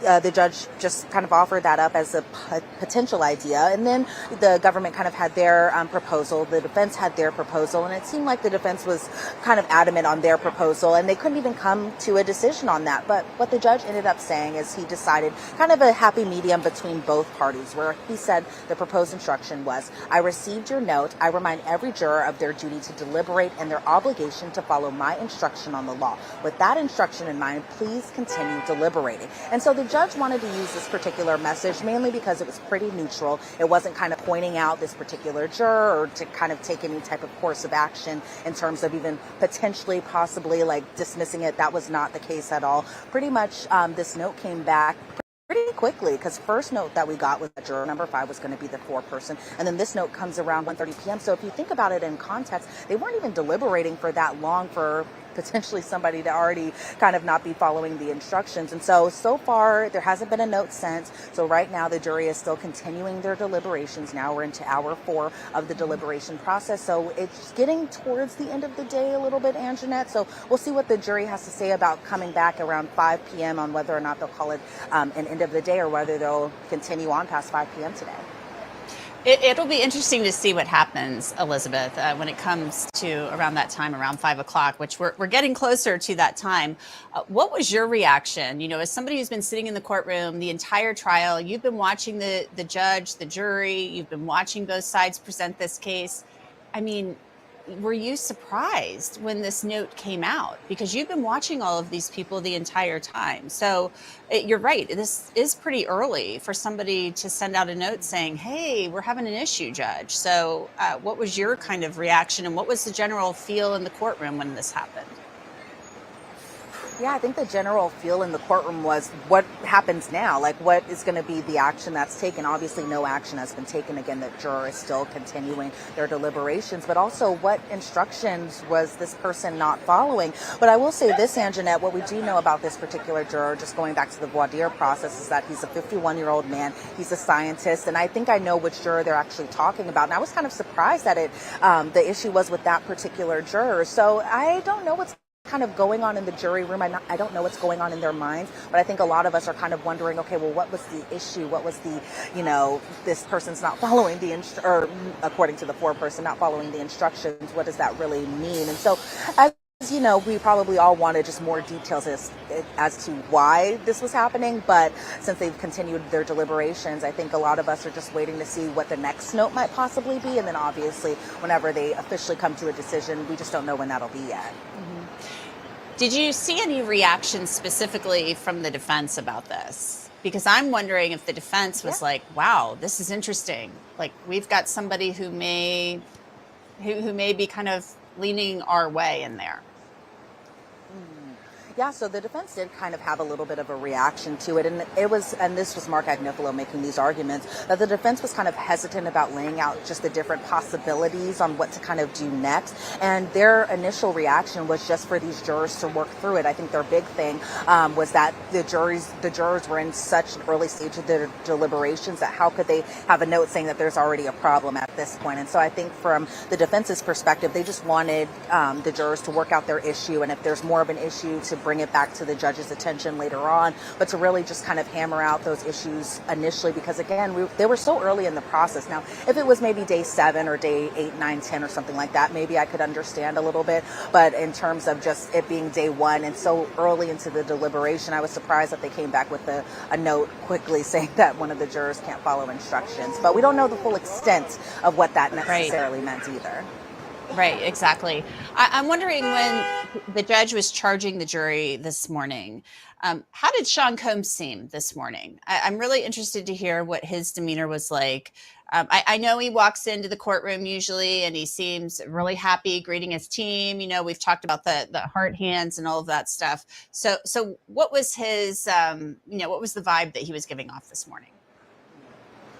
Well, you can only imagine probably what he's thinking inside his head, because this is a big day. The jury's now deciding on the case. They're deciding on his fate. They're deciding on his outcome. So I can only imagine probably the weight. But if I can tell you one thing, Anjanette, is that Sean Combs doesn't let anything visibly shake him, in terms of you're not going to see him necessarily sweat or anything like that, at least from what I can tell while sitting inside the courtroom. But what I could see when the judge was reading off the jury instructions is that he was either kind of following along with the jury instructions that was in the computer right in front of him, or he kind of they're kind of looking a little bit into the distance. And so for the most part, I, again, can only imagine what was going through his head as these charges are really kind of like talked about at length, at nauseum, with the details, and then the jury has to go back, make a decision on whether or not the defendant is guilty, not guilty, whether or not the government proved or didn't prove certain predicate acts, especially under the RICO conspiracy. But from what I could tell of him, it seemed like, I think, if anything, he was staying strong for his family. So I didn't see him necessarily shake or get overly emotional, just really kind of taking it all in, just like as he's been kind of throughout this trial. Yeah, definitely. I mean, there's a lot on the line. I mean, he's in the fight of his life right now, and his fate is in the hands of these 12 jurors. So let's get to some viewer questions for you, Elizabeth. Here's one from Elizabeth, or I'm sorry, it's for Shy920, at Shay920. How was the jury's expression, also his relatives, while the judge was addressing the jury? And here's a side note, Elizabeth, from Shay. Awesome hair, Liz. So she wants to know, how was the jury's expression, also his relatives, while the judge was addressing the jury? And kudos on your hair. Thank you. A lot of comments on the hair today, which is surprising because I am not feeling like I'm having the best hair day, but I take it. Thank you, everyone. But as far as just the jury's reaction while the judge was reading off the jury instructions, like, think about it. This judge, bright and early on a Monday morning, is reading through, like 75 to 100 pages of just instructions. But I will say this, Anjanette, just like they have been throughout this entire trial in terms of paying attention, listening to the evidence, looking at the exhibits, taking notes down. They've been very attentive, and that didn't even change for the jury instructions. You would think probably being read a lot of notes and a lot of instructions first thing in the morning would kind of bore them or tire them or anything like that, but I saw them because they all had kind of printed handouts in front of them, so that way they could follow along with the judge. All of them were pretty much looking at their instructions that were in front of them, whereas excuse me, just lost my train of thought there. But in terms of the defendant's family, Sean Combs' family being inside the courtroom whenever the jury instructions were read, I think they were kind of, trying to follow along too. And you can only imagine, again, how long and lengthy the jury instructions can be. And it's not the most exciting thing. It is interesting for a lot of people like us who are interested in true crime and law and the legal aspects of things, but probably, just listening to them and listening to the charges against especially your loved one, I can only imagine what was going through their head too. But for the most part, I kind of saw them just, we weren't allowed to leave the courtroom once the judge began reading off the jury instructions. So everyone kind of stayed put and just listened to them. And they didn't take as long as I thought they did. And so I think that was a pretty good thing. It didn't take hours and hours and hours, just a couple of hours. We got another question for you, Elizabeth. This one is from @iHeartGrunge. Okay, iHeartGrunge. Elizabeth, did the judge give orders to be within 10 minutes of the courthouse? Well, the judge said stay tight and stay close. And so the good thing is if there's ever like a note or if there's a decision that is made, we get an email sent to us or a text message for some people that tells them to get back into the courtroom. I think the last time the jury came back with a note, it was probably a good 20 to 30 minute kind of delay in between the release going out that there is a note and then us getting inside the courtroom and then the judge getting on the bench in order to read the note. So it's a pretty good amount of time for us to all kind of get in there. I still have my computer open now just to make sure I'm not missing any jury notes right now from them. But so far, no notes yet. And we're getting towards the end of the day. So it's possible they may leave at 5, but we'll see whenever we go back to that courtroom to see what the end of the day looks like. Here's a good one for you, Elizabeth. Another question. This one's from Bob688. Does Elizabeth take notes in shorthand? So, Elizabeth, do you have your own little shorthand going on there? Because I know you've been just scrambling away for weeks, and you've got all the notebooks filled up. Yes, I do have a lot of notebooks filled up, and I only have 2 with me today. The rest are over at home, but I've got a system now where I have color-coded pens, all of that stuff. But yes, I take as much notes as I possibly can, probably a little too much notes just to make sure I'm staying awake and making sure I'm absorbing everything. But I definitely have lots and lots of notebooks to the point it's probably a good novel worth of notes at this point. Keep those notebooks. I mean, it's basically like a souvenir, a memento of all of your weeks and time spent at the Sean Combs trial. Any final thoughts as we are in the middle of deliberations now? We're over 4.5 hours in. Anything else you want to add? Well, I think it'll be interesting to see what the jury comes back as far as their decision goes and just how long it'll take. Now, initially, I told Jesse this morning, I was like, it's possible they'll come back with a decision today. And obviously, it's now 4 o'clock in the afternoon. I don't know if that's necessarily the same case, so we'll see. I probably lost that bet with Jesse. But for the most part, I think, for a lot of us, and I'm going to tell this to myself too, is that we have to be patient. The jury is doing their job. They are taking this case and taking it pretty seriously, especially given that it was a lot of weeks of testimony, a lot of witnesses, a lot of exhibits that they have seen that I think eventually will come to a verdict, will come to a decision, but we just don't know when. And so I think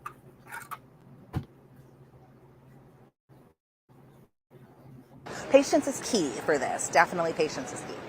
Yeah, patience is key. And I always say waiting for a verdict is kind of like you're in the waiting room waiting for a baby to be born.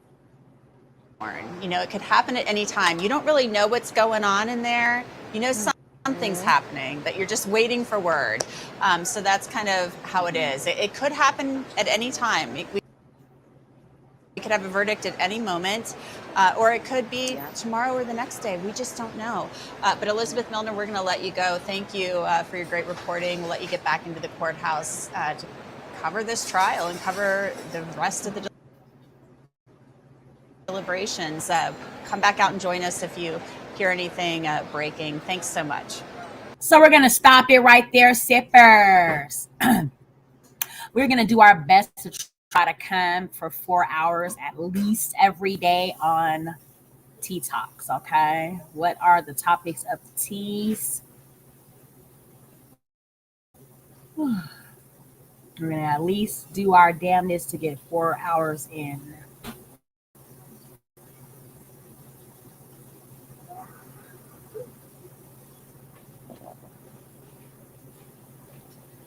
We're verdict watching with Diddy, y'all. Verdict watching with Diddy. Okay. First day of the deliberations of the jury. What do you think the jury will say thee? I think it'll be son. However, I don't think it'll be like Diddy will probably get 5 to 10, 3 to 5, 1 to 3.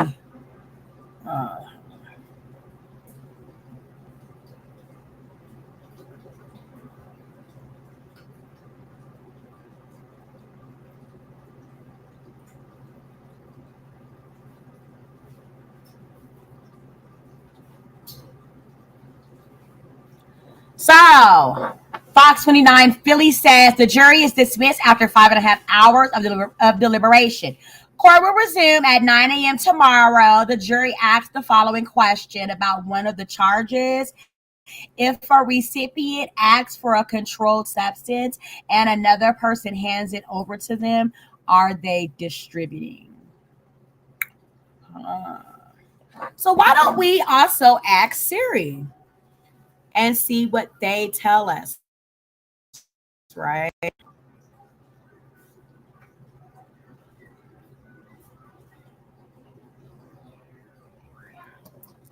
If a recipient asks for a controlled substance and another person hands it over to them, are they distributing?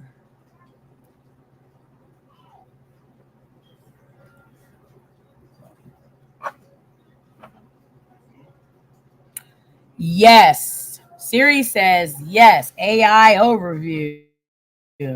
Oh, shit, man.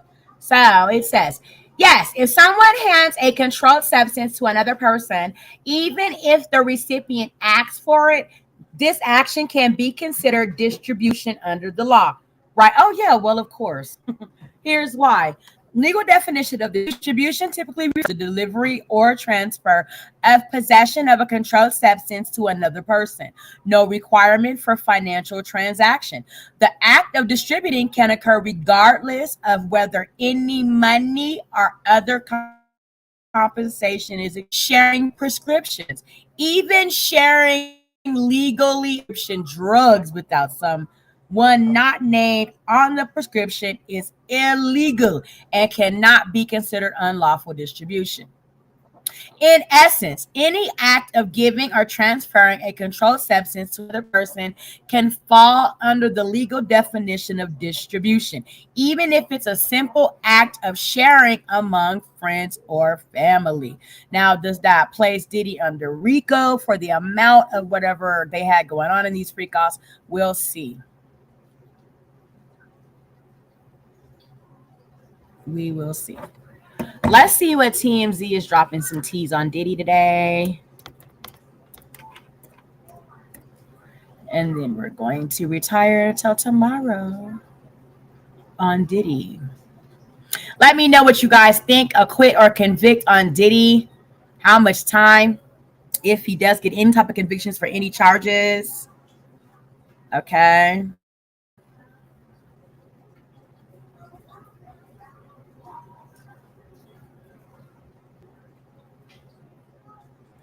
If Diddy is acquitted, what do you think will be his next moves? Like, where do you think that he will go? How do you think that he will continue to live his life? How do you think he will handle his newfound? Today on TMZ. So what do you get when Tom Brady, Orlando Okay, that's not Bloom, and Leo DiCaprio are in the same room?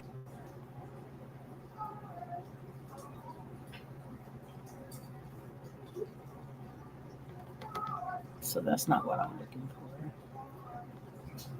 for. With Sydney Sweeney, three bros bonding. These guys, who are all at the Bezos-Sanchez wedding, decided that they all want to hang out, just the dudes.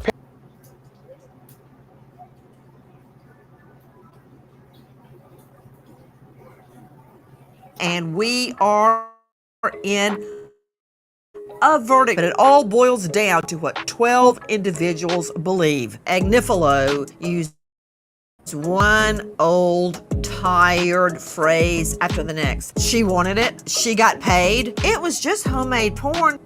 Really? As if that's defense? The jury and the galley was looking like, sir, what are you talking about? Agnifilo, the lead defense attorney, stated that Cassie was gangsta. Did he actually say the word gangsta? The white bread boy from law school called the rape victims gangsta.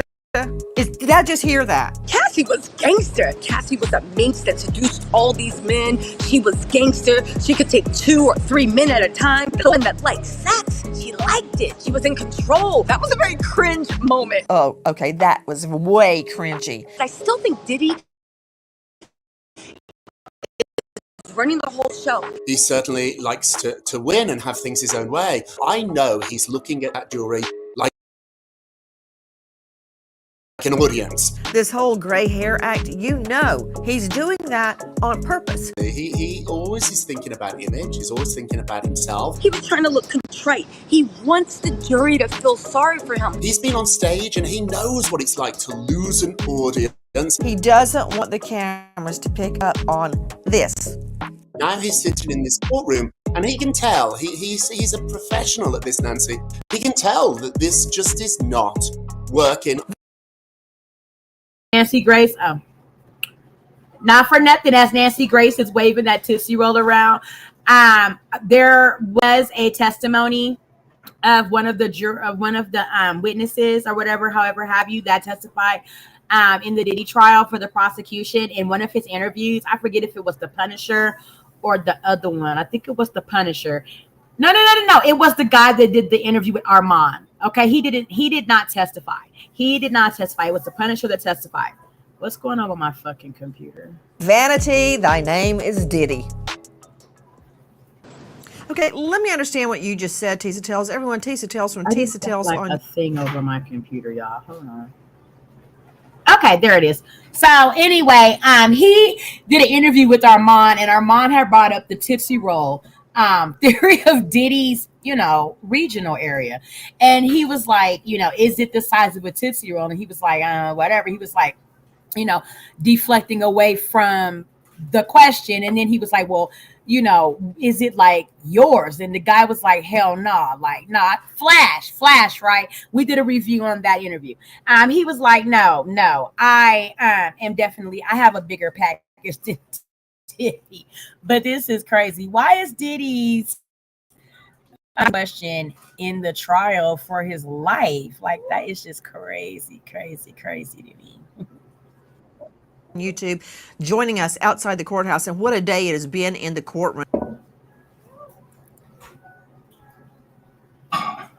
I mean, I know why Nancy's saying it because, and we'll get into jury instructions in just a lot of money, but a little you... man complex, which is probably why he's somewhere, doing what he's doing to women, how he's doing it. But when it came up in the courtroom, I'm like, why is it there?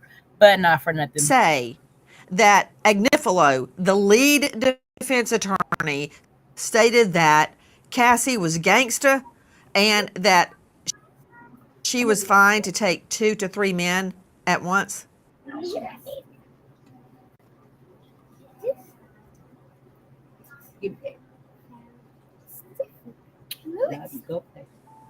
He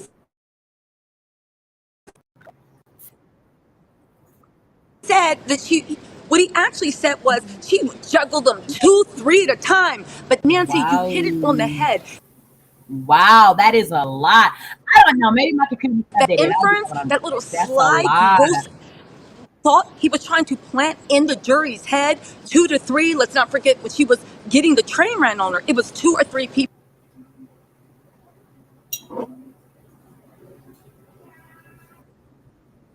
It was disgusting to see what he was doing. And that inference that you picked up on was not lost on the jury. He lost them with that old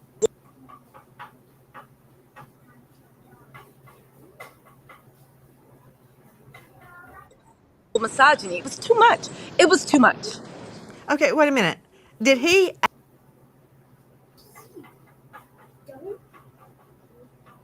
actually say the word gangsta? Did he say that? Yes. He said Cassie was straight up. And this is right after he was referring to her juggling 2 or 3 at a time. Cassie was gangster. She didn't care. I mean, I guess I don't want to sound judgy. There's nothing wrong with this. This is a woman that likes sex. She liked it. She was in control.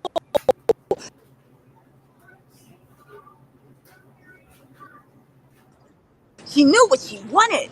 It was back to back grossness. And again, I can understand if the prosecution had not done such a great job with their closing arguments, maybe you could have skated by, but it was night and day. And it really made the jury, in my mind, say, whose side are you on? And where are you going to draw the line at where you see victims? It was very startling.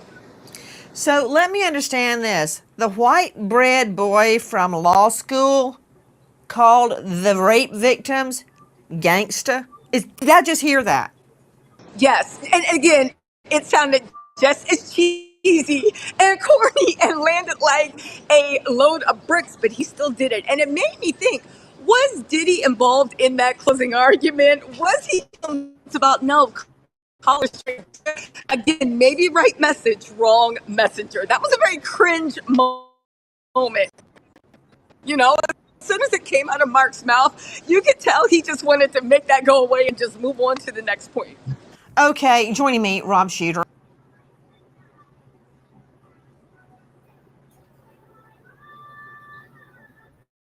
He is the host of Naughty But Nice podcast, and you can find him at Rob Shooter, and that's SHU.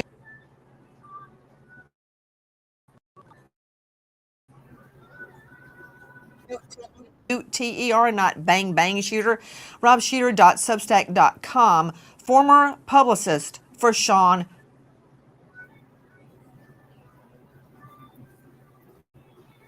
Oh my God, I don't know why this is doing it. Combs.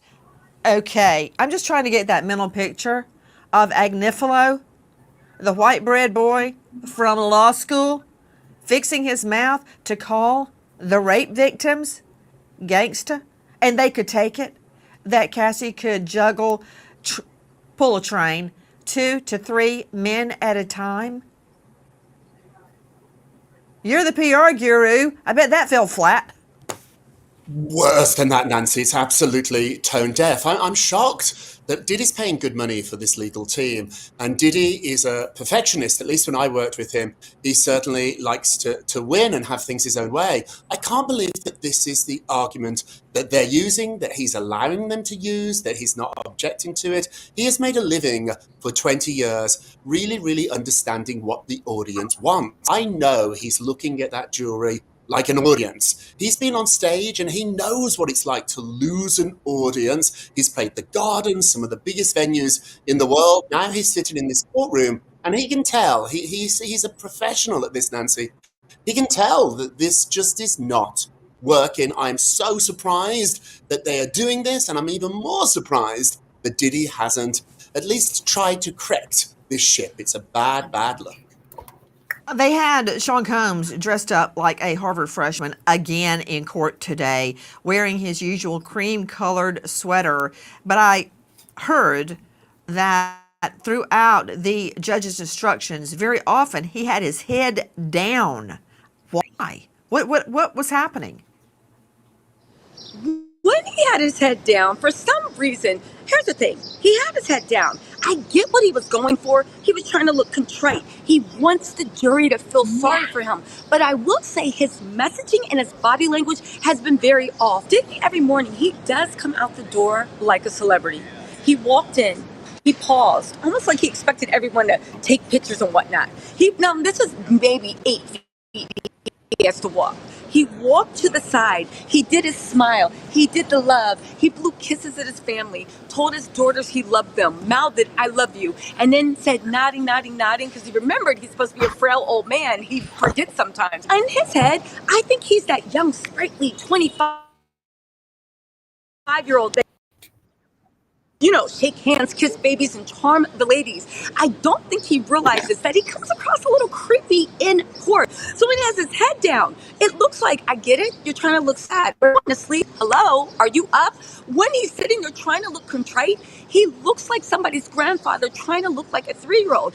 Even when you look at his body language, dressed like a Harvard law student, always a fresh haircut, but his hair is graying, which, again, where are you going with the image? I would think that if you are being accused of making these women do freak-offs and it's something you do to please your lover, you would want to look as young and handsome as possible to make it seem like these girls could actually be attracted to you without coercion. That is not the case.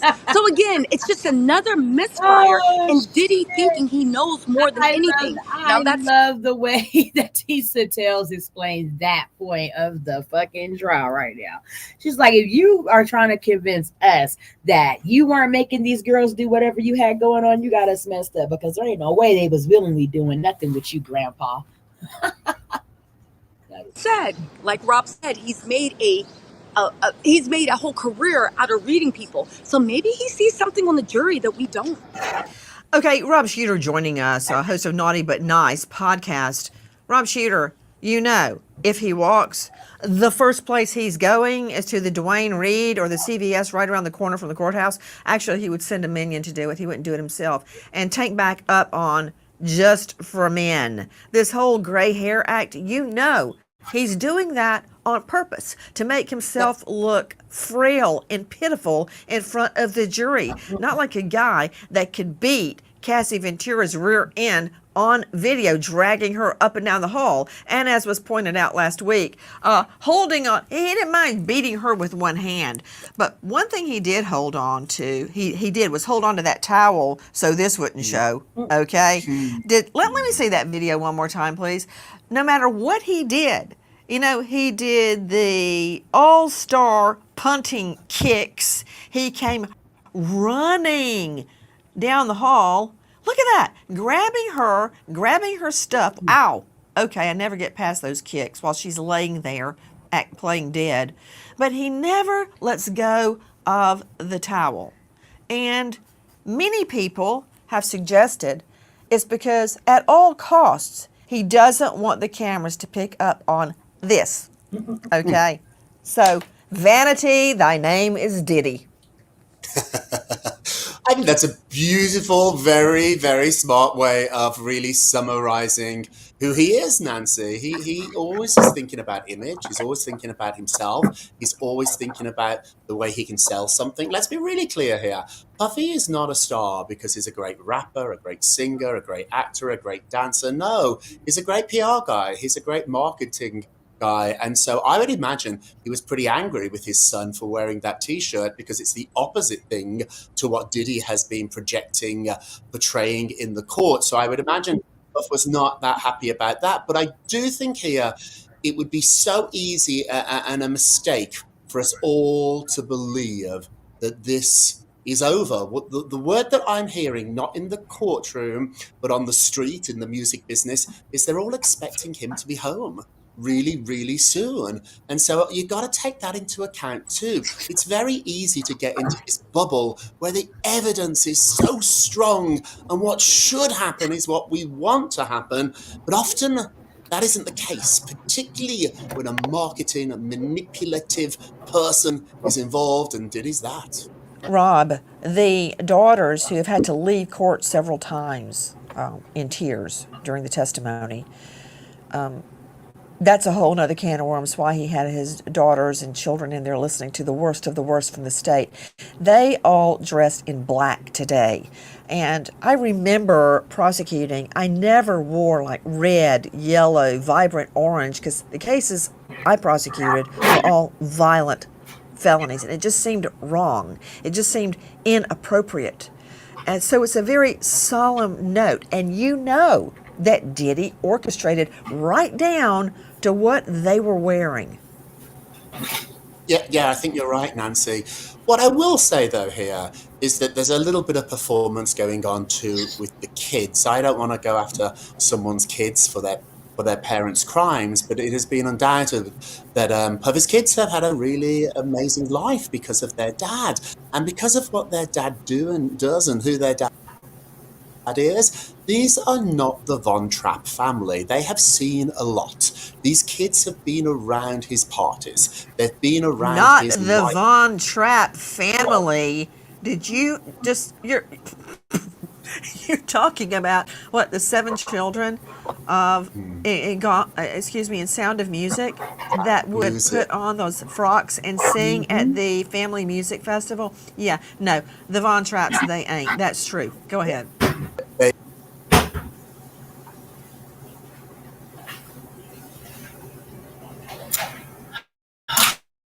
Why did I touch my computer?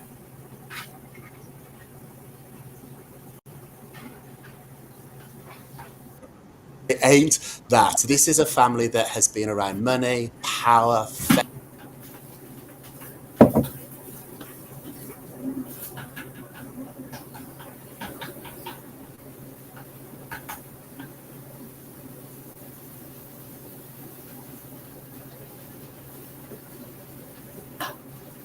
fame, celebrity, sex, violence. They've heard their dad's song.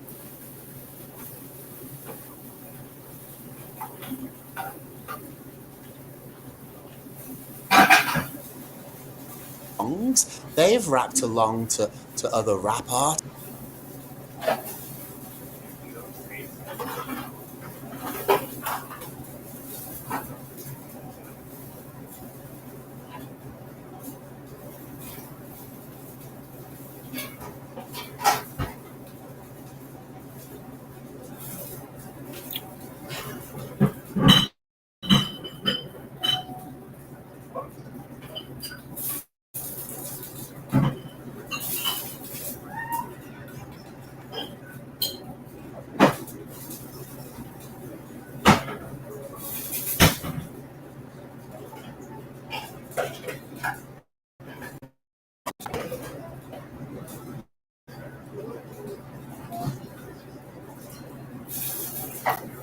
Strange scenes, strange environments. So I wouldn't feel too bad for the kids here. I think that they're part of the Combs family.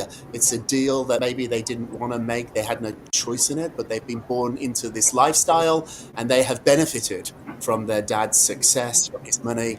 I'm very surprised you brought up the Von Trapp family. Weren't they raised by a nun, Sister Maria? Remember her, a.k.a. Julie Andrews? Okay, these children have not been raised by a nun, okay? But following up on what you said, to me, Dr. Bethany Marshall, that makes me feel for these children even more so because they never had what I had. Of course, I grew up on a red dirt road drinking water from a well my grandfather dug in the backyard, okay? But you know what I did have? I had a mother that took care of me and a father. Both of them worked all day into the night, came home, had supper with us, and they were there for me. I mean, it ain't easy for my dad to work on the railroad and my mom to work at a factory, right? But they did. But we had love. These children never had that constant in their life. Now they're sitting in their dad's felony trial. A lot of people have asked me, wow, how do you feel about Christian Combs putting you on a diss track? I didn't see it that way at all. I didn't see it as a diss at all. I saw it as an adult son trying to take up for his father, and I actually feel bad that they're in that position. I do too, Nancy. They've been raised in a culture of sex abuse, of violence, a culture of narcissism, guns, multiple mothers, half siblings. It's just a very confusing environment. And, this is going to be a therapeutic experience for them sitting in court because they have to take in all kinds of information about their father. Have you lost your mind? Have you lost your mind? You're getting your father accused of sex trafficking. Therapeutic, yes. Okay? Yes, I am, know Nancy. It's called you're out in Beverly Hills, and I was raised on a dirt road, but ain't nothing therapeutic about hearing the truth about your father, that he's a sex trafficker. So. I do, Nancy, because they have to be in reality. They've been raised in an upside down world. Listen to what Agnifilo said today, okay? So when he says that Cassie Ventura was just trying to please her man, just because your man wants and you don't, but you're just going to do it to make him happy, he's basically saying women need to take it up, okay? As an analyst, I hear all the metaphors. I hope those kids sitting in court, hearing all this degradation of women, have a good therapist to talk to so they can make sense of it. And all of this putting women down because Cassie Ventura got $20 million. With Michael Jackson, when he paid his first victim $30 million, we didn't say that 9-year-old was a gold digger. We said Michael Jackson must have done something really, really bad if he paid out $30 million. Okay, I have not heard this. Diddy's son dropped a rap about Nancy walking into the courtroom all namaste. What? A yoga Zen thing? Greeting his lawyers with a yoga studio-esque bow. Namaste. My rear end. This is horrific that he's allowed to walk into court and he's being all cute and calm. He can namaste his way all the way to the MDC. He wasn't all namaste in the middle of all these freak-offs. He can chill out behind bars for the rest of his life for all I care. So this guy isn't concerned at all with kicking her, beating her, dragging her. You know what he's concerned with, and Nancy, I'm going somewhere I never thought I would go. He's concerned with holding his towel up. He cares about keeping that. There you go. I thought I'd never go here, Nancy, but I have to go there because I woke up thinking about it. He's more concerned that we don't see that TR. I don't want to say the whole thing because this is a family program. Tootsie but that's Roll, what he. people you have can say even it gone for so me. far to refer to it as a little raisin. Straight back out to Sydney Sumner, Crime Stories investigative reporter. I understand that Sean Combs had his son Christian Combs, along with his god uncle Kanye, very busy last night. Yes, they have released an EP today, and one of the songs on that EP is called Diddy Free, and the lyrics say that we aren't going to sleep until we see Diddy free. And those lyrics actually mention you, Nancy. They don't understand, but they stand me. Tell them, give me grace, even Nancy. So this isn't the first song that he's released speaking about his dad's legal troubles. And honestly, I don't think they're doing any positive things for him. This Bible might come in handy. This rifle might come in handy. I don't think threatening gun violence is really doing much to persuade anyone that your dad is innocent of these crimes. Okay, the jurors get to go home every night. They are not sequestered, and they can be exposed to this rap song created by, God help him, Christian Combs and Kanye. Why you would want your child around Kanye, I do not know, but that's a whole nother can of worms. Let's take a look at the lyrics. Ain't gonna sleep till we see Diddy free. Ain't gonna sleep till we see Diddy free. When it gets sus, they try to play the victim. Playing the victim, that's an attack on the victims. Outspoken, I ain't keeping in. Blah, blah, blah, blah. Now, I noticed part of it refers to a Plan B, which is an abortion drug, which came up during this trial. It says they ain't got to lose. What are they talking about? The victims or the jurors? I ain't one of them. And then it goes on to talk about Astro. What? Astro lied?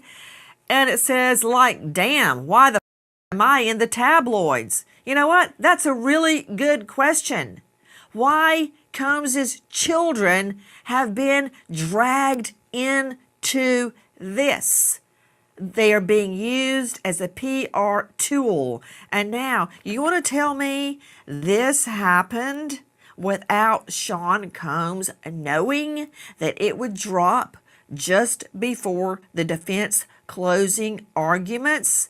Further looking at the lyrics that dropped last night, the Bible might come in handy. Like what? It's a prop.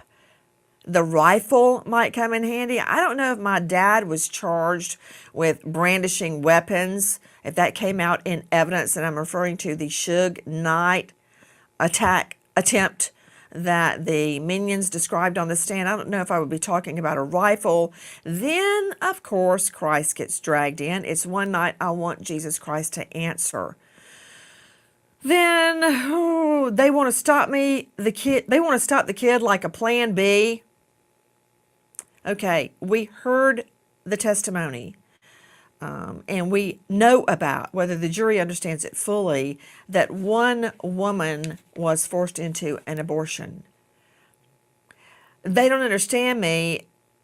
Tell them, give me grace, even Nancy. And it refers to Bad Boy throughout. That would be Bad Boy Records. Okay, let's hear it. They don't understand, but they stand me. Tell them, give me grace, even Nancy. Okay, some people ask, are you angry? No, I'm not. I'm full of remorse for what Sean Combs is doing to his children. Eric Faddis joining me, veteran trial lawyer. Have you ever prosecuted a case where the children, unless they were the victims, thought their parents did it? Because I don't think I've ever had a case where the children thought their dad was guilty, even adult children. They never believe the parent did it? Yeah, Nancy, I can't think of one. Really, the family often rallies around the defendant in these cases, provides support. They want to believe. They want to believe their family member is, not guilty of these heinous allegations. And that's understandable. But oftentimes, like you mentioned, the family can be brought in sort of as pawns, sometimes in the trial itself, sometimes outside the trial, especially in these highly publicized cases. And I think a lot of folks think that may be what was going on with Diddy and his children. Let's take one more listen to Diddy Free. This is released by possibly the only person in the world that thinks Sean Combs is innocent, and that would be his son, standing by him. God bless him. Christian King Combs, and of course, the illustrious Kanye. They don't understand, but they stand me. Tell them give me grace, even Nancy. Tell them Whoa. What? A yoga Zen thing? What are you talking about? Well, Nancy, I don't know if you've ever been to a yoga class. I used to attend pretty often, but you just, at the end of class, at the beginning of class, you put your hands together and you do a short little bow to everyone else in the classroom to show your respect for everyone. And that's exactly what Combs has been doing to all 8 of his lawyers in the courtroom every morning when he comes to see them. Sydney, you cannot live in New York City, in Manhattan, and not be subjected to a yoga class, particularly a hot yoga class, the worst. But what you're saying is like a Zen namaste. Oh, okay. You know what? Straight out to Lynn Shaw joining me, executive director, founder of Lynn's Warriors, dedicated to ending sexploitation, trafficking of women and girls. Namaste my rear end. He can namaste his way all the way to the MDC. He wasn't all namaste in the middle of all these freak-offs. You know how big of a stack? They had to do an 800 number for all the women calling in claiming that they were victims of Sean Combs freak-offs, king nights, hotel nights, whatever euphemism he wants to use. These women claiming they were drugged in their drinks, that they woke up covered in baby oil with their vaginas hurting, and he's all namaste my rear end. What a slap in the face to all victims of any kind of sexual exploitation, abuse. I mean, this is horrific. And you know what? I'm putting my money on the jury that everybody can see right through this act of contrition, because this is horrific that he's allowed to walk into court and he's being all cute and calm. And you know what? Yesterday I was saying I don't want to call him the nicknames I've called him, Dirty Diddy and things like that. But today I want to go back to that because I am sick and tired of this. Who is protecting? Who is talking to? Who is giving advice, counsel to these hundreds, as far as we know, right? Victims of his, probably thousands over the years. So I'm just hoping that this playbook of his, this Dirty Diddy playbook, everybody's on to him. Everybody's sick of him. And you know what? We have to turn that focus and hope and hope and hope that victims, survivors, anybody watching this, he's turning it into a laugh stock fest here, some kind of festival. This is a court of law. He's supposed to be up for his life, right? And the family and him and the lawyers singing. It's too much, Nancy. It's just too much. I know. Did you hear that yesterday, Dr. Bethany Marshall? You were with us last night when we learned that Agnifilo, the defense attorney, went on the mic and started singing, her name was Lola. He started singing Copacabana in a sex trafficking trial. And it just threw me over the edge because I have dealt with rape victims. Look around. I'm looking around the studio. At least 1 in 4 women have been sex assault victims. Think about that. Think about it. People you'd never suspect have been sex assault victims. And he's singing Copa into the microphone, and now Sean Combs comes in and does the namaste. Really? He can chill out behind bars for the rest of his life for all I care. Nancy, What's it's the not just dichotomy? What is this? Well, it's one more male, and females do it to minimizing the severity of sex trafficking. Nancy, I don't think our nation or world really understands what sex trafficking is. This whole question that maybe the women consented, that means they were in a relationship and not that they were coerced, is so false when you think of the whole psychology of sex trafficking.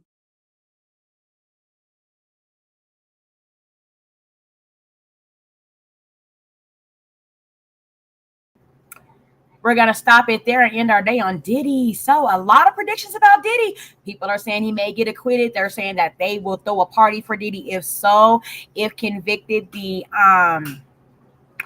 former warden at the jail where he's being held at now says that he will immediately go to one of the prisons, whatever custody, he'll be released into, depending on whatever level of charge, he's convicted on, will determine his level of custody in prison. And he will, start off on the lowest level tier of the food chain. Just because he's Diddy doesn't mean he'll go in and run the prison essentially in that nature. But he will start off in the kitchen or whatever, working, stirring, washing, scraping, scrubbing, fucking, sucking. And then Diddy will move to whatever next, could potentially be, for him as he continues to serve out his sentence, if that's the possibility of a conviction. Let me know in the chat, guys. What do you think? We've done a full day of the deliberations. We're verdict watching for Diddy. They are in the deliberation for the jury. This is so exciting. Oh my God. We have really come down to the wire with Diddy's shit, y'all. So we have been consistent and God's been blessing us. We made our 1,000 subscribers and, we're climbing on our watch hours. We're going to be monetized here soon. We're going to keep it going. We're not going to drop the momentum at all. If I even feel now I'm gonna find the driving motivation as y'all have done to watch me, I'm gonna give it to y'all, continue to fill up y'all's teacups. I'm gonna continue to keep my tea kettle on so that I can continue to fill y'all up. This is Tanisha Talks Teas. Y'all let me know down in the chat, what do y'all think's gonna happen, acquit or convict? If he's convicted, how much time will he get, on what charges? And if he's acquitted, what will his next moves be? What will Diddy do after acquittal? Let me know down in the chat, y'all. Thank you for sipping tea with Tanisha. Have a blessed, safe night. Remember to love and hug your loved ones. Stay tuned for my next upload. Thanks for watching. Remember to show your support by liking, subscribing, and sharing. It's a blessing. Keep your teacups filled and ready for my next upload. Until then, stay inspired and remember, always stay sipping.